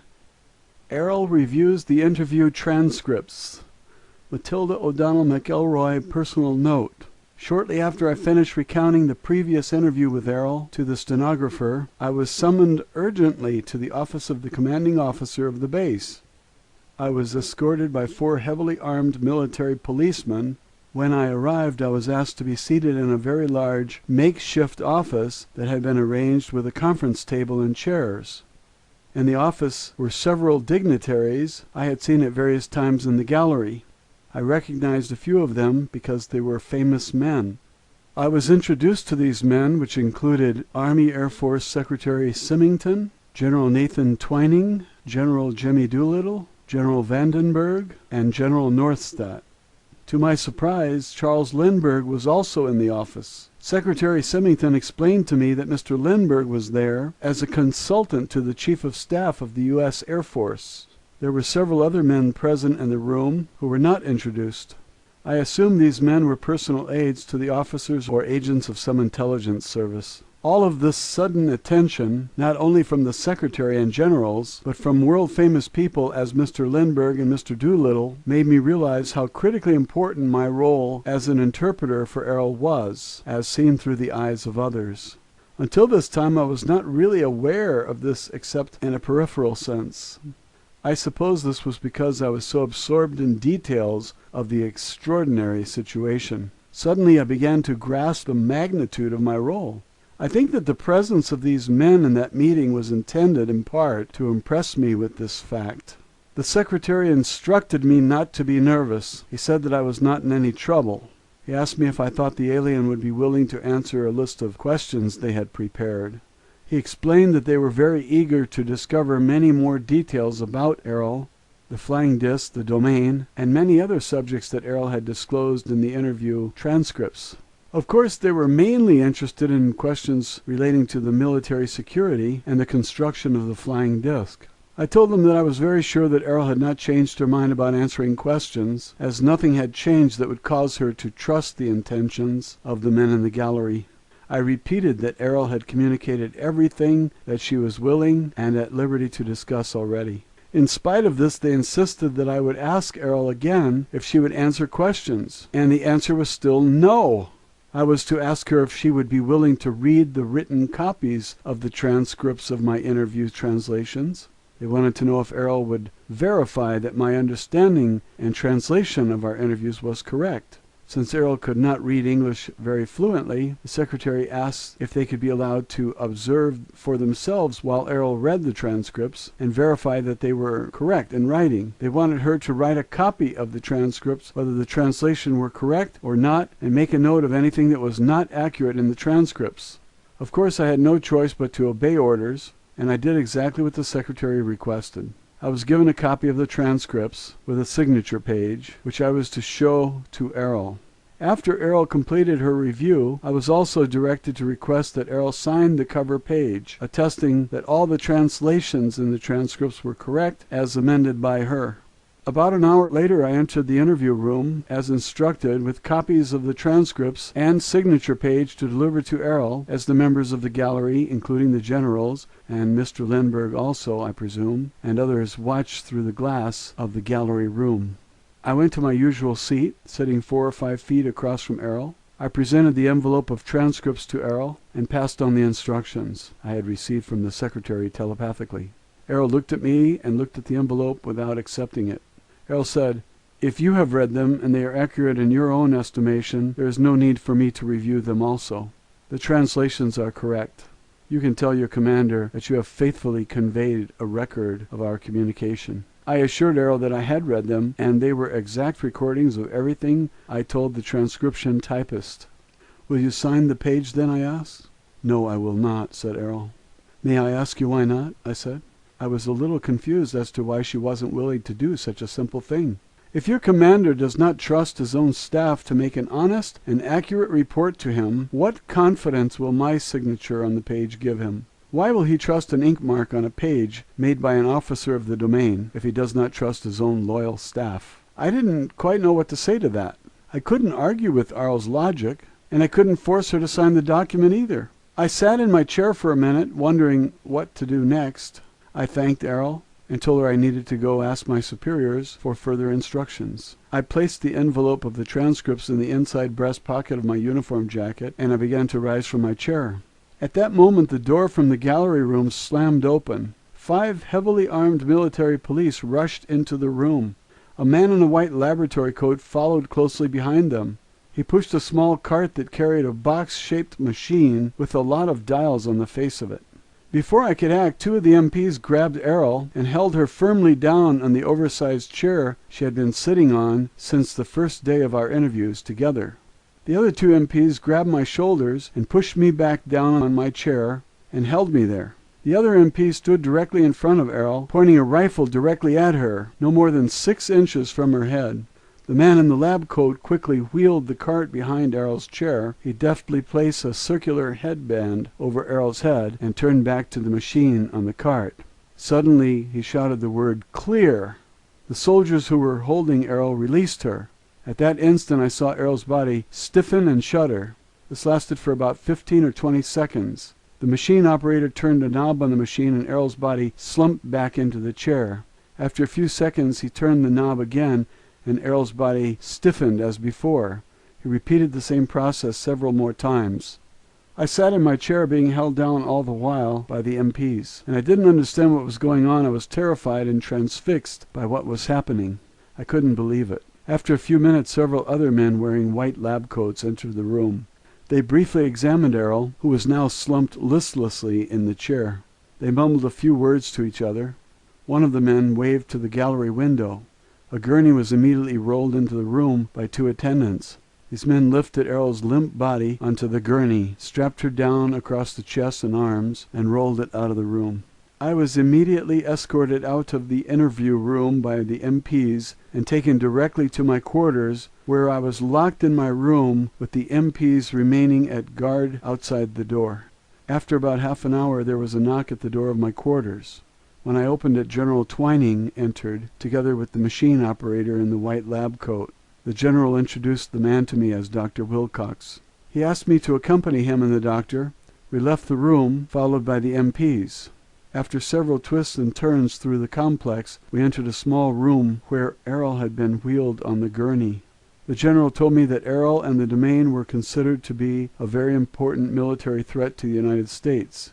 Errol had been immobilized so that she could not depart and return to her base, as she said she would do in the interview. It would be a very grave risk to national security to allow Errol to report what she observed during her time at the base, so it had been determined that decisive action was needed to prevent this. The general asked me if I understood why this was necessary.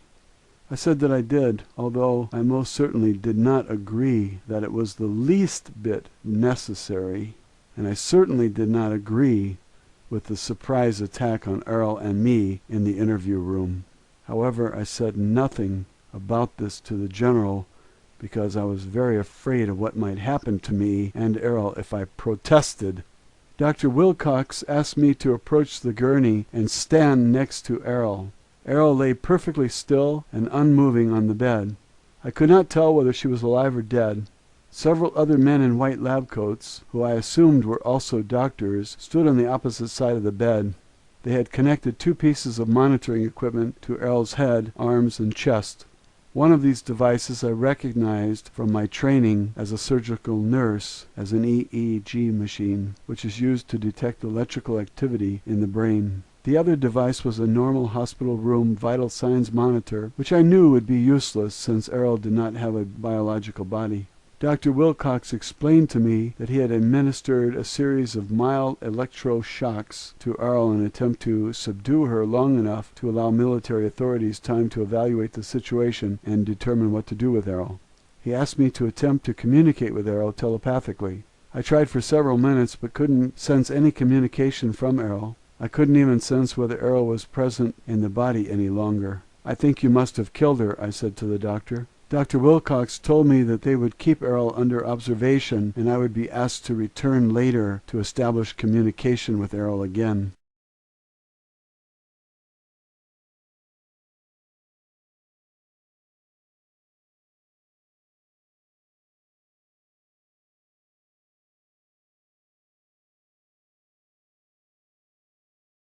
Roswell, Alien Interview, Chapter 15, My Interrogation. Matilda O'Donnell McElroy, personal note. The next morning I was escorted from my quarters under guard of 4 MPs to the interview room.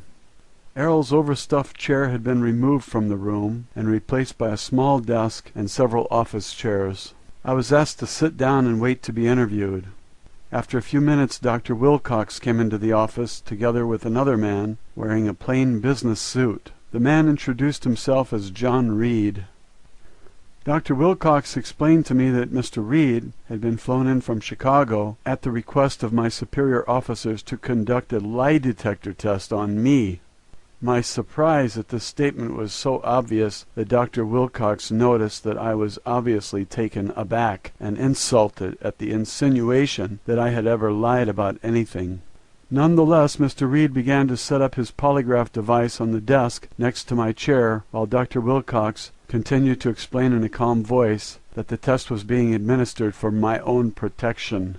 Since all the interviews with the alien had been conducted telepathically, and that Errol had decided to read and attest that the typed transcripts were accurate, that the truth and accuracy of the statements contained in the transcripts depended entirely upon my personal word alone, there was no other reliable way to test the accuracy of the transcripts without submitting me to a battery of tests and psychological examinations to determine, in the opinion of experts, meaning himself, whether the transcripts should be taken seriously or not.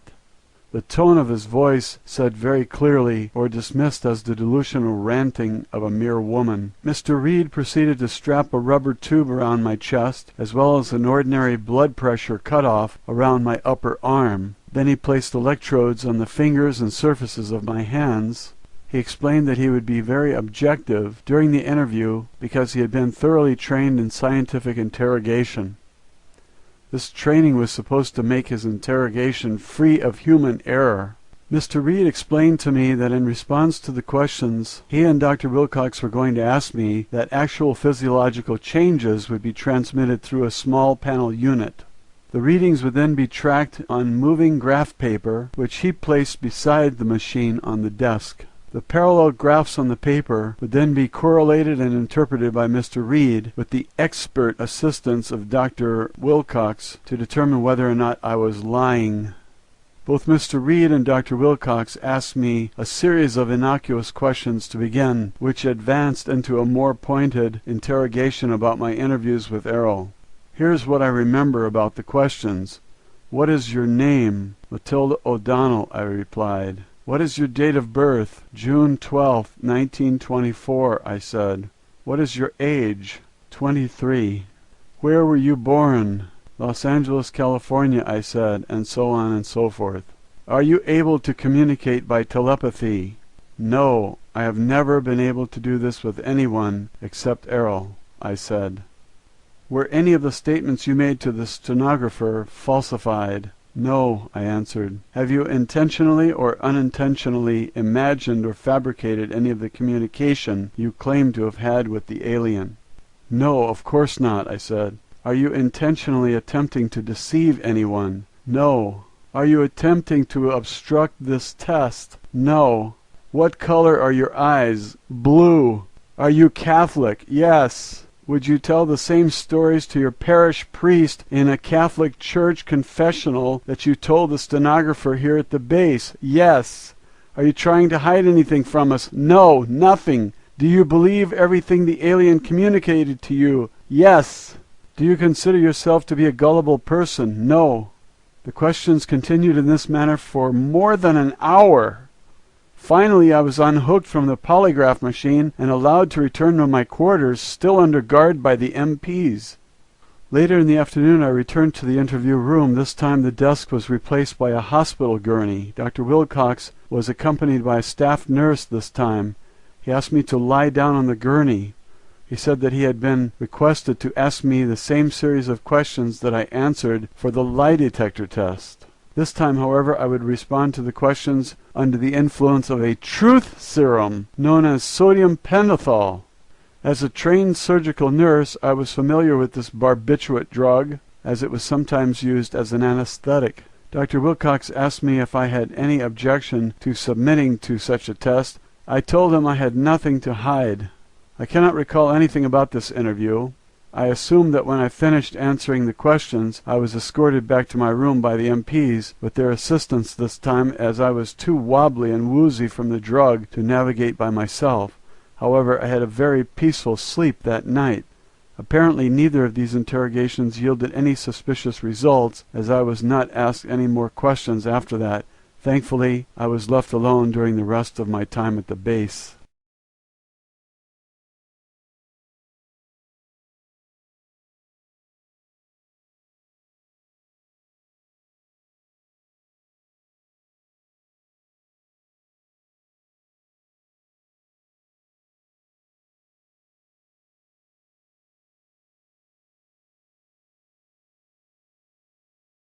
Roswell, Alien Interview, Chapter 16.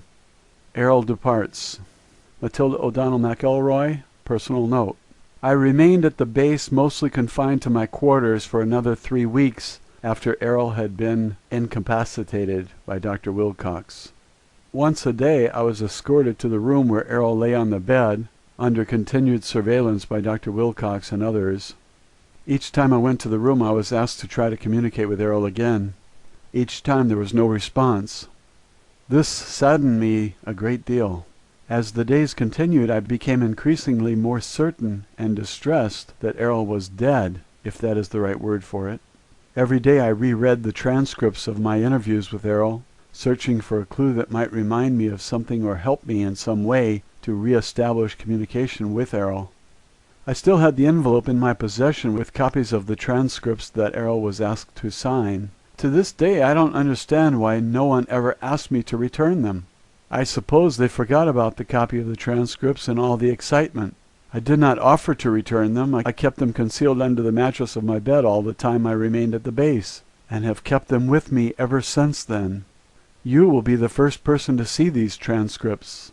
Since Errol's body was not biological, the doctors could not detect whether the body was alive or dead unless it moved. Of course, I knew that if Errol was not consciously animating the body as an ISB, the body would not move.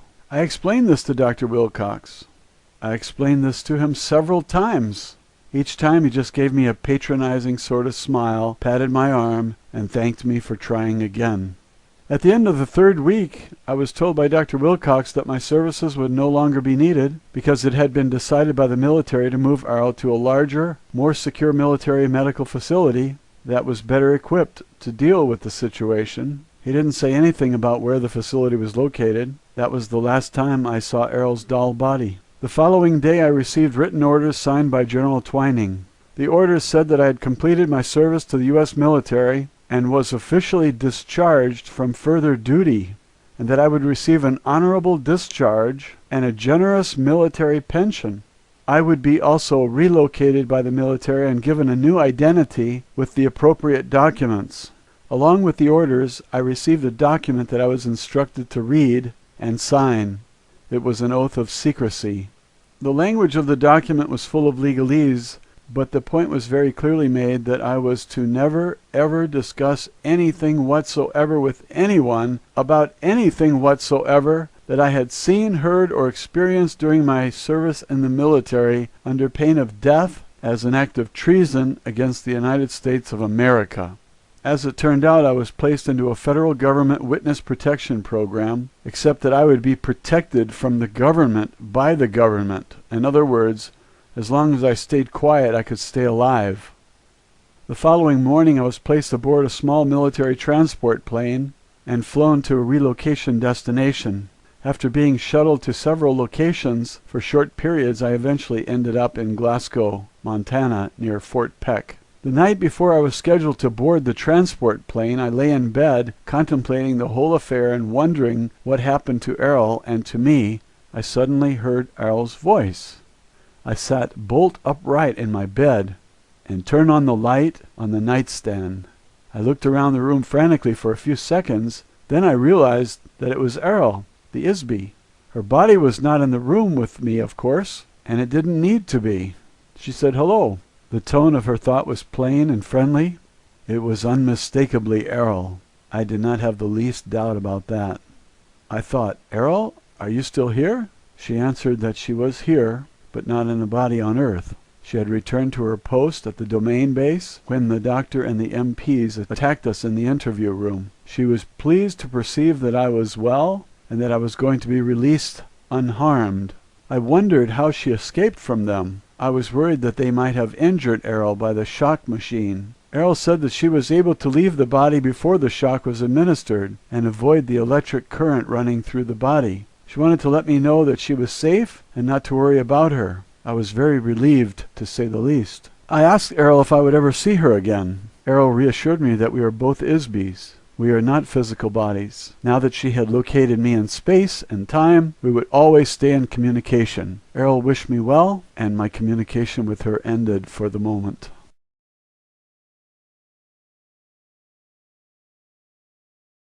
Roswell, alien interview, postscript from Mrs. McElroy. Editor's note: the following message was enclosed in a separate envelope marked "Read Me Last," together with the original letter, the transcripts, and the other notes of explanation I received in the envelope from Mrs. McElroy. This is what the message said. The other documents in this envelope are the end of the story as far as what happened back in 1947. However, several months after the government got me settled at my final relocation destination, I continued my communication with Errol on a regular basis. It has been almost exactly 40 years since the crash at Roswell. Since then, it has become obvious to me that I have been able to communicate telepathically with Errol for one reason. I am one of the 3,000 members of the Lost Battalion. At this time, all the members of the Lost Battalion have been located on Earth as a result of the Domain Anunnaki mission and their use of the Tree of Life detection device. Through my communication with Errol, I have recovered some of my memory of lives I've spent on Earth over the past 8,000 years. Most of these memories are not especially important compared to the long backtrack of events, but it has been a necessary stepping stone to regaining my awareness and ability as an ISBE. I can also remember some dim patches of my life in the Domain Expeditionary Force. I was a nurse there too. For the most part, I've been a nurse over and over and over again down through the ages. I stick with being a nurse because it's familiar to me, and I enjoy the work of helping people, as well as the members of the race of biological beings in the domain whose bodies look more like insects than mammals, especially their hands. Even doll bodies need some repair once in a while too. As I remember more about my past, I realize that the rest of my life is in the future. Eternity is not just in the past, eternity is in the future. At this point, I'm still not able to fully return to the domain. I am sentenced to eternal imprisonment like all other ISBEs in the living hell called Earth, until we can disable the old Empire force screens. Because I won't keep my biological body much longer now, I am intensely aware that very soon I will be recycled through the amnesia process of the old Empire and stuck back into another baby body to start all over again without any memory of what went before. As you know, members of the Domain Expeditionary Force have been working to solve this problem for thousands of years. Errol said that even though the Domain has located all of the Lost Battalion officers and crew, the success of freeing them depends on the ISBEs who are already on Earth. The Domain Central Command cannot authorize any personnel or resources at this time to conduct a rescue mission, as this is not the primary mission of the Domain Expeditionary Force in this galaxy. So if ISBEs on Earth are going to escape from this prison, it will have to be an inside job, so to speak. The inmates will have to figure out how to get themselves out. Various methods of recovering the memory and ability of the ISBEs have been developed over the past 10,000 years on Earth, but none have proven to be consistently effective so far. Errol mentioned that the most significant breakthrough was made by Gautama Siddhartha about 2,500 years ago. However, the original teachings and techniques taught by the Buddha have been altered or lost over the millennia since then. The practical techniques of this philosophy were perverted into robotic religious rituals by priests as a self-serving instrument of control or slavery. However, another major advance occurred recently. An acquaintance of the commanding officer of the Domain Expeditionary Force space station is an ISBE who had once been an important engineer and officer in the old Empire space fleet. He became an untouchable himself about 10,000 years ago and was sentenced to Earth for leading a mutiny against the oppressive regime of the old Empire. The engineer was trained in advanced scientific improvisation theory thousands of years ago. This man has applied his expertise to helping the Domain solve the apparently unsolvable problem of rescuing the members of the Lost Battalion as well as the ISBEs on Earth. Careful observation and experimental analysis of the mechanics of memory in ISBEs by he and his wife, who assisted him, led to the realization that ISBEs can recover from amnesia and also regain lost abilities. Together they discovered and developed effective methods that they used to rehabilitate their own memories. They eventually codified their methods so that others can safely be trained to apply them to themselves and others, without detection by the old empire thought control operators. Their research also revealed that ISBs can occupy and operate more than one body at the same time, a fact that previously was thought to be uniquely limited to officers of the domain. One example of this fact is that the engineer in a previous lifetime on Earth was Suleiman the Magnificent. His assistant was a harem girl who rose up from slavery to become his wife and rule the Ottoman Empire with him. Simultaneously, she inhabited another body and ruled her own empire as Queen Elizabeth. As the Queen of England, she never married because she was already married to the Sultan of the Ottoman Empire. In a later life, he was incarnated as Cecil Rhodes. During his life as Rhodes, she was again a princess, this time from Poland. As such, she pursued Rhodes unsuccessfully toward the end of his life. However, in their next incarnation, they met again, were married, had a family, and again worked together successfully all of their lives. Several other notable examples of this phenomenon were observed. For example, the process of refining steel was invented by the same ISB who inhabited two bodies simultaneously. One was named Kelly, who lived in Kentucky, and the other was a man named Bessemer, who lived in England. They both conceived the same process at the same time. Another example is Alexander Graham Bell, the inventor of the telephone, which was invented by several others at the same time, including Elijah Gray. The telephone was conceived concurrently in several locations around the world all at once. This was a single ISB of such tremendous energy and ability that he was able to operate several bodies in several different locations while conducting complex research work. Thanks to these revelations, the domain has been able to return some of ISBs of the Lost Battalion to active duty on a limited part-time basis. For example, two young girls who occupy biological bodies on Earth now are at the same time working as active members of the Domain Expeditionary Force on the Asteroid Space Station as operators of a communication switchboard. These operators relay messages between the Domain Expeditionary Force and the Domain Command Headquarters. Recently, I myself have been able to resume some of my own duties for the Domain Expeditionary Force while continuing to live on Earth. This is not an easy task, however, and can only be done while my biological body is sleeping. It makes me very, very happy to know that we may not have to stay on Earth forever. There is hope of escape not just for the Lost Battalion, but for many other ISBs on Earth. However, all ISBs could be helped to become more aware of the actual situation on Earth through the information in this envelope. This is why I sent these letters and transcripts to you. I want you to get these documents published. I want ISBs on Earth to have a chance to find out what is really happening on Earth.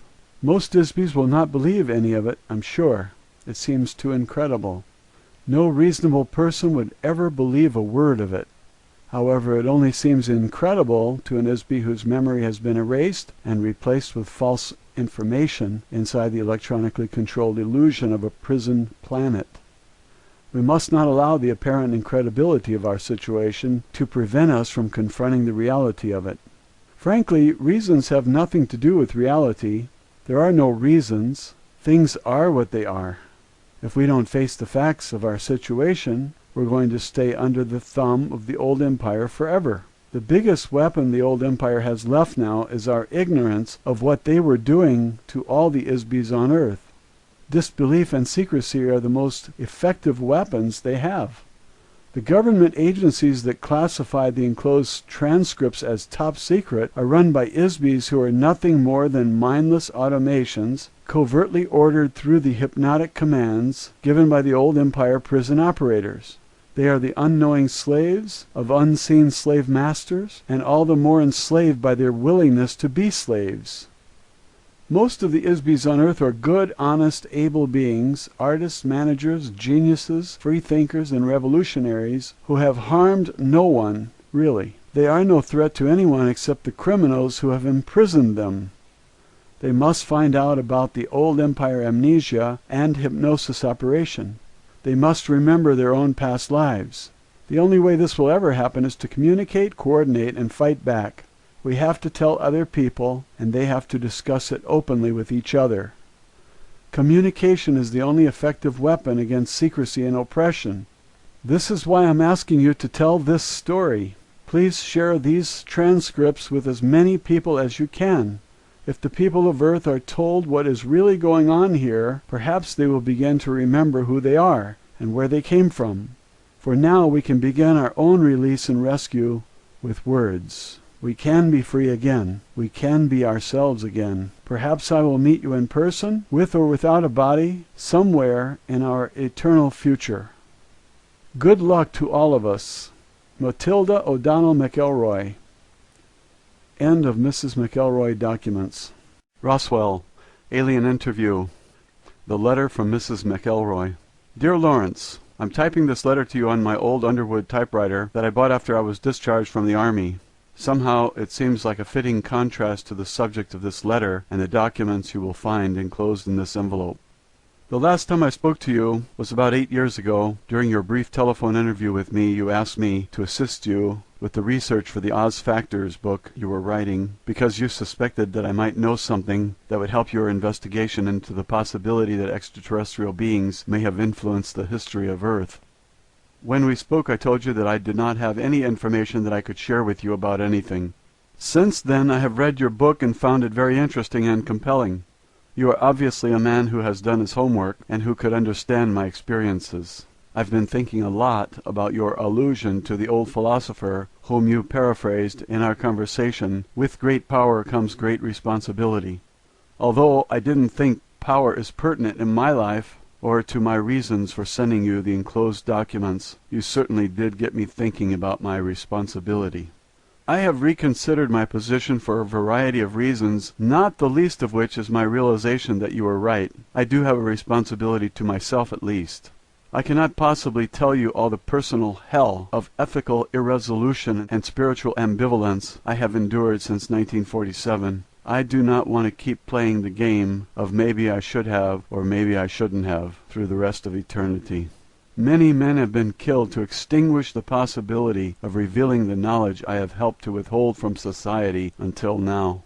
Only a small handful of people on Earth have seen and heard what I have had the burden of keeping secret for 60 years. All those years I thought that I had been entrusted with a great deal of confidence by the powers that be in our government. Although I have often felt that power is greatly misguided to protect mankind from certain knowledge that not only do intelligent extraterrestrial life forms exist, but they have and continue to aggressively monitor and invade the lives of everyone on Earth every day. Therefore, I think the time has come to pass along my secret knowledge to someone I think will understand it. I don't think it would be responsible of me to take the knowledge I have into the silent afterlife beyond reach of recognition. I think there is a greater good to be served than protecting the vested interests for whom this information is considered a matter of national security, whatever that means, and therefore justification for making it top secret. Also, I am now 83 years old. I have decided to leave this body, which has outlasted its usefulness to me, using a painless method of self-administered euthanasia.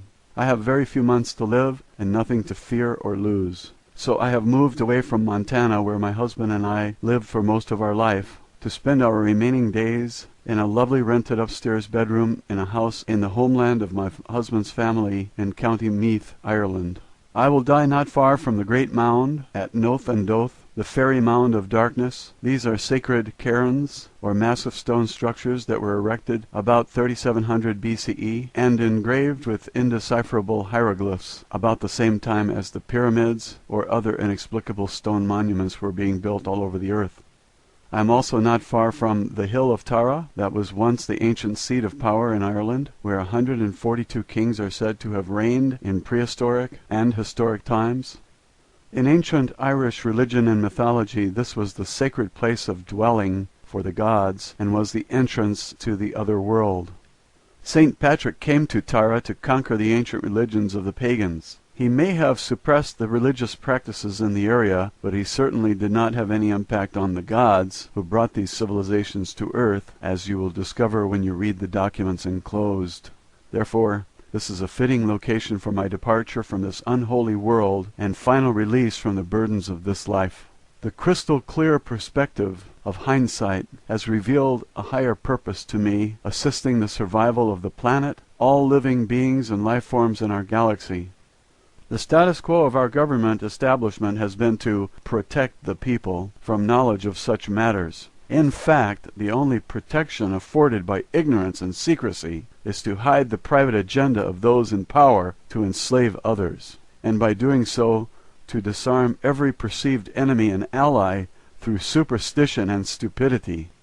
Therefore, I have enclosed the original and only existing copies of my personal notes and reflections on a matter which I have kept hidden from everyone, even my own family. I have also enclosed my copies of typed transcripts created by the stenographer who transcribed all of my interviews with the alien saucer pilot after each interview was finished. I do not have any copies of the tape recordings that were made of my interview reports. No one until now knows that I was able to secretly retain copies of the official interview transcripts. Now I'm entrusting these documents to your discretion to impart to the world in any form or manner you see fit. My only request is that you do so in a way that will not threaten your life or well-being, if possible. If you were to incorporate these notes of my experiences into a work of fiction, such as a novel, the factual nature of the material could be easily dismissed or discredited by any agency for whom the national security is used as a personal shield against scrutiny and justice. In doing so, you could disavow any knowledge of their true origin and claim that it is a fictitious work of your imagination. Whoever said that truth is stranger than fiction was right as rain. For most people, all of this will be unbelievable. Unfortunately, beliefs are not a reliable criteria for reality. Also, I'm sure that if you were to show these notes to anyone that would prefer physical, economic, or spiritual slavery over freedom, the subject matter contained in them would seem quite objectionable. If you attempted to publish the documents as a matter of factual reporting in a newspaper or on the evening TV news, they would be rejected out of hand as the work of a kook. The very nature of these documents make them unbelievable and therefore discreditable. Conversely, the release of this information is potentially catastrophic for certain political, religious, and economic vested interests. These documents contain information which is quite relevant to your interest and investigations into alien encounters and paranormal experience. To use your analogy in the Oz Factors book, I can honestly say that the few factual reports that have been made by others about alien influences are only a gentle breeze in the eye of the apocalyptic hurricane swirling around Earth.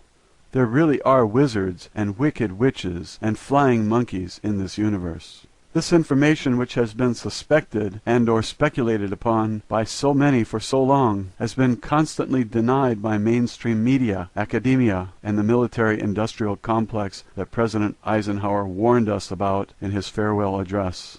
As you know, in July 1947, the Roswell Army Airfield, RAAF, issued a press release stating that personnel from the field's 509th Bomb Group had recovered a crashed flying disc from a ranch near Roswell, New Mexico, sparking intense media interest. Later that same day, the commanding general of the 8th Air Force stated that Major Jesse Marcel, who was involved with the ordinary recovery of the debris, had recovered only the tattered remnants of a weather balloon. The true facts of the incident have been suppressed by the United States government since then. You may not know that I was enlisted in the U.S. Women's Army Air Force, WAC, Medical Corps, which was a part of the U.S. Army back then. I was assigned to the 509th Bomb Group as a flight nurse at the time of the incident. When the news that there had been a crash was received at the base, I was asked to accompany Mr. Cavett, the county intelligence officer, to the crash site as the driver of his vehicle and to render any needed emergency medical assistance to any survivors, if necessary. Therefore, I briefly witnessed the wreckage of an alien spacecraft as well as the remains of the several alien personnel aboard the craft who were already dead. When we arrived, I learned that one of the personnel on board the craft had survived the crash and was conscious and apparently uninjured. The conscious alien was similar in appearance but not the same as the others. None of the other personnel present could communicate with the survivor, as the being did not communicate verbally or by any recognizable signs. However, while I examined the patient for injuries, I immediately detected and understood that the alien being was attempting to communicate with me by mental images or telepathic thought, which projected directly from the mind of the being. I immediately reported this phenomenon to Mr. Cabot, as no other person present could perceive these thoughts and the alien seemed able and willing to communicate with me. It was decided after a brief consultation with a senior officer that I would accompany the surviving alien back to the base. This was partly due to the fact that I was a nurse and could attend to the physical needs of the alien, as well as serve as a non-threatening communicator and companion. After all, I was the only woman at the site and the only one who was not armed. I was thereafter assigned permanently to serve as a companion of the alien at all times. My duty was to communicate with and interview the alien and to make a complete report of all that I had discovered to command authorities. Subsequently, I was supplied with specific lists of questions provided to me by military and non-military personnel, which I was to interpret for the alien and record the responses to the questions provided. I also accompanied the alien at times during medical testing and the many other examinations to which the alien was subjected by staff from numerous government agencies. I was given a promotion in rank to Senior Master Sergeant to improve my security rating and to increase my pay grade from $54 a month to $138 per month for this very unusual assignment. I performed these duties from July 7 through August 1947, at which time the alien died or departed the body, as you will read about in my notes. Although I was never left entirely alone with the alien, as there were always military personnel, intelligence agency people, and a variety of other officials present from time to time, I did have uninterrupted access to and communication with the alien being for nearly 6 weeks.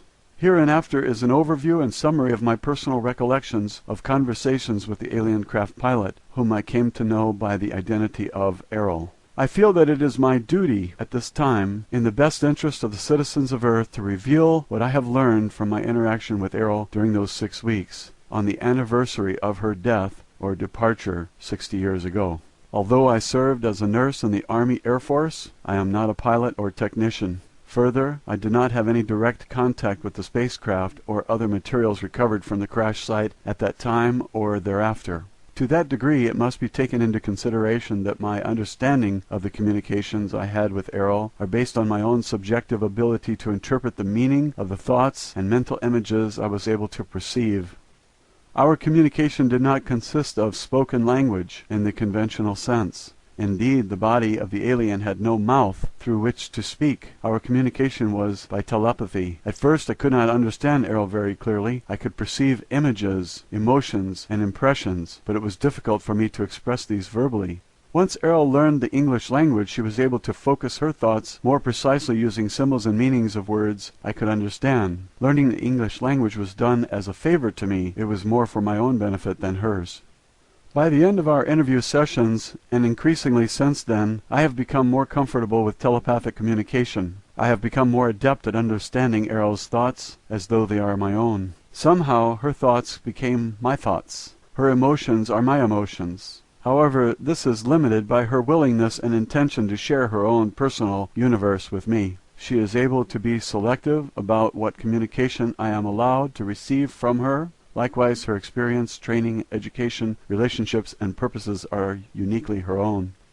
This is the symbol of the domain.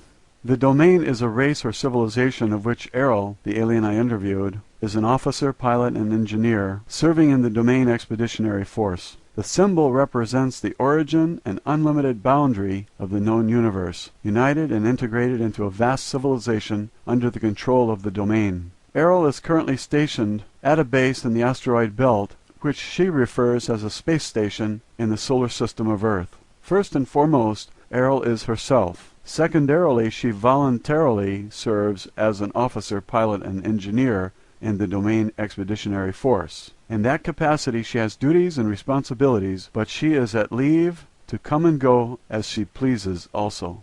Please accept this material and make it known to as many people as possible. I repeat that it is not my intention to endanger your life with the possession of this material, nor do I really expect you to believe any of it either. However, I do sense that you can appreciate the value that such knowledge may have to those who are willing and able to face the reality of it.